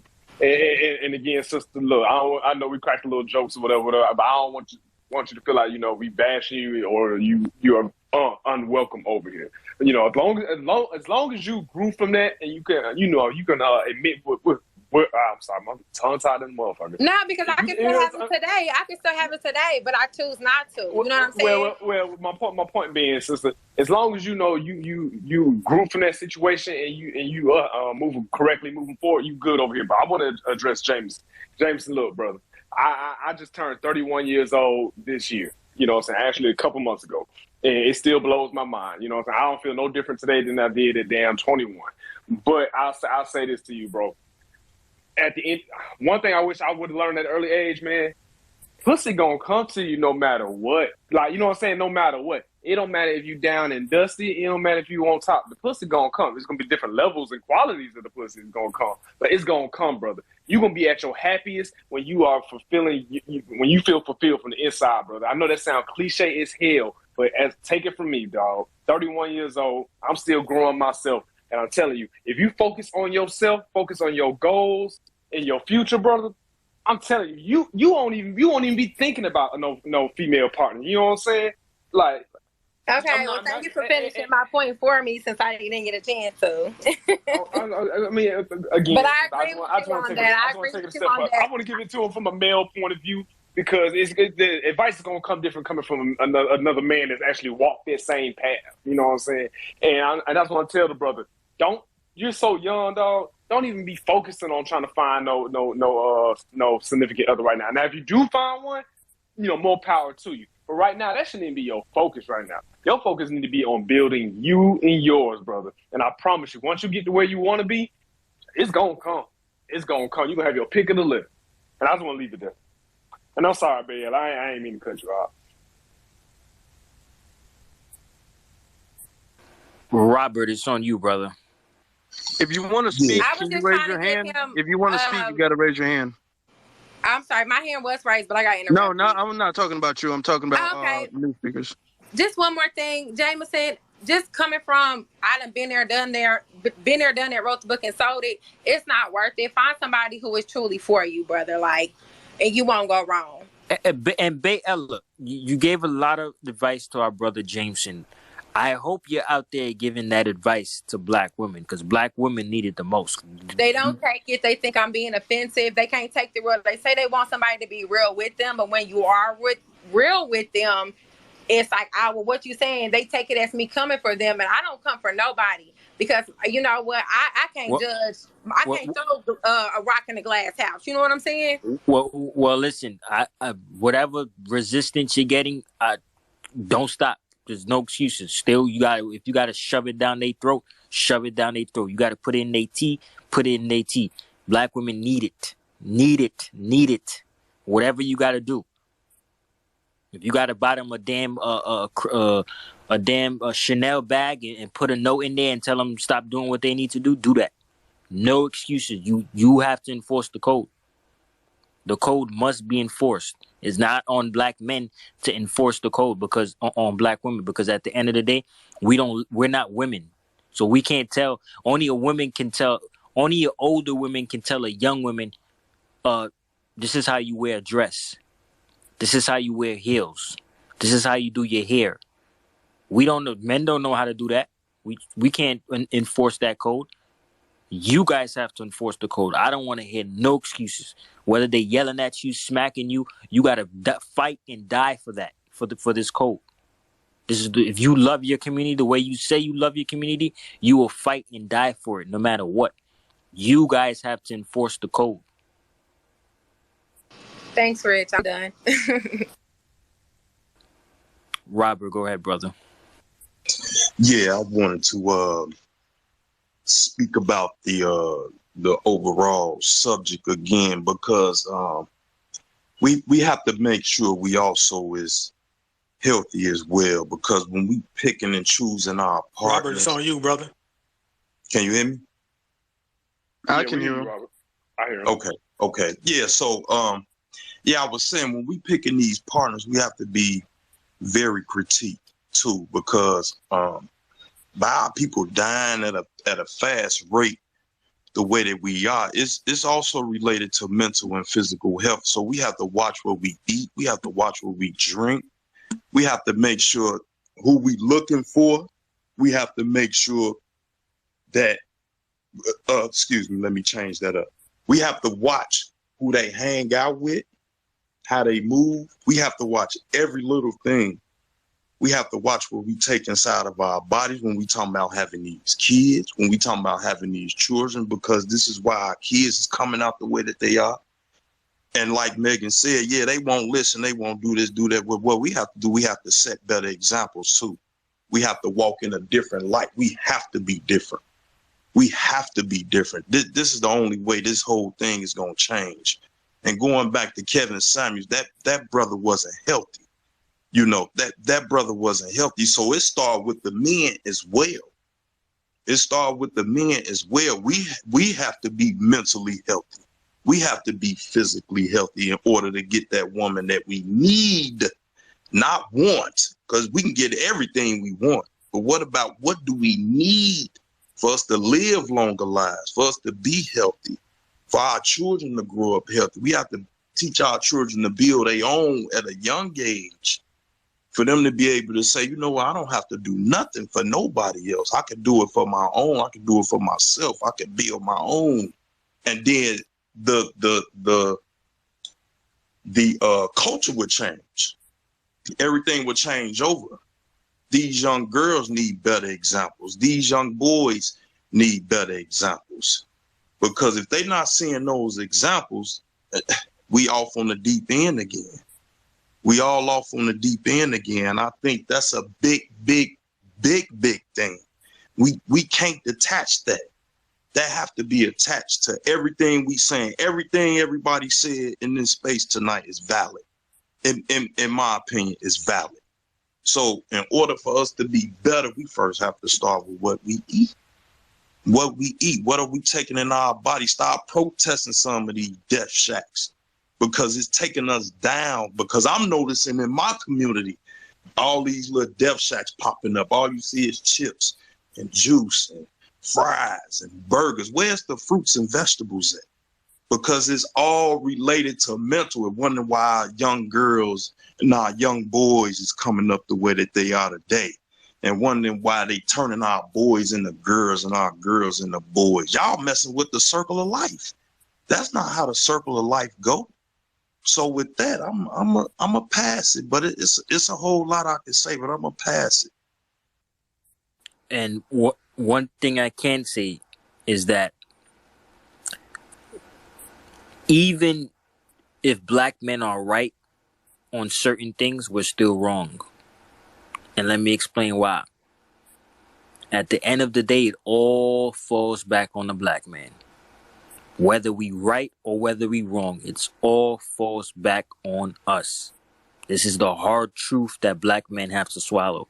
We could protest, we could sing, we could scream to the top of our lungs. At the end of the day, even if we're right, we're wrong. Even if we're criticizing black women as we should, at the end of the day, it's on us. This white supremacy thing, it's on us. It ain't black women are supposed to be fighting us when it comes to fighting with us when it comes to white supremacy, but at the end of the day, it's on black men. We are in charge of saving this planet. Us. We could say whatever you want about black women, and we're right, but we still wrong. Because it's on us. Because we claim we're the alpha males, quote unquote. If we claim we're the leaders, quote unquote, well, leaders take the blame, even when they're right. So we can say whatever you want to say. At the end of the day, it's on us to save the black family, to save the black woman, to save the black child. It all falls back to the black man. This is our responsibility. We was and by the way, it's not even a big deal to me because I feel like we was born to do this. We were put on this planet to fix this problem. We've been here for millions of years. We can fix it. Small thing to a giant. The problem is us black men, we're not on code with each other. Black women are on code. They're on code with the wrong code, but they're on code. Black men, we off code with each other. We grill each other. We don't got no personal relationship with each other. We walk past each other. We're off code. The minute black men start getting on code, when I walk past you in the store and we thinking the same thing and we on the same frequency, oh, it's over. The minute black men get on code with each other and start fixing and regulating things, oh, you're going to see black women, they're going to tighten up real fast. Oh, they're going to start dressing nice. Oh, they're going to start headed to the gym. They're going to do everything we ask of them. But they see we ain't on no code with each other, so how could they respect that? One thing about white men, they're on code with each other. They have a separate code for their women, and they have a separate code for the men. Megan, you could go ahead. I agree with that 100%. I just wanted to talk about Bay's experience. Mine was a little different. When it came to getting women on the same code, and I'm in a sorority, I'm not going to put that out there because it's not a big deal, but when we try to, you got to bring women under your wing. You can't really make them feel as though they're alienated. So, like you said, we're kind of an emotional creature. You kind of got to be a little bit nice to another woman. Now, when it comes to the point, today's age, I swear to you, 16-year-old, 17-year-old, they ain't listening to us. They think they know it all. They got the eyelashes and the nails, and they think they twerking in the TikToks and everything. So it's really, really hard. I'm just telling this to the black men. It's really hard to bring a woman on code these days because they see so much of this bullshit on media, all these girls getting these BBLs, and that they think that's success. And you can get trapped in that. So I agree. You got to grow, and you just got to learn how to speak to people and kind of meet them where they're at. Oh yeah. You know what I mean? And I take all of that in, not interrupting you, I take all of that into consideration because, like, I've always had, stuff, said to me harshly. So I do that, and I just do as much as I can in a way, like, because, you can feel people. I'm an empath. So if I feel like, I'm not going to I don't shoot any woman down, ever. But if I can at least try to help them, I will do that. You know what I'm saying? And if they're reciprocated of it, cool. But if they're not, then it is what it is. And to say that your experience, you were like, you said that you liked the bags and everything like that. I was kind of the opposite, but I still liked the bags. When I was in school, I went to the PWI. And I was like independent. I can do this. I can do that. I don't need no man, white, black, Chinese, anything. Oh yeah, I've been cleaning house since I was 10. I got my first job at 14. Mm-hmm. Yeah. I've been working, but the thing is that was just extra. That was, collateral. And that goes to speaking to what I was saying about, like, well, you can do this as a woman, you can do that as a woman. And they're like, oh, well, forget the men and whatever. Mm-hmm. But well, that's wrong too. What I'm saying is, like, I was wrong too in that, because I've learned that I need it. You're not like a lot of the men said, and a lot of the females said, we're not born to be by ourselves. We're not born to be independent creatures.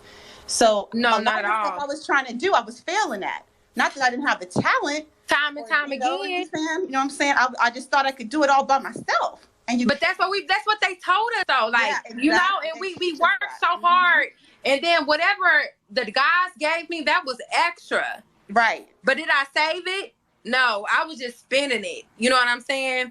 Like, I just wish I would have had somebody like, okay, well, if you got this extra, save it, or put that towards something. Because I own my Jeep Rubicon. Like, I got it at almost 30. Mm-hmm. You know what I'm saying? But I just wish that I had that female that would tell me, like, hey, if you got this, and this, save it. Put it in the bank or invest in yourself. Like, make it to where you can eliminate another bill. Because we don't have that as women either. Like, I get what you males are saying too, but as females, like, we don't have it at the same time either. Yeah. And I just wanted to put that out there. I agree with you. May I ask y'all ladies a question? I just want to ask the ladies a question really quickly. And again, it's all love over here, you know what I'm saying? So please don't take this the wrong way. I just got a question. I just want to know from a woman's point of view, why does it seem like when it comes down to men suggesting that other men, check or correct other men for the most part, they'll be down for it, But when women, and I'm talking about on cold women, the women who know what's up and who has the right mentality, their heart's in the right place, whenever I bring it up, or any of the other people on the panel that I'm like Alpha, Afro, or Rich, when they bring up to women, hey, y'all, we need y'all to check other women. I started hearing a lot of excuses from women when that's suggested. I'm not saying it's not a challenge. I heard what y'all said, and I definitely believe you. But I don't believe it's any easier for a man to check another man. In fact, I would go as to say it might be a little bit harder. Because we're naturally caretakers. It is. We naturally want to take care of you. We naturally, just from being a woman, we're like, oh, what can we? Oh, we're nurturers. We don't come with that aggressiveness. It's hard for us to tap into that aggressiveness and still be able to communicate the need to change. And that's why I say it's good to read and to know what you're talking about, because you can't fight facts. You can't fight. I want to tell a story. I want to tell a story just to piggyback off of. Well, hold up, Hold on. Let me I because I can't lose this to piggyback off of what our brother Nino said. No, I'm gonna say this thing real quick. When men check men, we might get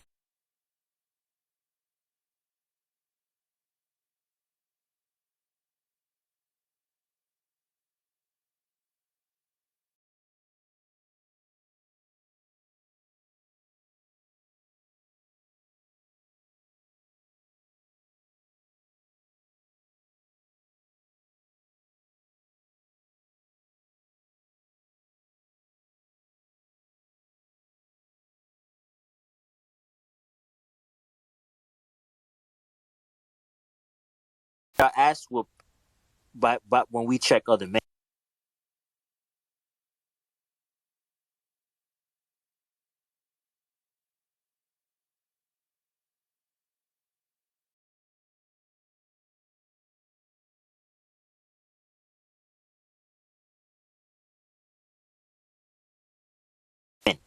There's a chance we might get our ass whooped.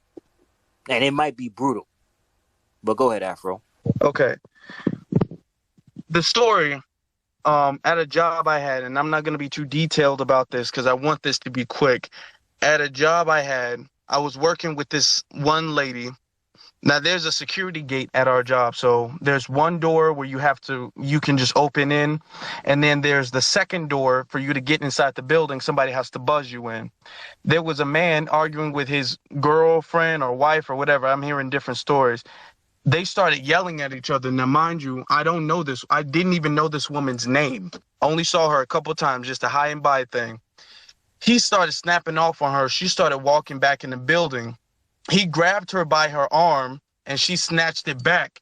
And then he grabbed her by her hair and punched her in the face and dragged her out the building. Mind you, I have never met this woman a day in my, well, no, I have never had a conversation with this woman a single day in my life.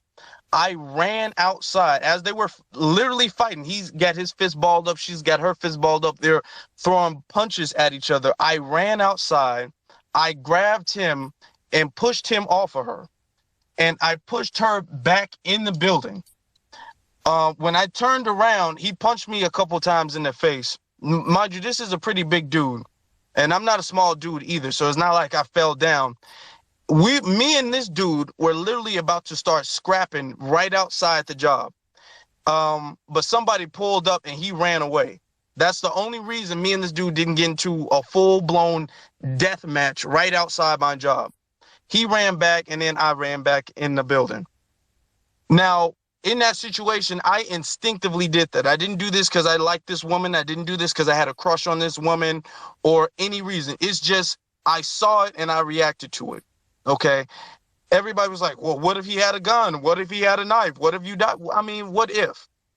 Because I wasn't going to sit there like a damn, excuse my French, like a bitch and just record it, put on Facebook, like, stop hitting her like that. That's wrong of you to do.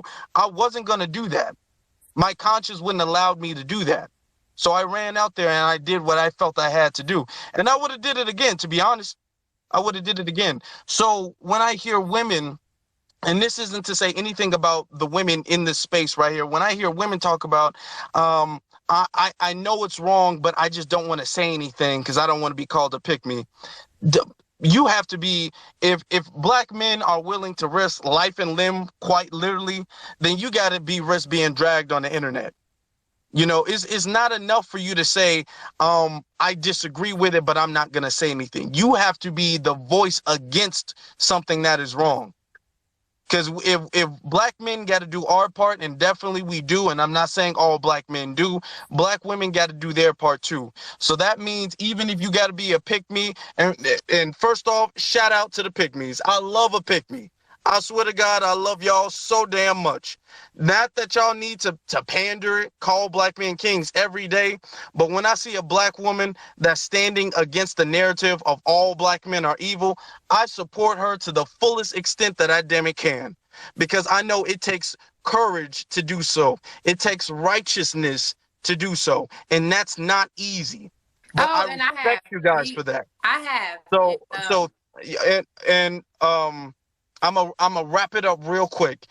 It's gonna take more than just recognizing that something is wrong and saying to yourself, well, I'm gonna just move on. I'm gonna just not do that. If something is wrong, you have to fix that. When I saw something that was wrong, I didn't just sit back and look out the window like, damn, I hope he stops hitting her.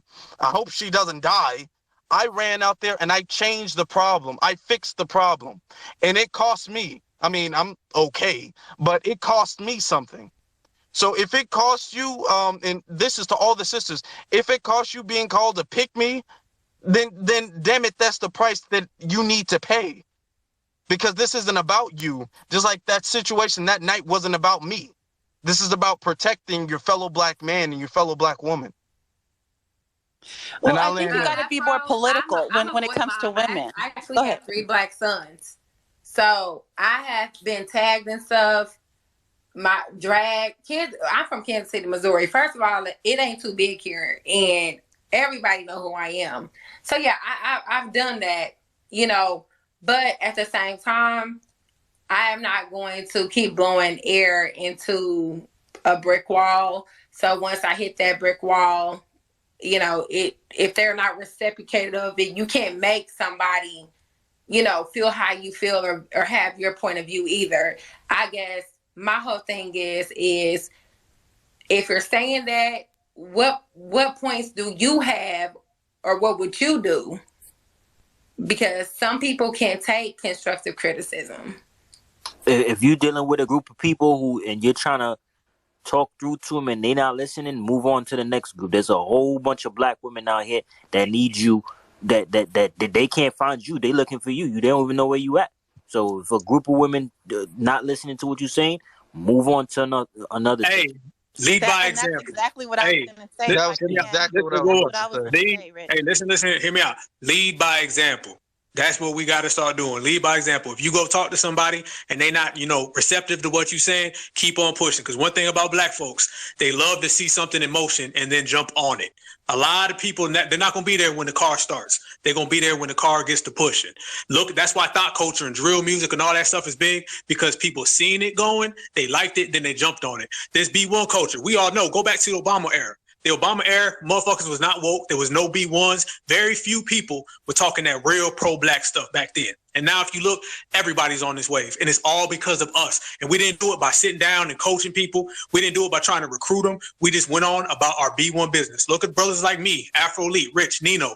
All we do is we put out our content. We speak our piece. We speak our truth on this black power stuff. And if people jump on, they jump on. If they don't, they don't. But the more you keep putting it out and the more you keep permeating that real energy, people going to follow.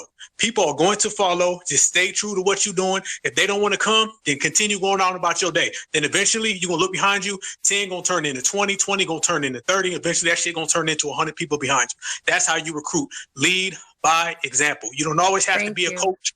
Yes, you don't always have to be a coach. Sometimes you could just keep on pushing. And I'm going to say this, and I got to say this to everybody who's in their late 20s or early 30s. This needs to be said, and I know you're going to agree with me.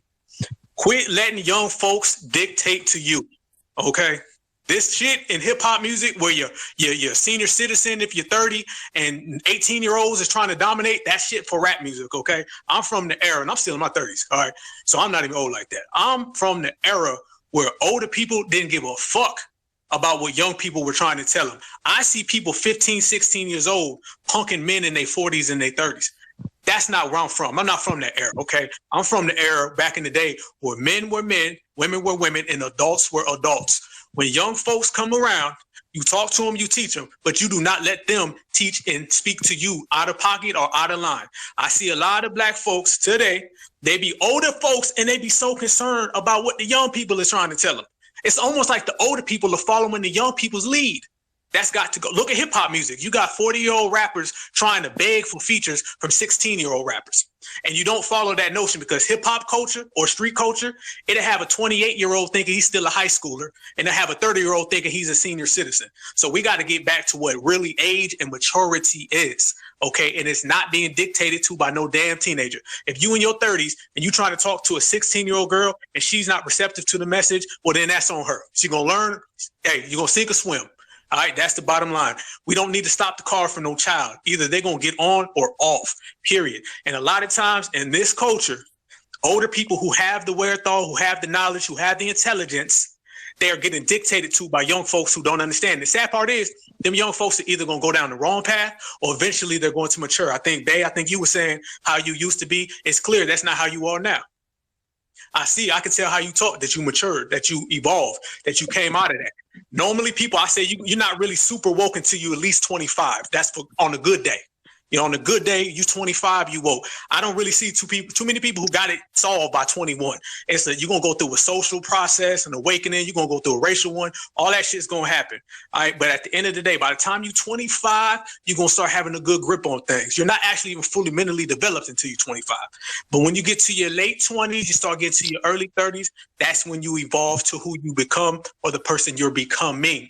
And the best way to do that is to keep on going, keep on evolving. And them young folks who don't listen today, they might be the people who listen tomorrow. And if they are not the ones who do not listen, then they're going to be the ones that we keep on pushing past them. So be an alpha man or an alpha woman, because yes, you can be an alpha woman. You go jump in the lion's den. I don't give a damn. I ain't never seen nobody run up on a lioness and say it's just a girl. Okay, that is gonna still bite your goddamn neck The off. Okay, lionesses are the fighters in the groups. you damn right. Protect the lions. You damn right. My wife is in here right now. Her name is Queen Alpha. Okay, not Beta. Queen Alpha. A woman can get with you the same way a man can get with you, just like a lion and a lioness. That's how you have to do it. You got to have that certified alpha mentality, no matter where you go, no matter who you're dealing with. If you're dealing with someone older who ain't got their script right, you can still have it. If you especially dealing with somebody younger, I can't stand when I see old folks getting dictated to by teenagers. That's just not the era that I came up in. Because that's somebody said earlier, you messing with the natural flow of life. You know, that's no different than trying to turn a boy into a girl and a girl into a boy. When the older person is acting like a child and the child is acting like the adult, that flips things. And we all know white supremacy is always trying to put that on us. So you got to be strong, stay in your mind. And if somebody's not rocking with you, just keep on leading by example. That's what all of us do. Afro Elite, Rich, Nino, myself, we keep putting out the content. Each one teach one. We all do a little. We all do a lot. Yes, indeed. And you made an excellent point, as always. And this is why I love you guys.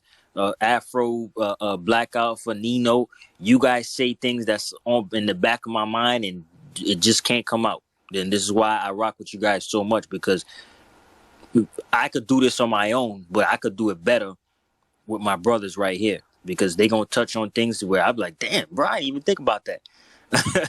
But to add on to what my brother Black Alpha was saying, study branding, study marketing.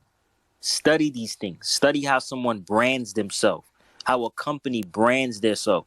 I was in Beverly Hills a few years ago, and I was on Rodeo Drive, and I was just literally walking around. I did a little bit of shopping, but I was just walking around, and I was observing how rich people move. Study how those people move, because when you brand yourself the correct way, you could walk up to a young person and they'll listen to whatever you got to say. Why? Because you brand yourself a certain way. Some of these people, and this is why the young dudes don't respect the older dudes, because they're looking at us like, dude, you look dusty, bro. I'm not trying to hear whatever you got to say. But when you brand yourself a certain way as a woman, when you brand your certain self as in a certain way as a woman and as a man, the youngin's gonna be like, nah, I gotta listen to what this nigga saying, cause this nigga in a Rolls Royce, his ladies in a Phantom, or what, and you don't even gotta have a lot of money. You just carry yourself a certain way, and people are gonna gravitate towards it. I've been in rooms with rich people before. I've seen Donald Sterling in person. He's worth $2 billion. He's the racist co-owner of Clippers. He walked right in the room. I was in California. He walked right in the room in Saks Fifth Avenue. He just walked right past me.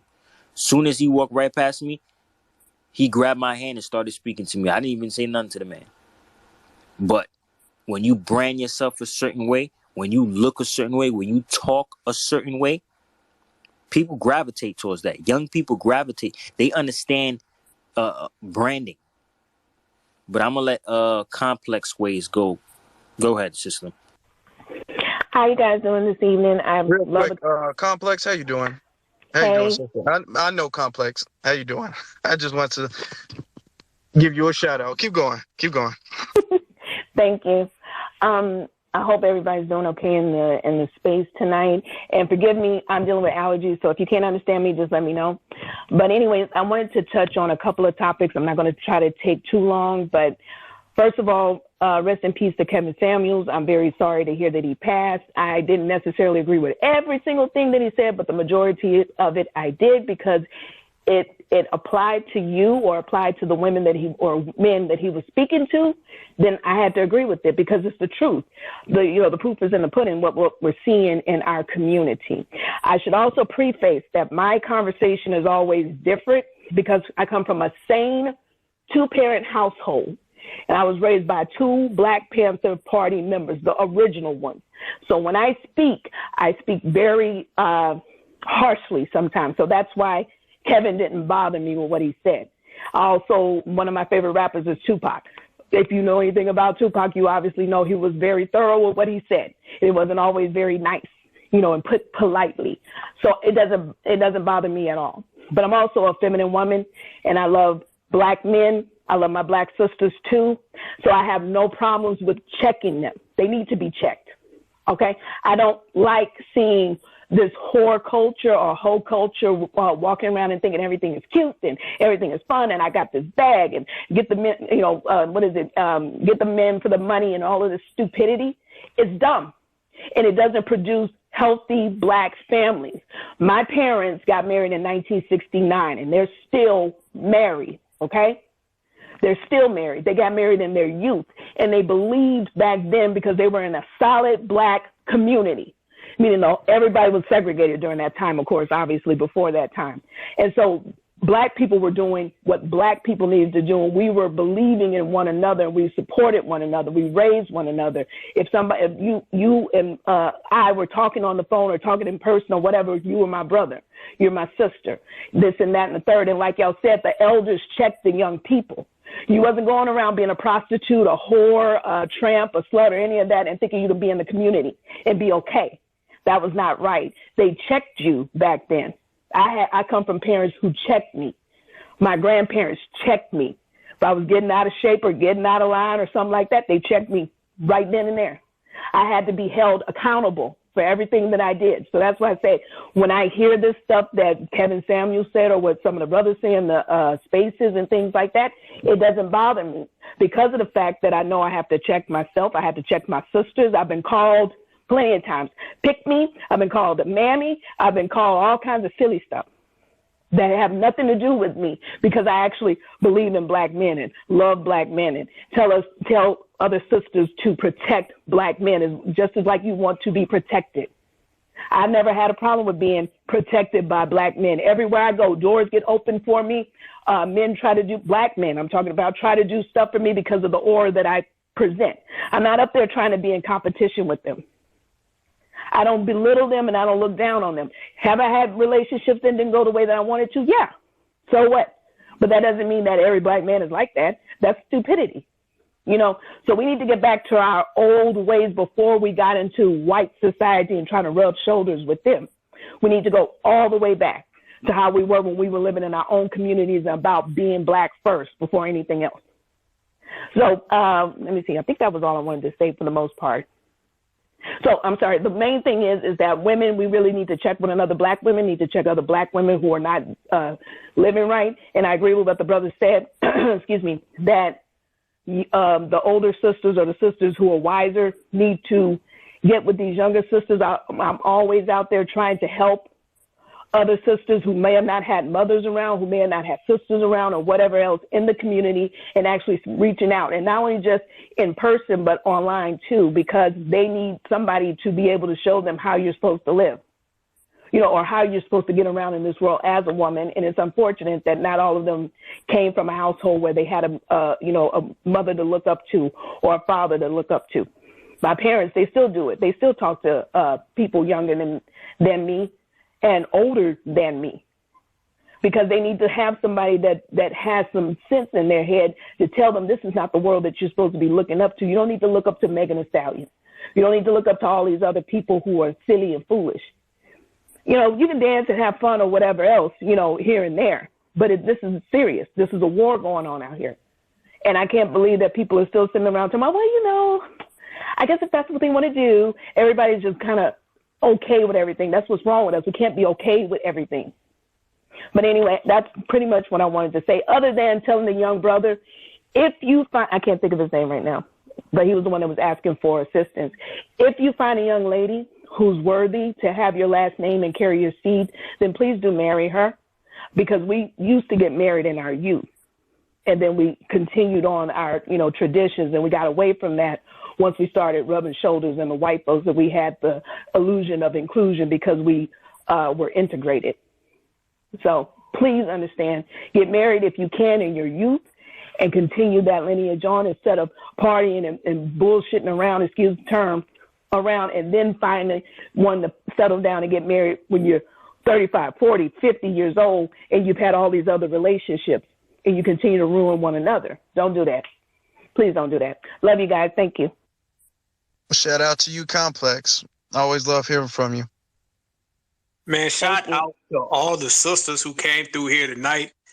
Shout out to everybody, but straight up to all the sisters who came through, because I know they wanted to turn this into some tug of war, gender stuff. A lot of people did. We only really had 2 off codes. I think we had the Dusty dude show up, and we got them all up out of there. But there's been a bunch of intelligent sisters. You can hear it. You can feel the energy straight up. So salute, B1, salute, every type of salute to all the sisters who spoke tonight and all the brothers who spoke tonight, because this is real energy. And, they wanted us to have some, toxic BS, Kevin Samuels back and forth type shit. And we moved all of that. We took a situation where people are celebrating this man's death. And now we're talking about, mentoring younger folks, the older, the younger, the give, certified energy, B1 energy, and actually, uplifting each other and advancing each other. And we took a bad thing, a negative thing, we turned it into a positive. And that's a rarity. That's a rarity, because usually when they feed us something negative, it stays that way. So the very fact that we were able to take a negative and flip it into a positive and actually give good game and let real people talk, you got to salute yourself. I tell this to black folks all the time. We deal with enough shit, on a day-to-day basis, that every now and then we need to celebrate ourselves and pop our own fucking collar. So everybody make sure you pop your own motherfucking collar, because we've been really holding it down, straight up. And I want to thank y'all. I have to leave. I just want to thank y'all for the opportunity to speak again. It's been great. And I hope that everything that everybody's been saying, please go out and help your fellow black person, whether it's a man or a woman. Stick to what you're saying that you're going to do. It's not easy, but stick to it, because it always has its rewards. Okay. And Megan, stop giving your damn husband a hard time. Okay, tell him we said we send his love, our love. How you know? Thank you. B1 sister, follow us and so you could be on our next Twitter space. We always do this probably once a week. Thank you. No problem. Have a good day. God bless. Yeah, B1, there's a Complex. You said something that's very important that we don't recognize enough. Our families, and when I say our families, I mean black families, we had stronger communities. We had more closely knit communities. We had stronger marriages and higher marriage rates than the dominant society, than white people did. And that wasn't that long ago. If you want, in the grand scheme of things, that wasn't that long ago.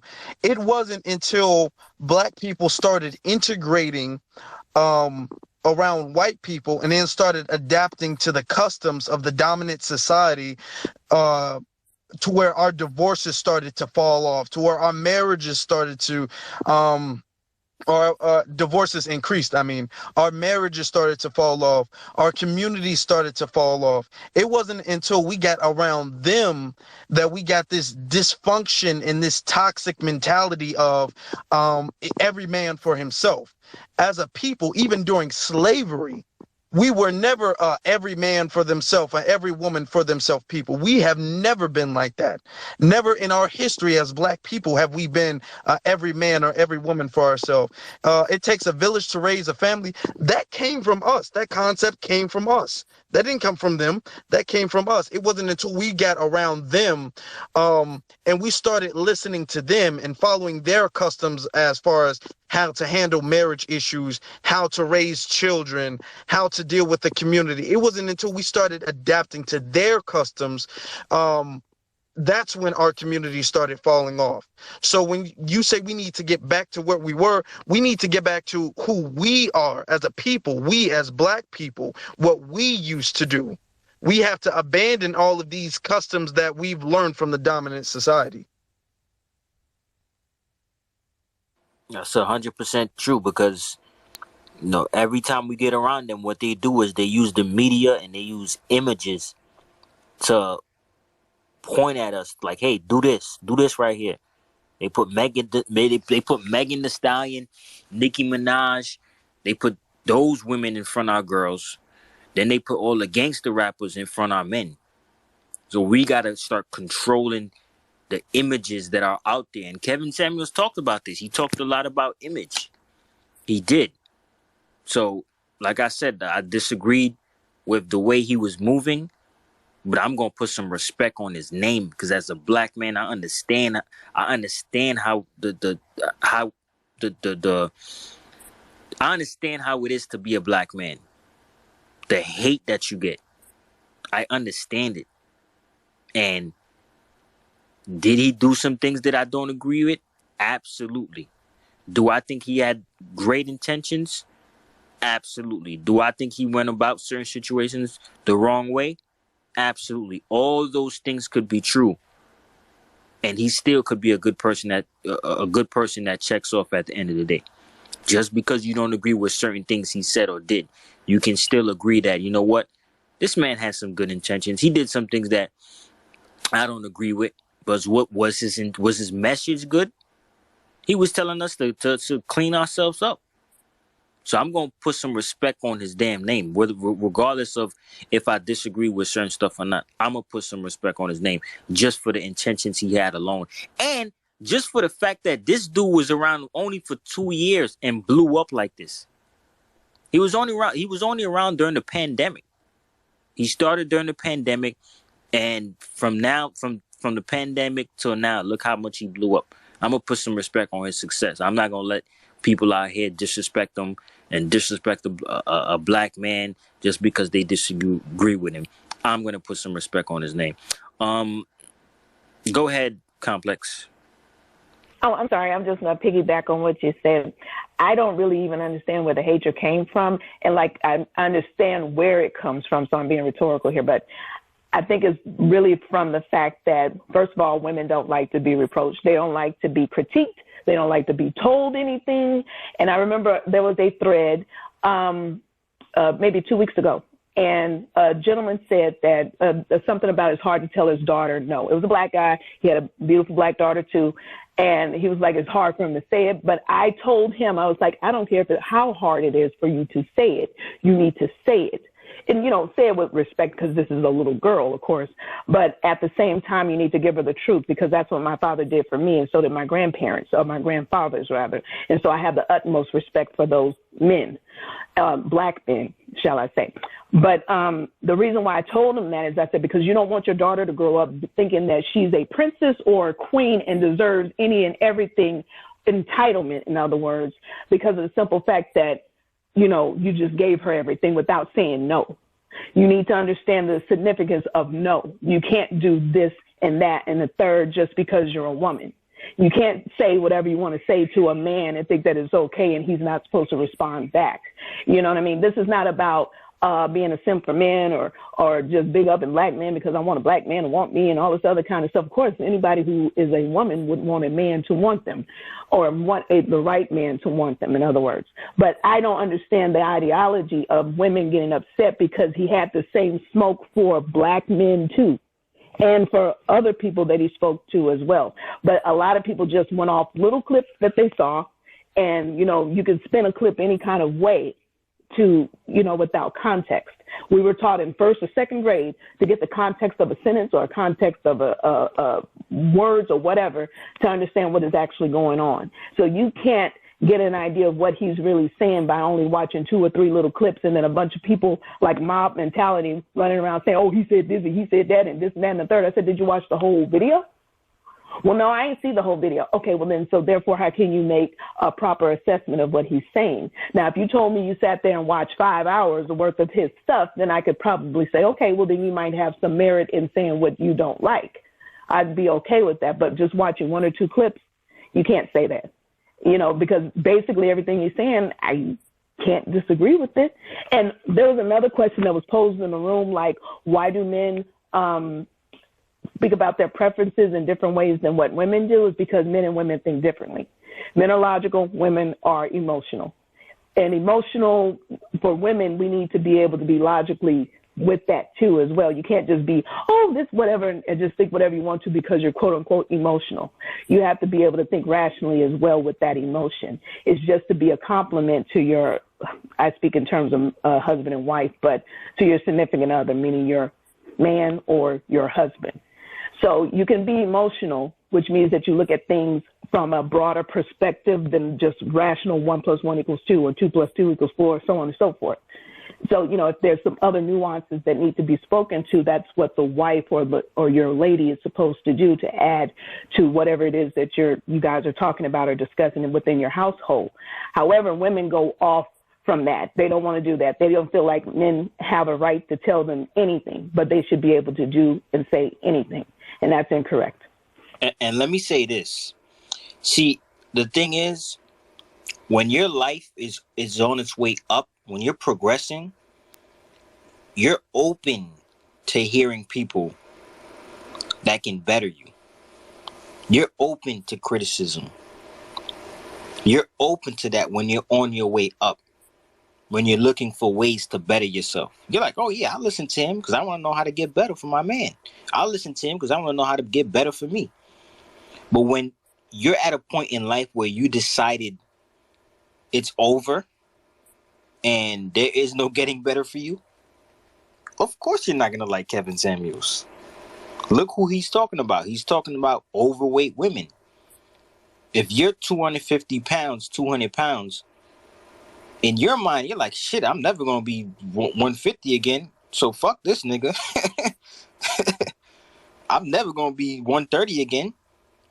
The dudes that used to talk to me back in high school, they never going to talk to me again. So what good is it for me to listen to this dude right here when I'm never going to be who I was again, or I'm never going to be better than I am today? You only listen to people that are critiquing you when you want to get better. But when you have no interest in getting better and someone is critiquing you, you're going to look at that as hate. You're going to feel a way about it. If he's criticizing women over 40 who are unmarried and single, these women know their life is over. They know the chances of them dating a 1% of millionaires over. You think they want to hear that? They want to hear the opposite. They want to hear what their girlfriend's telling them. Their girlfriend's told them there's still hope. And this is why women especially got to stop wasting time, wasting energy. And instead of making mistakes, how about you learn from mistakes? Instead of becoming a baby mama that you didn't want to be, instead of becoming a single woman, how about you learn from what other women have done?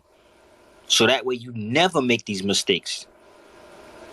Learn the lessons that other women have made. Because I don't want to see black women, they got their stuff together after they made mistakes. No, I want you to not make any mistakes. I don't want black men to make mistakes where they end up having children with women they know they shouldn't have children with, and now the shit backfired. Now they want child support. No, I don't want you to make no mistakes. I want you to learn from other people's mistakes so you can enjoy your life. I want black people to enjoy their life. I don't want them to have to go through the worst of the worst in life, and now they know all the answers. No, you can know all the answers before you make all the mistakes. And I'll land there. I have to make this very special announcement, family. Can we please get our hands together for the host, Black Alpha? Because I just checked his YouTube channel, and our brother has reached over 1,000 subscribers on YouTube. So I'm gonna need everybody in the room to give a round of applause to our brother, the King, Black Alpha, to the Black Alpha Network. Salute to our B1 brother. Thank you very much for this space, brother. Thank you. I appreciate you. And if you guys have not checked out his YouTube channel, you definitely have to do that. Salute to him. Okay, B1, the new black media is on the rise. Much appreciate this space. Thank you, everybody who has subscribed to our brother. Thank you very much. Hey, man, I appreciate that, man. B1 salute, Afro, all the way, man. My motherfucking homie, straight up. I appreciate that, y'all. Hey, we did like 30 something here, man. It's just during this space, man. I appreciate it. Y'all make sure you subscribe, though. I'm going to be humble as well, man, because my brother Afro Elite, he does great content, beyond great content. You guys make sure you subscribe to him as well. I see Beatzilla in here. You guys make sure you subscribe to him as well. Kid Gravity, Touring, all across the board. New Black Media, we are in full effect. But that is just one portion of what we got going on here. Everything we talked about combating gender wars, combating, the Democratic plantation, the Republican plantation, and just supremacy as a whole. This is our era, man. I always say, if there's ever been a time to be a B1 or a foundational Black American, it is right now. It's a beautiful time to be alive, and it's even better to be Black. So let's just keep this thing moving. It's May right now, and it's about to be the real summer. And you guys know this summer is going to be hot. It's going to be long. It's going to be a lot of crazy things, but we all got to stand next to each other and hold each other down in the process. So Afro Lee, I appreciate you, man. It's a Midwest thing, man. That's from Illinois to Ohio, brother. I appreciate you. Yes, sir. Thank you. Thank you for having me again. Thank you. This is what we do as family. We are family. We stick together. We help each other out in every way we can. The Black man to the fellow Black man, the Black woman to the fellow Black woman, the Black man to the Black woman, the Black woman to the Black man. I want you guys to feel that energy right there. As we were saying, we took something negative with a lot of Black people celebrating the death of a Black man. And a lot of Black men were celebrating too. I seen a lot of them in my tweet this morning, hating on Kevin Samuels. So we took a negative of celebrating the death of a brother, and now we, turned that into a positive with brothers holding each other down, brothers lifting each other up and speaking to each other as family, because we are family and we're all in this together. And that goes for the brothers and the sisters and the kings and the queens and the goddess and especially outsiders. But they got everybody coming at us because they're afraid of spaces like this, and they're afraid of the energy that goes on in these spaces. The very fact that things they used to do back in the day, it used to be real comfortable for supremacists back in the day. Go back to the Obama years. It was very comfortable. They was just out here practicing anti-Black racism and kicking their feet up, eating motherfucking popcorn and, just chilling, because people used to let that shit slide. We don't let that slide no more. We regulate.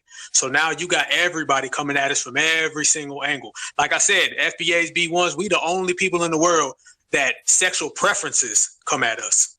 We don't even have to worry about groups and organizations. We have sexual preferences that got smoke with us. Nobody else can say that, but they say these things and they do these things only because we getting closer and closer to what we trying to achieve, and the energy is strong. They feel it.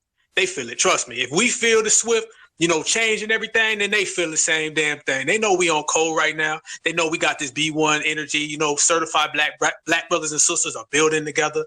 Black brothers and sisters out here making it happen. We saying cut the check. Cut the check. Give me my reparations. Cut the check. I don't know how much more blunt you can get. And shit like that scary. We're not asking. We're not saying, please give me the money. Can you hand it over to me? We're not explaining. We're not complaining. We coming straight down the middle. You know what I'm saying? And they know every time we get to that doorstep, we kick the motherfucking door in. So this is what's got everybody shook. I mean, every day I see a damn Twitter space with Africans talking about Tariq Nasheed. Every single day.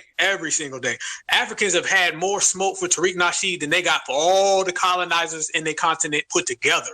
You know what I'm saying? We living in their head rent free, living in their head. But trust me, if we wasn't on code, they wouldn't be doing this. Supremacy gets very, very comfortable when motherfuckers is not on code. When you on code, they get shook. Then you start getting the first black this. They just came up with the first black, 2 days ago? You know what I'm saying? They done hit us with the first black about 7 times this year. You know what I'm saying? Joe Biden giving out crack pipes. They doing anything. But at this point, we say they got a trick bag. They reaching into that trick bag and they just searching because that shit ain't there no more. We swatting everything they do. We calling out things before they even do it. Black folks used to fall for shit for 60 years straight, like voting Democrat. We challenging that now. We challenging all these fake one-sided relationships. Pan-African, we done ran that off the block. We done ran the black and brown coalition. We done ran that off the block. The leeches of color, we done ran that shit off the block.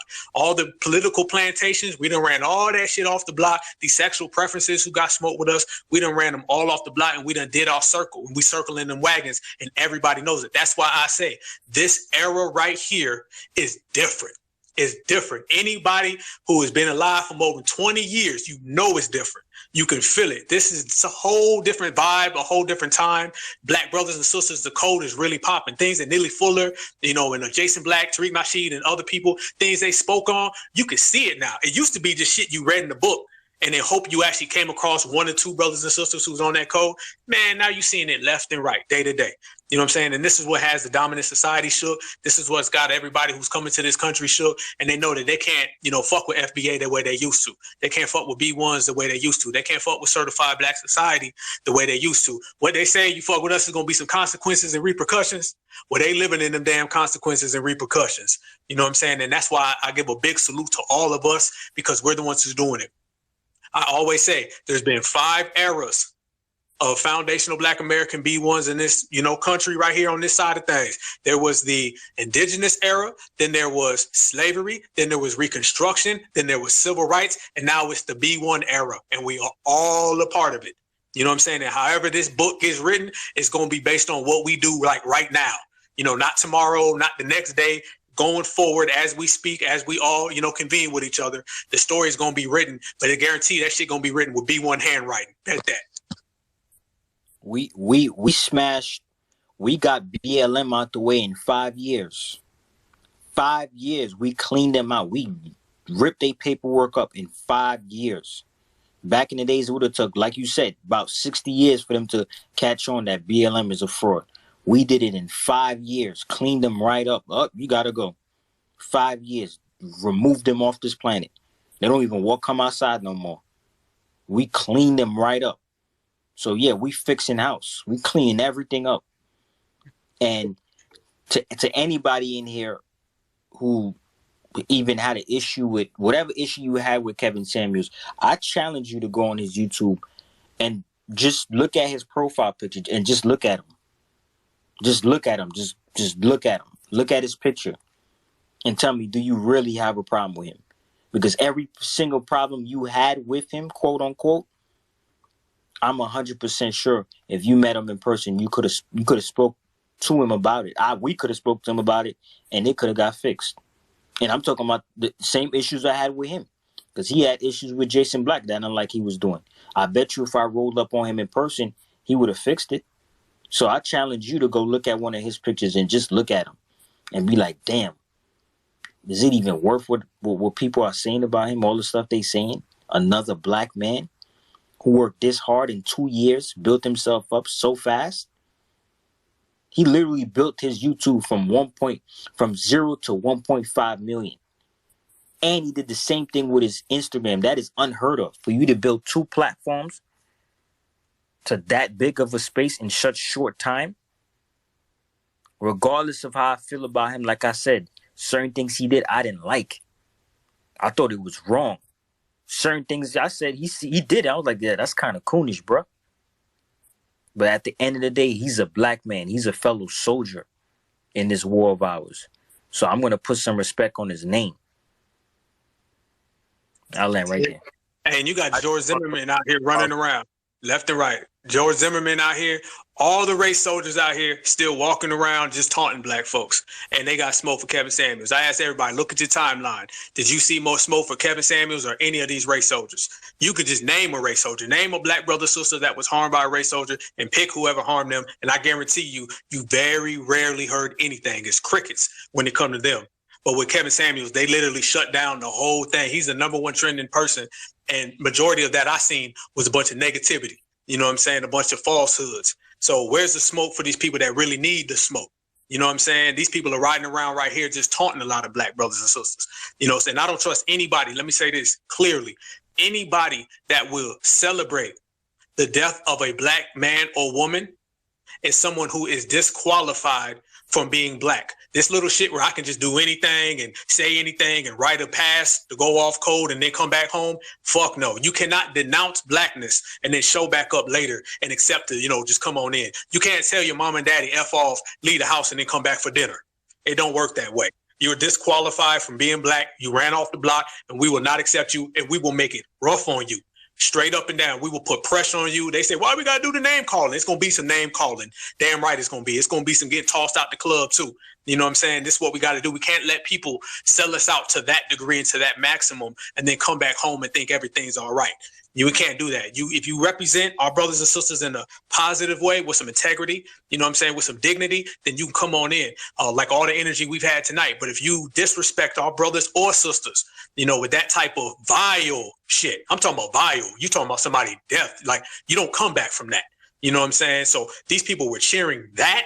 And mind you, this man has a family, including a daughter. So don't tell me that you care about black women so much that you wish this guy to be dead, but he's got a girl that's going to grow up to be a black woman. And the death was confirmed by his mother, who is a black woman. That is off code. That's wrong. That's wrong. And we cannot celebrate nobody on that energy. You cannot be black no more. Your black card is stripped away. You are now racially homeless. Okay, your ass is racially homeless because the dominant society is not going to accept you. Your ass better go ahead and get you a little tent on the corner and sleep outside because you cannot come into B1 house no more. And if you show your face around B1 society, you will be ran off the block. That's just what it has to be, and this is how it's going to go. So RIP to Kevin Samuels, you know what I'm saying? And be honest with you, beyond thinking about him passing, and I'm like the brothers here, I didn't agree with everything he said. My thoughts initially shifted to his children. You know what I'm saying? Because these are blacks, you know. These are young black folks, you know, I think he has one daughter, but also to his family. I thought about them immediately. So if that's not where your mind is at, you know, it's a game. So we got to be careful because a lot of these people running around here, you got Black Lives Matter running around here talking about Black Lives Matter. But when a black person dies, they disappear. And to your words, Rich, we took them and their $90 billion, and they got all that money and they got ran off the block by some B1s. You know what I'm saying? And we didn't even do that with money. We did that just off the grit, just off the soul. You know what I'm saying? So we can do that and we can run up off the block these billion-dollar frauds. You know, we can run off these billion-dollar political plantations, and we can run that all off the block just on the merit and off the strength of being FBA B1s, and we can do anything. And it starts with disqualifying anybody who steps off code. Zero tolerance. Black Alpha, real quickly, brother, and I see Complex with your hand up. I'll be real brief, sister. Yes, sir.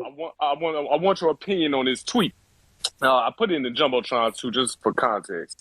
It says Mary Povich is sitting with his wife, Connie Chung, enjoying that $100 million in earnings from showcasing black women on national TV for 30 years as a demographic who engages in serial, unprotected sex and has no idea whom the father to her child is.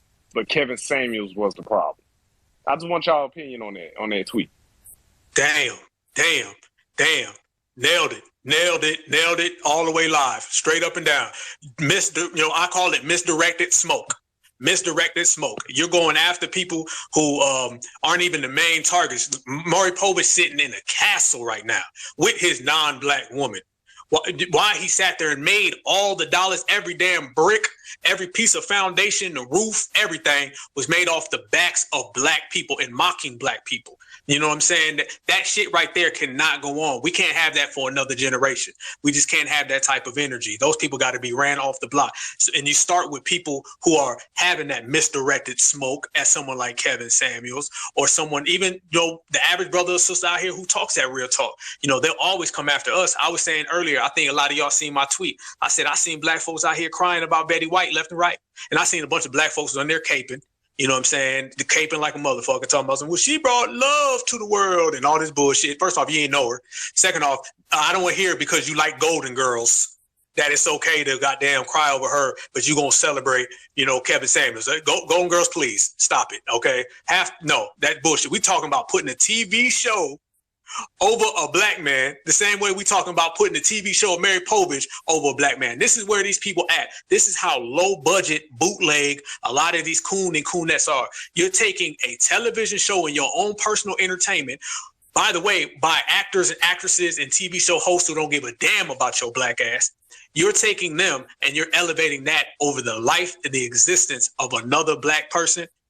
Anybody who's on that time, anybody who's on that wave has to get regulated, has to get ran out the motherfucking block, point blank. And that's where I stand on that, and I'm going to always stand on that. Oh, we going to spin that bitch. Yes, indeed. Hey, they racially homeless from now on.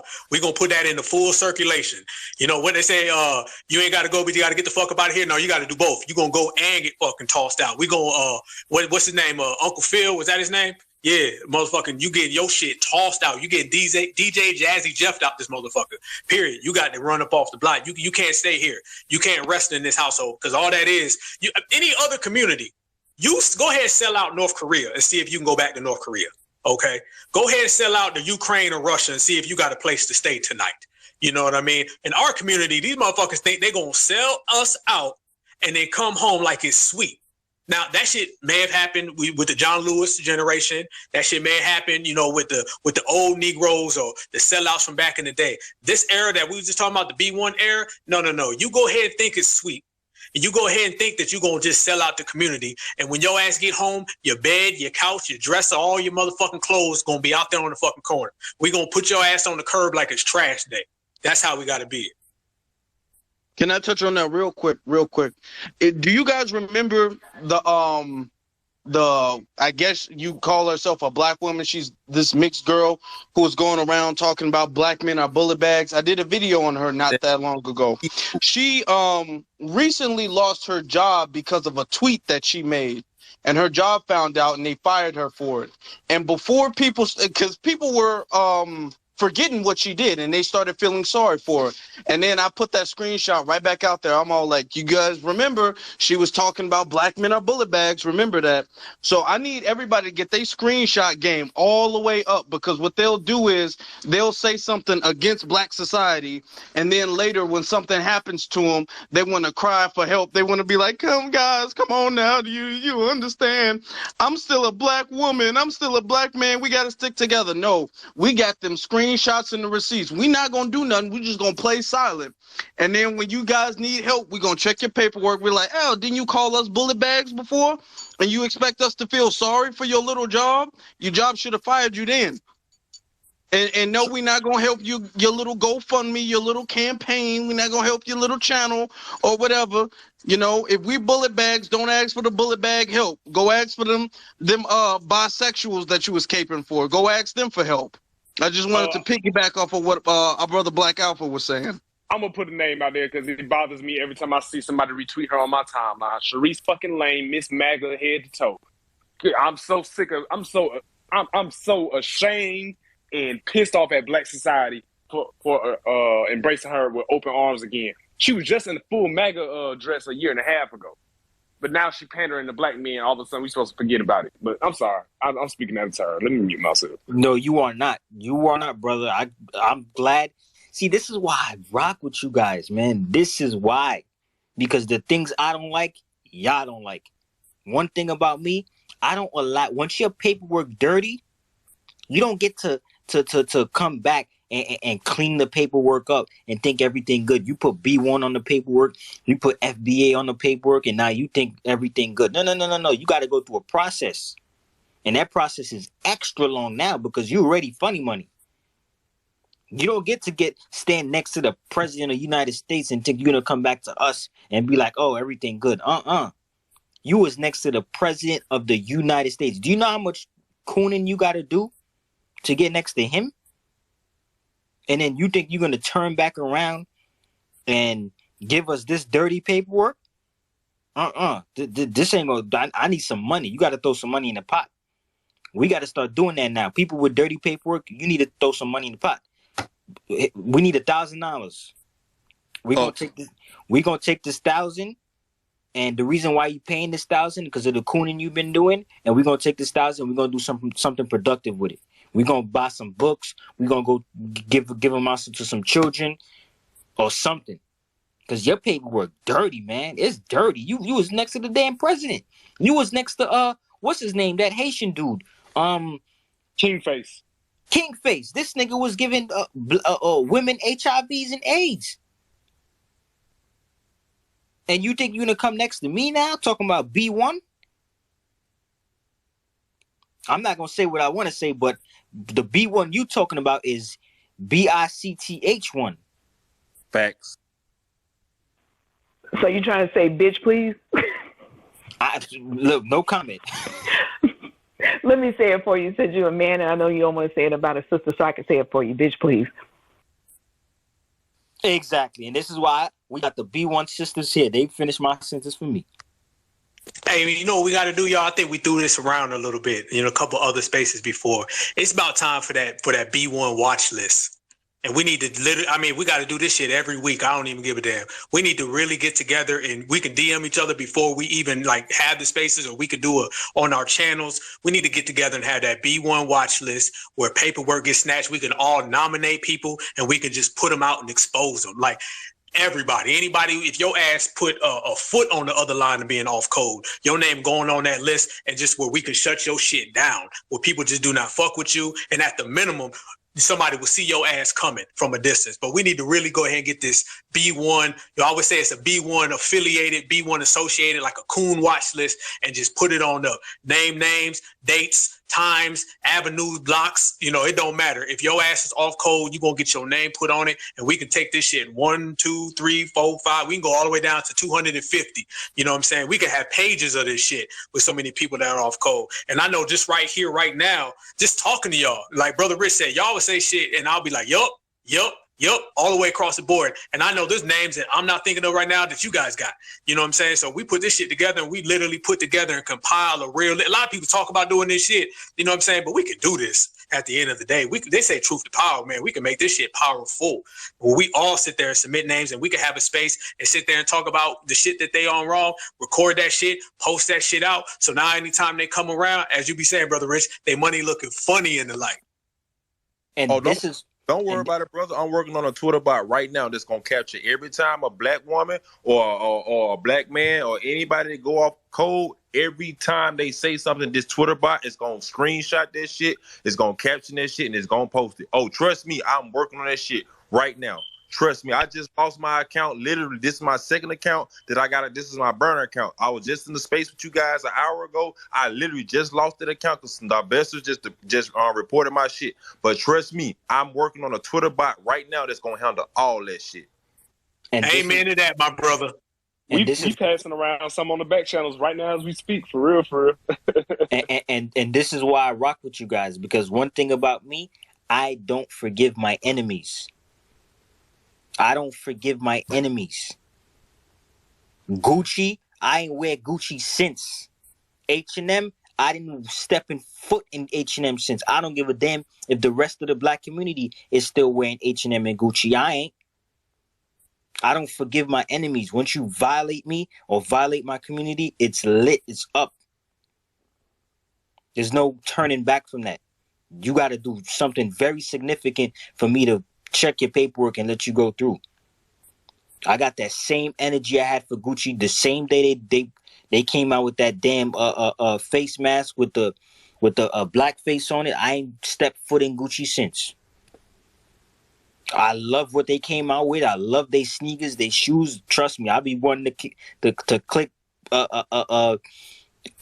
buy on that shit. I'm like, God damn, I want to do it so bad, but I can't.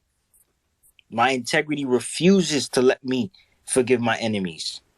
So if you think I feel like that, a way about that about a company, how you think I feel about an individual?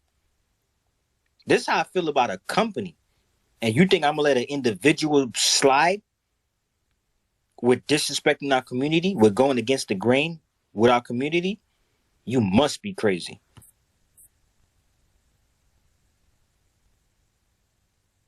Go ahead, Complex.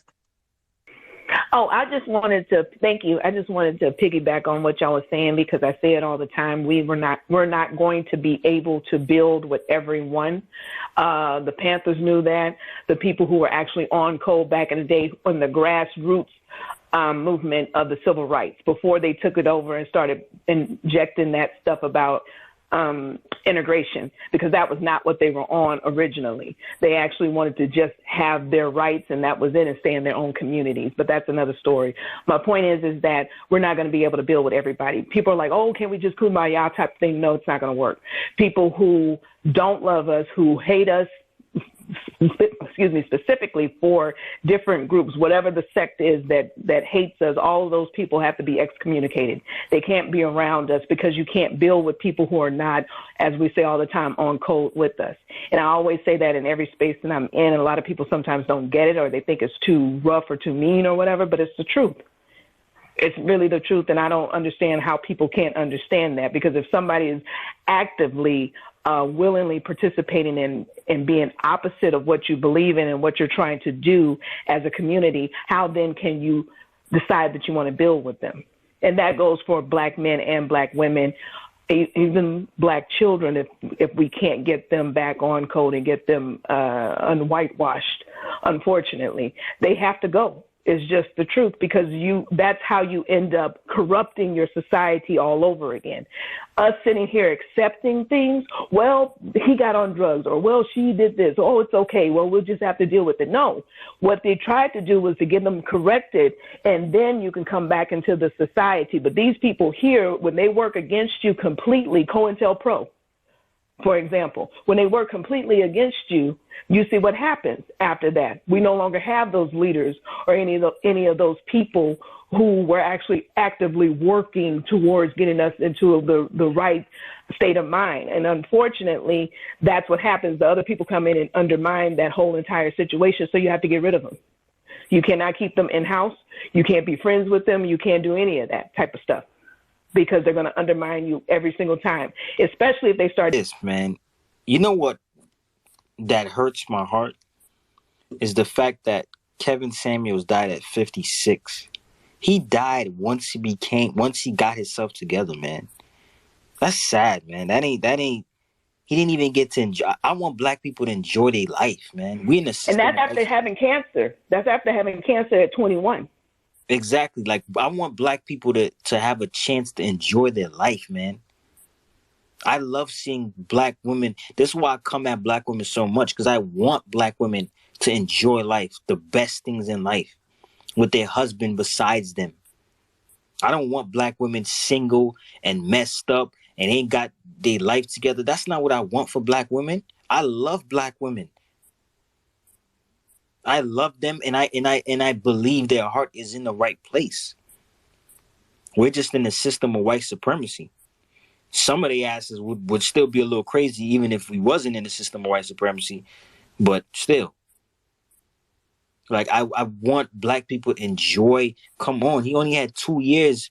He was up for 2 years. He got to sell his life together for 2 years. And he didn't even get to enjoy. He got 1.5 million followers. He was probably making a lot of money from that, but he didn't even get to enjoy it. That bothers me, man. He only died at 56. And you know what else I feel, brother, is that, and this goes unnoticed because of all the hatred and how polarized he was.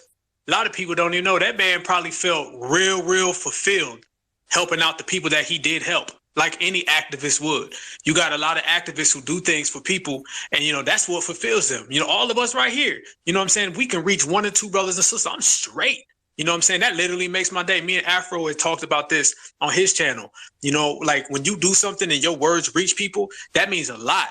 So all the polarization that they had towards him, like he was this hater and all that kind of shit, people don't even know. He probably got so much personal mail, and he probably got so many kind words from people that he affected in a positive light, that actually, you know, told him, hey, man, you know, this helped me go through here. This helped me get through this. I seen all types of things. I seen brothers and sisters say that his commentary helped him through the pandemic. I seen a brother say it helped him through fucking college. A guy said he got motivated, lost weights. I seen a female say it helped her lose weights and helped their marriage out. I mean, so many things that we don't even have access to on a personal level, that this man, he wasn't probably walking around here. People say he was whatever. He probably wasn't walking around here with his head in the sand, feeling ashamed because some people didn't like his words, because he was listening to a lot of people who uplifted him and said, hey, man, I appreciate what you did for me. I appreciate the things you told me. You motivated me. You know, so to your point, brother, he not only passed away at a young age, he passed away also suddenly.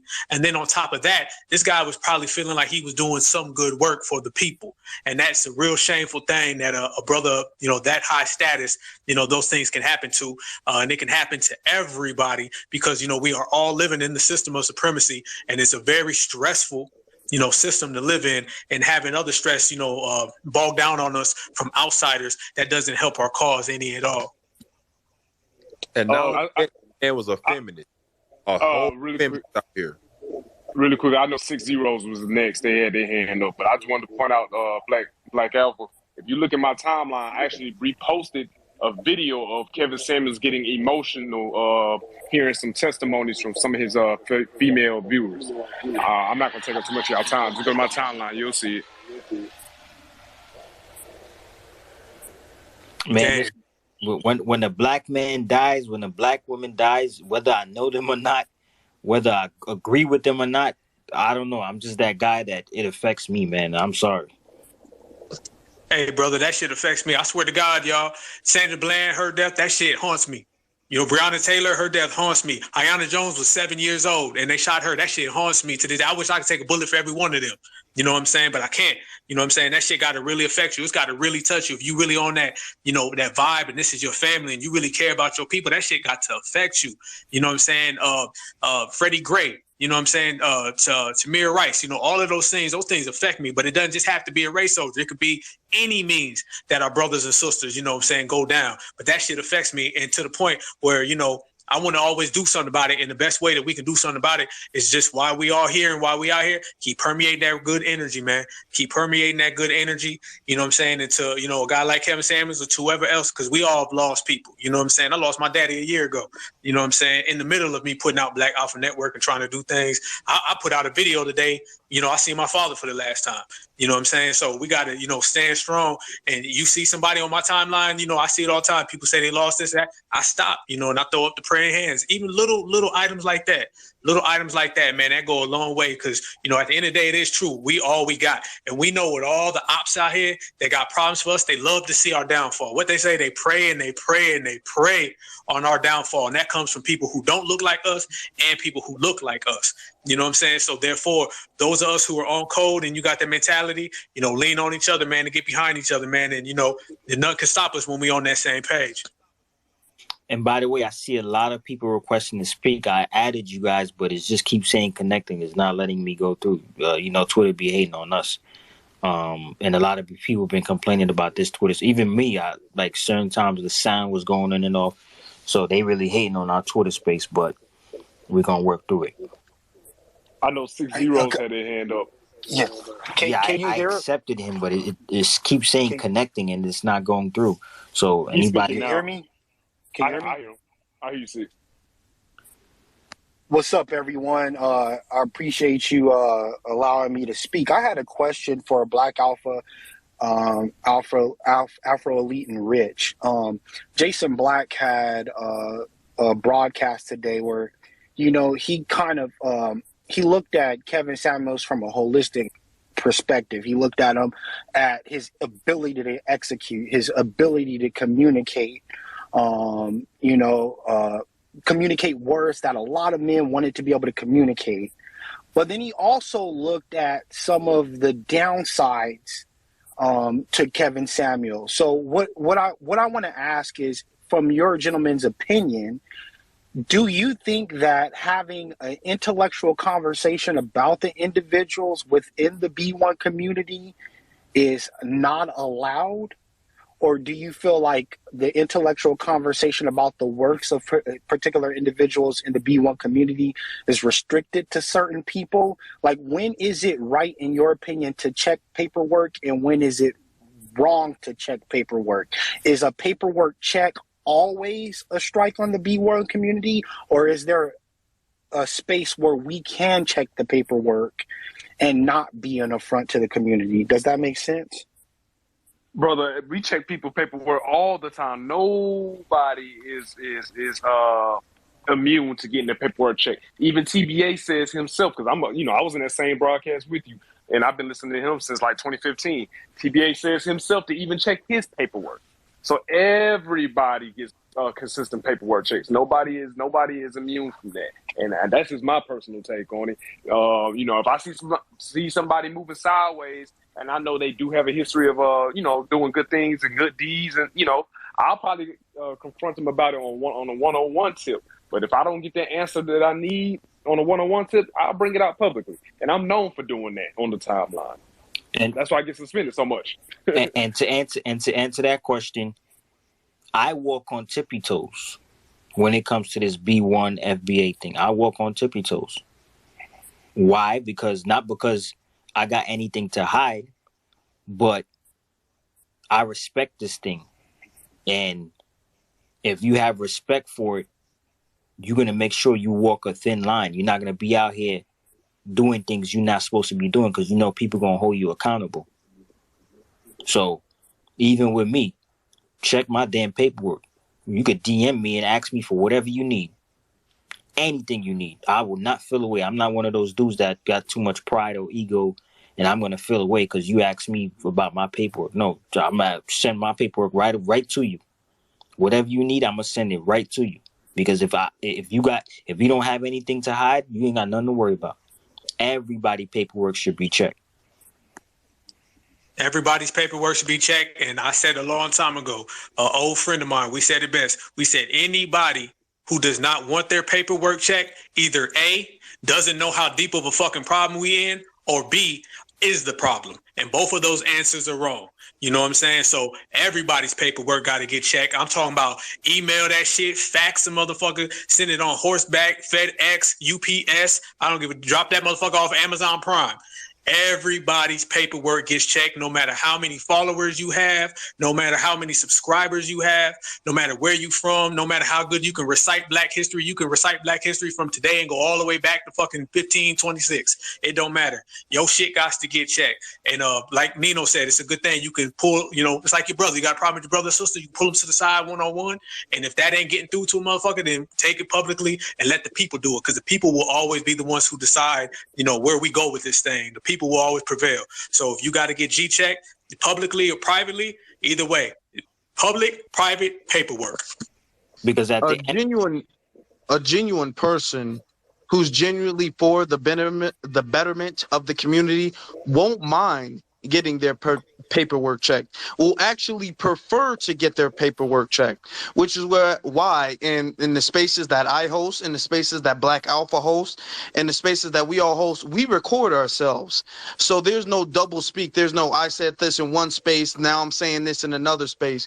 We have YouTube channels. We don't delete our tweets or anything. Anything we say, we stand on it. I go in other spaces and people try to bring things up about, well, didn't you make this tweet? Didn't you say this? And they pull up receipts on me as if they got me. I said, yeah, I said that. And I can explain the context to it, but I fully stand on it. I stand on it just as much today, right now, as I stood on it when I made that post or when I made that video. If you are a genuine person, you stand on what you say. You stand on what you believe. And if you move like that, then there won't be any paperwork to be checked on you.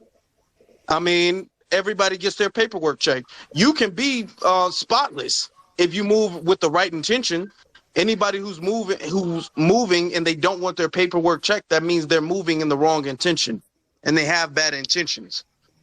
We all make mistakes and we can all get pulled to the side, and this includes myself as well. I can get pulled to the side. There's things I do that I probably shouldn't be doing, and I would appreciate if Black Alpha, Rich, Nino, if they hit me up in the DMs, be like, hey brother, let's not do that. That's not necessary. Complex, anybody, Nikki, y'all can do that. I'm not perfect. I'm not exempt from correction. However, I move in a way where I know that they won't even have to do that because I do it to myself first. And that's the way we need to be operating as a community.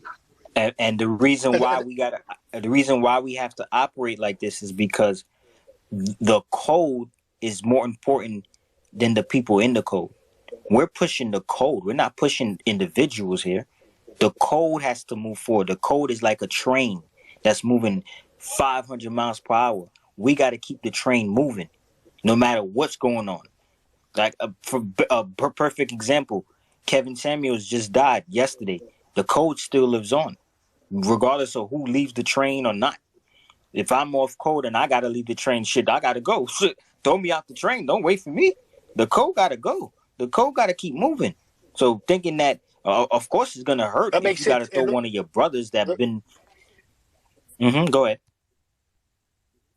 The reason why Go ahead. I asked that question is because was because Black Alpha has said if anyone speaks against anyone in the B1 community, they're going to be excised from the community. But so what I was asking is, how can that be a true statement, but then we also have to check each other's paperwork? If we're checking each other's paperwork, we're going to be putting each other center stage and saying, hey, I need to check your paperwork.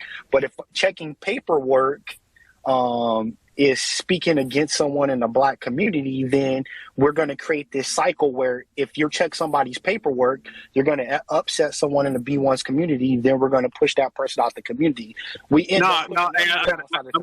I'm gonna chime in on that, brother.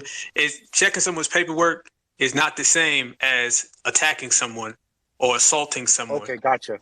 It's like the United States military. You know what I'm saying? If you fall off pattern in the United States military, when your superior sergeant checks you, it's not him abusing you or doing anything wrong. It's so that the function still continues. Like Brother Rich was saying, everything is in the structural system. If you remove one cog out of the machine goes down. You know what I'm saying? So it's not about taking the cog out and battering it and beating it down publicly.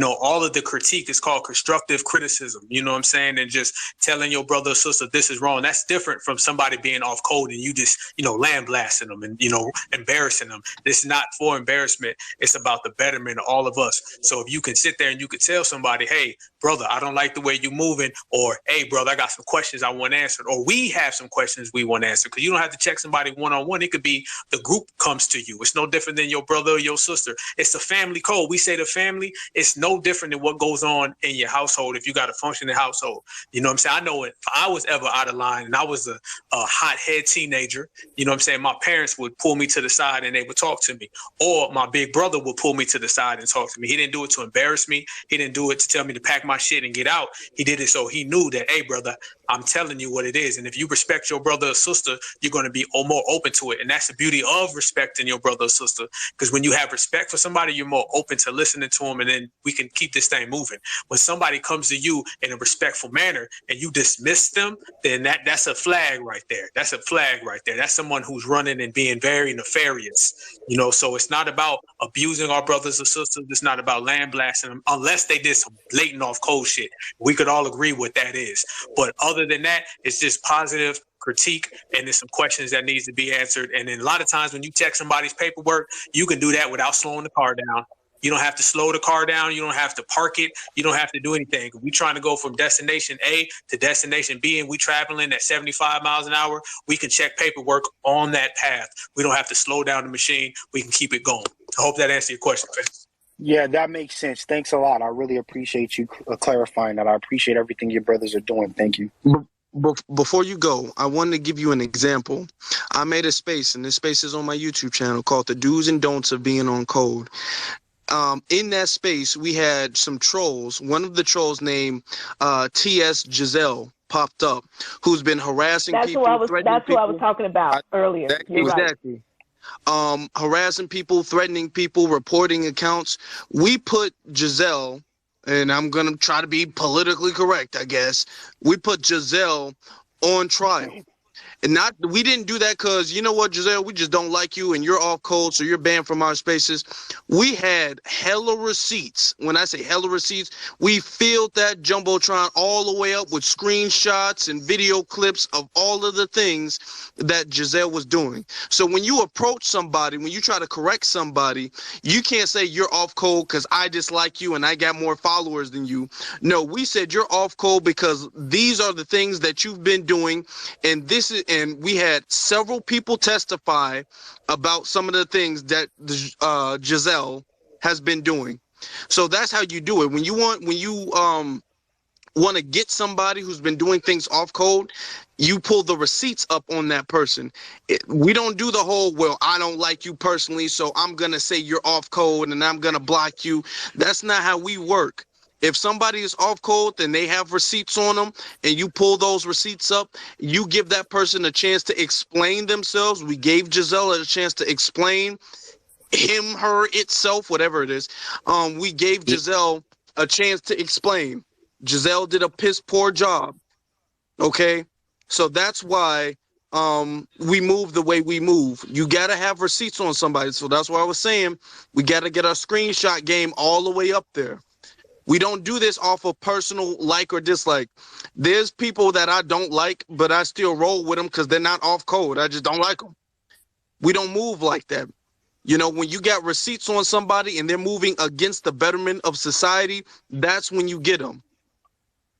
Yeah, that makes perfect sense. That's how we roll on our platform as well. So makes perfect sense. And we got to keep correcting each other, because the biggest thing is, and this is my last point. It's like, first is Bayard Rustin, right? He was in our community, but he was working on behalf of our oppressor, right? So if we have a Bayard Rustin in our community, he might do some good, right? He might help some people, but he's also working for the CIA. So it's like, we always got to make sure that no one's beyond reproach, because then if someone's beyond reproach, then they'll be like Bayard Rustin. I'm pretty sure he was saying suspect stuff day in and day out, and people would be like, well, you can't question Bayard because he's one of our brothers. But it's like, no, he's saying suspect stuff. Let's explore this suspect stuff and see where it's coming from. So as long as we can have that dialogue, when someone says something suspect, hey, let's sit down and see what this suspect stuff is. Let's see what your agenda is. Are you really following a B1 agenda, or do you have someone else's agenda that you're following? As long as we can have that dialogue, I think we're gonna be in a healthy space, as long as we, like you said, put the code above certain personalities. And with that, I'll mute myself. Thank you.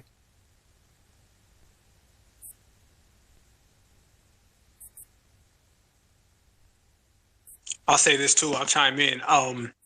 I feel also, it's our job too to let each other know when somebody's coming funny style, or if you see something suspicious. It's like a neighborhood watch. If somebody's in your neighborhood and they acting real funny style, it's on each other to say, hey man, watch for so-and-so over there. Me and my brother, anytime me and my brother go places together, we have this ineptability where we don't even have to talk to each other. You know what I'm saying? We can give each other an eye or, a little nod or something for who to look for, what to look for, and to keep, your eyes on. It's all about reconnaissance. It's just reconnaissance. And we got to have that military mind. Tupac used to talk about that all the time. You got to have a military mind. If you look, a lot of our great pillars in our community have some sort of military background or military structure, because this is a war. It's an anti-black war, so we have to operate from a military aspect. Neely Fuller, if I'm not mistaken, was in the military. I think he served in the Korean War, if I'm not mistaken. Tupac's godfather, Geronimo Pratt, was in Vietnam. That man was bad. They was dropping him behind enemy lines 6 or 7 times. And anybody knows Vietnam, the life expectancy wasn't too good when you were on the other side of enemy lines. And they was dropping that man off, and he was, doing a lot of missions. Bobby Seale from the Black Panther Party, a lot of people don't know, he's from the Air Force. He was in the Air Force. All that structure from the Black Panther Party, from the food programs to being the Minister of Defense, all of that came from a military background.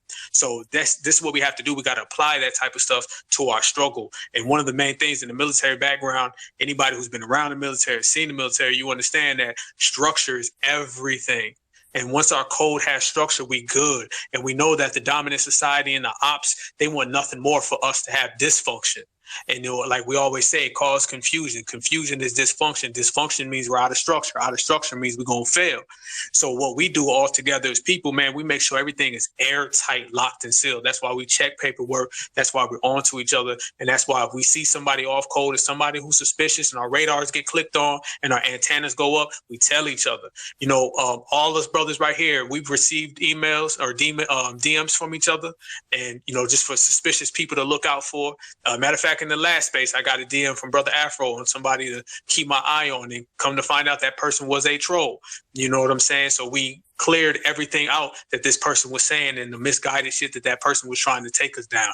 But that was solid because it's your brother looking out for you. It's no different than your brother pulling you to the side and saying, hey, whether it's your big brother or your little brother, your brother pulling you to the side and saying, hey, don't hang around those guys. They bad news. Or stay away from them folks over there. It's bad news. A lot of people who made bad decisions, if somebody could have just pulled them to the side and said, hey, don't go over there right now. Tupac, when Tupac got shot in New York, A lot of people telling them, don't hang around them guys you hanging around. And what happened? Tupac was hanging around the wrong people. He got hit with that pap.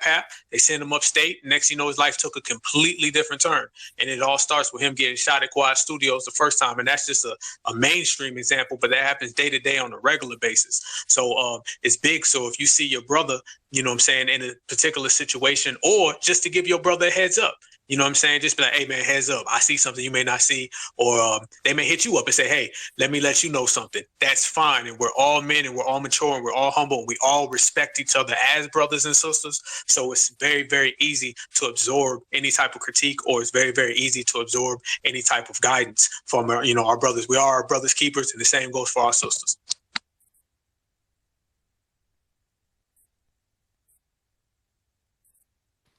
Exactly. And on that note, I don't know if the host wanna close this out, but it's on you, host. Yeah, man, it's about that time, man. I'm gonna say this though. Pop your collar, everybody. I don't give a damn. This is probably my favorite space I've ever been associated with, based on the parameters of a brother dying, man, and just the positive vibes. The B1 community is a lot stronger right now than it was when we started this at 8:30, just based on energy. I'm all about energy, man. As long as we promote good energy and we put it out there in the atmosphere, man, that's what changes everything. So all of our people from the past, energy that we create can never be displaced. So it's still here. It's just on us to take that energy and do something with it. So I salute everybody. I always say, black folks, we always get told stories about how much we don't like each other and how much we hate each other and all that shit. That's a lie. There's a lot of love amongst black people in our whole community, and we all stand together as one. So we just keep on putting out that good energy, and we're going to need this energy as we go forward to get our claims, situated, as we go through the waters, as we deal with all these ops and all these things that they throw at us, because they throwing shit at us every day. As a matter of fact, as we talk right now, they're in back alleys making deals on how they can bring down FBAs. And that's not just here in this country, that's all across the whole damn world. So it's going to be even more serious that we stick together and we keep putting this shit out there. So even if it's to our brother Kevin Samuels, rest in peace, not allowing people to make a mockery out of a man and really representing it and just having counterintelligence, if it's on that level, if it's on the political level, if it's on the social level, spiritual level, biological level, it does not matter. As long as you be one every time you step into the building, everything is good. But I'll let everybody else talk, man. I just wanted to tell everybody, man, I appreciate this energy. It's my favorite space because I truly feel there's a lot of black love. There's a lot of sisters, brothers, grown folks, and we all, sat here and we communicated as one. And when we all on that same page, we are untouchable, and we show that tonight. So, Complex, I'll let you go, and then everybody else can speak their piece, but I'm going to bow out and just listen. Thank you. I just wanted to tell you guys thank you for letting me speak, and also Afro Elite, you're my dog. Thank you so much for the love and the support as usual. But I also wanted to let all the other brothers in the space know that black sisters, the real black sisters, we really do love you. Stop believing this nonsense that you see online and social media, and even some of the fools out in the street. It's not true. We do love you. We support you. Even the ones who are not all the way there mentally, I still have you out back. And so it's not true what you see on here. It's not indicative of all black women. There are a lot of black women who out here, the majority of us love you. It's just the small, minute ones that actually get the platform. And, you hear, I don't even know who this other person is, like Cynthia G or whatever somebody was talking about, how she talked about black men and how they calling you bullet bags and all of that stuff. That stuff is not true. We believe in black men, we believe in black love, and we believe in black sisters who love black men. So please don't believe any of this stuff. Work on your mental health. If it's starting to affect you, get offline and start dealing with real people out in real life and try to promote black love and black unity and take care of black children as well. We love you. Let me just piggyback off what Black Alpha and Complex said. Listen, man, ain't nothing in this world that's going to stop me or that's going to make me ever give up on black people. I know black people very, very well. Y'all asses are, y'all ain't what the media paints y'all to be. I never met a group of people like black people. Black people are the most loving people on earth. Black men, black women. You could just smell it across the room. Whenever you walk inside of a space, you could just look at a black man and just look at him. You could tell if you ask him for anything right now, he gonna help you. Same thing with black women. So don't ever get it twisted. When I criticize black women or I criticize black men, I criticize them because I love them. And we're in a system of white supremacy. And if we wasn't in the system of white supremacy, we would have been having the time of our lives and just enjoying life. But whenever I criticize black people, I always make sure at the end of the day, I always refer back to white supremacy because it all ties back to the same thing. And I want you guys to do the same thing also. Whenever you're in a situation with a black person, even the coons, even them, you got to forgive them at some point because they in the system of white supremacy. And that's just real talk. I know that sounds funny, but it's real talk. If you read what Neely Fuller says, at the end of the day, those coons are in a system of white supremacy. And this is how they know to react to what's going on when it comes to white supremacy. They're reacting to it. I don't like what they do, but it's just the honest truth. I love black people. I know black people very well. And I know black people heart are in a good place. Every single last one of them, even the crazy ones. And I'll land there. And before we finish all this up, I got one more speaker that want to speak. Go ahead with your hands up. Peace, peace, love, and light. Assalamu alaikum. It's Desire. I didn't get a chance to go live on YouTube like I had planned because I didn't know that for my first live video, I need to put in a 24-hour request. However, I did go live on my Instagram. So if y'all wanted to see it, the topic was, why do we hate the black man in America? I went into the Willie Lynch letter. I went into Message to the Black Man. And I ripped some assholes open. So if y'all want to go and watch it, please feel free. It's on my YouTube. It's on my Instagram. I will be going live again tomorrow. I don't know if I'm going to be speaking on the same topic, but I want to make it a habit of going live at least once or twice a week on YouTube discussing black issues and how we just still slaves at the end of the day because people are rejoicing in this man's death. Like, ridiculous. So yeah, go ahead and watch it if you guys get a chance. Assalamu alaikum. Hey, hold on. Can you elaborate for us just a little bit? Can you tell the people in the room that haven't had the opportunity to check it out? Could you tell us some of the reasons we feel that way? Oh yeah, I feel that not only do some black women hate black men, black American men, or black men in America, some black men do too, and not to say like they're black American men, but they are melanated beings. So just like the white man, and just like the white man taught us to hate each other. If you go into the Willie Lynch letter, all of this was planned. All of this was the making of a nigger female slave and the making of a nigger male slave.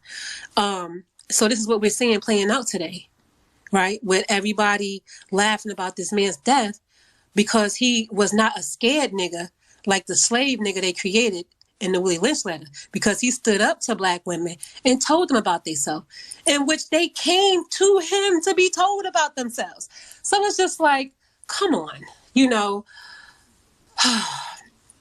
I don't even, brother, y'all just got to go and watch the live because my blood pressure went up a little bit. I ain't as young as I used to be, you know what I'm saying?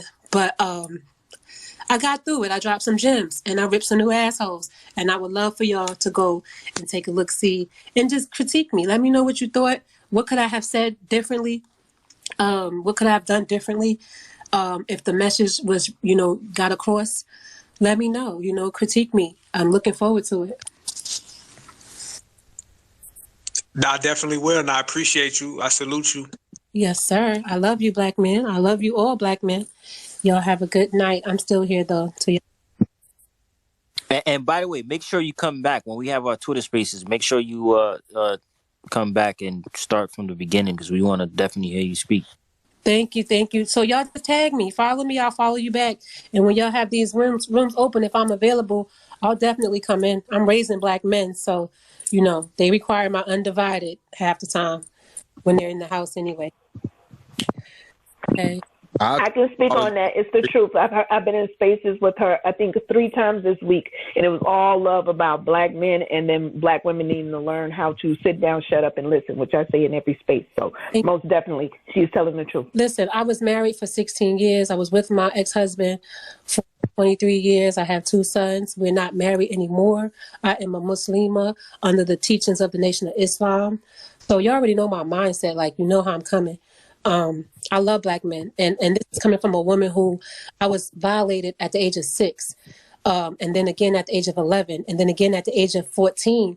And by the time I was 15, I was pregnant by my uncle. And I left the state of Louisiana and came back to New York on a Greyhound bus so that I can give birth to my baby. And not because of him, I didn't want nothing to do with him, but I didn't want to abort my baby. And that's what my family was pushing. So long story short, I ended up aborting my baby. But I said all that to say, even in my marriage, I went through domestic violence. You know what I'm saying? My ex-husband pushed me down a flight of stairs, broke my foot, whole 9 yards. But even through all of that, I have never been with a white man. I've never desired to be with a white man. I've never been with a woman. I never desired to be with a woman. And I still want and love black men because I understand that the condition that we are in is not of our own fault. You understand? We were made to be in this condition. It was a plan and a plot. But see, there's still a lot of us that are falling victim to this plot willingly.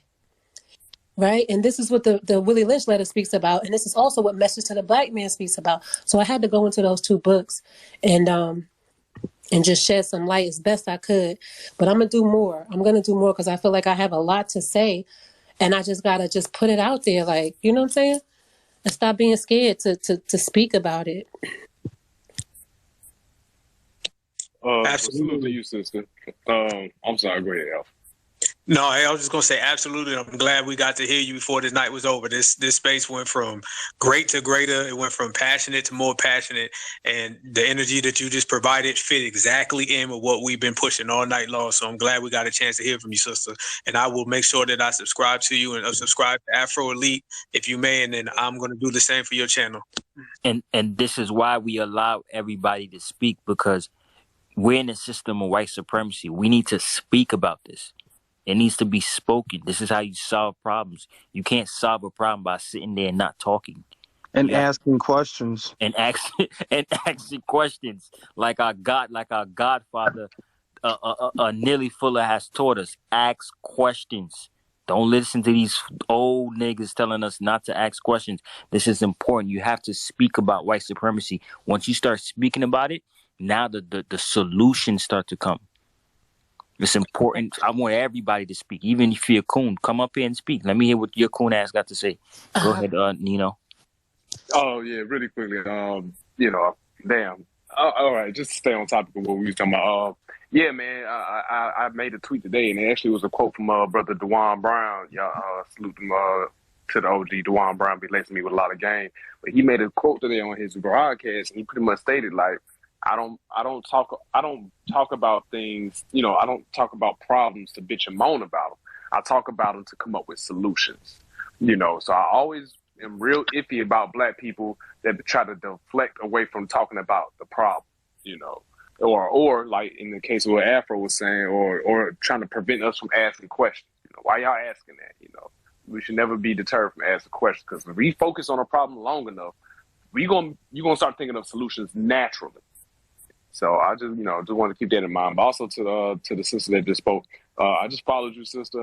We were just talking about doing paperwork checks. I'm not familiar with you, but I did follow you. I am going to check out your work, and then, if your paperwork check out, you got a new supporter in Nino. Also, I guess we better close out the space, but I just want to say salute to Black Alpha. Congratulations on reaching 1,000 subs tonight. When we get off of here, I'm gonna log in on my burner accounts and give you about 4 more. Salute to Afro, salute to Rich, salute to everybody that spoke, you know what I'm saying? And then in the words of Young Dolph, salute to the Ops, because they're my #1 fans, salute to them as well. So with that being said, peace and good night. Robert Bay, the great, you guys can chime in too. Everybody who's locked in as a speaker, I'd love to hear your final words. Black African X, do you want to add any more people for final words, or? You kind of want to keep it the way it is. Oh man, damn. Hey, go ahead, man. I'm down for anybody else. Come on in, get your words in, man. We gonna do a Jerry Springer final thought in this motherfucker. So yeah, that's cool.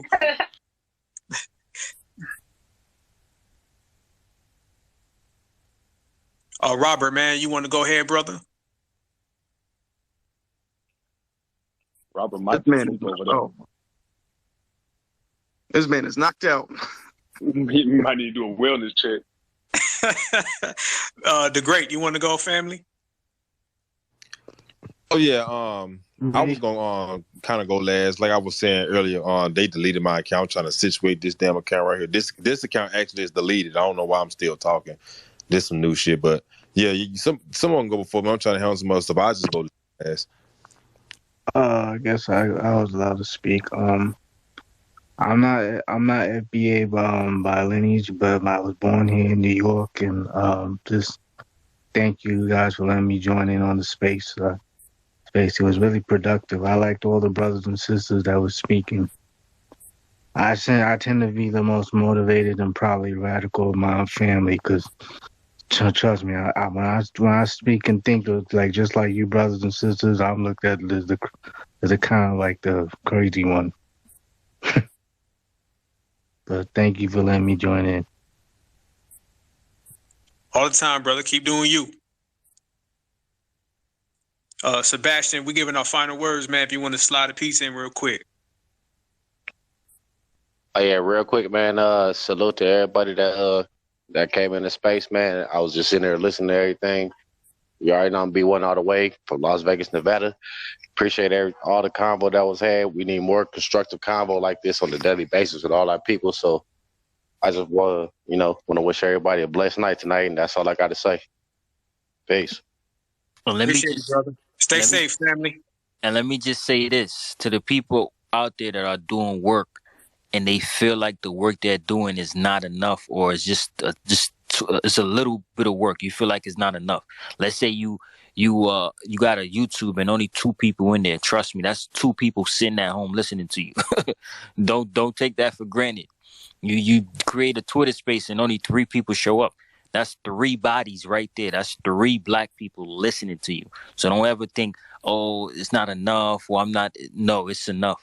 It's the work starts somewhere. One person could be in the room, continue speaking. Speak like there's 1,000 people in the room if there's one person in the room. So don't ever think, things are moving too slow. Because you change one black person's life, and you don't know where that might take them. You might be talking to the next Robert Smith. For those you don't know, that's the richest black man in America. But you might be talking to a future Robert Smith. You just never know. So don't ever think just because there's only 2-3 people in the room or one person in the room, the work is not being done. The work is being done. B-Man, go ahead, brother. Hey, what's happening, family? B1, man. I just wanted to tap in one time. I've been in and out of you guys' space all throughout the night, and it's been lit.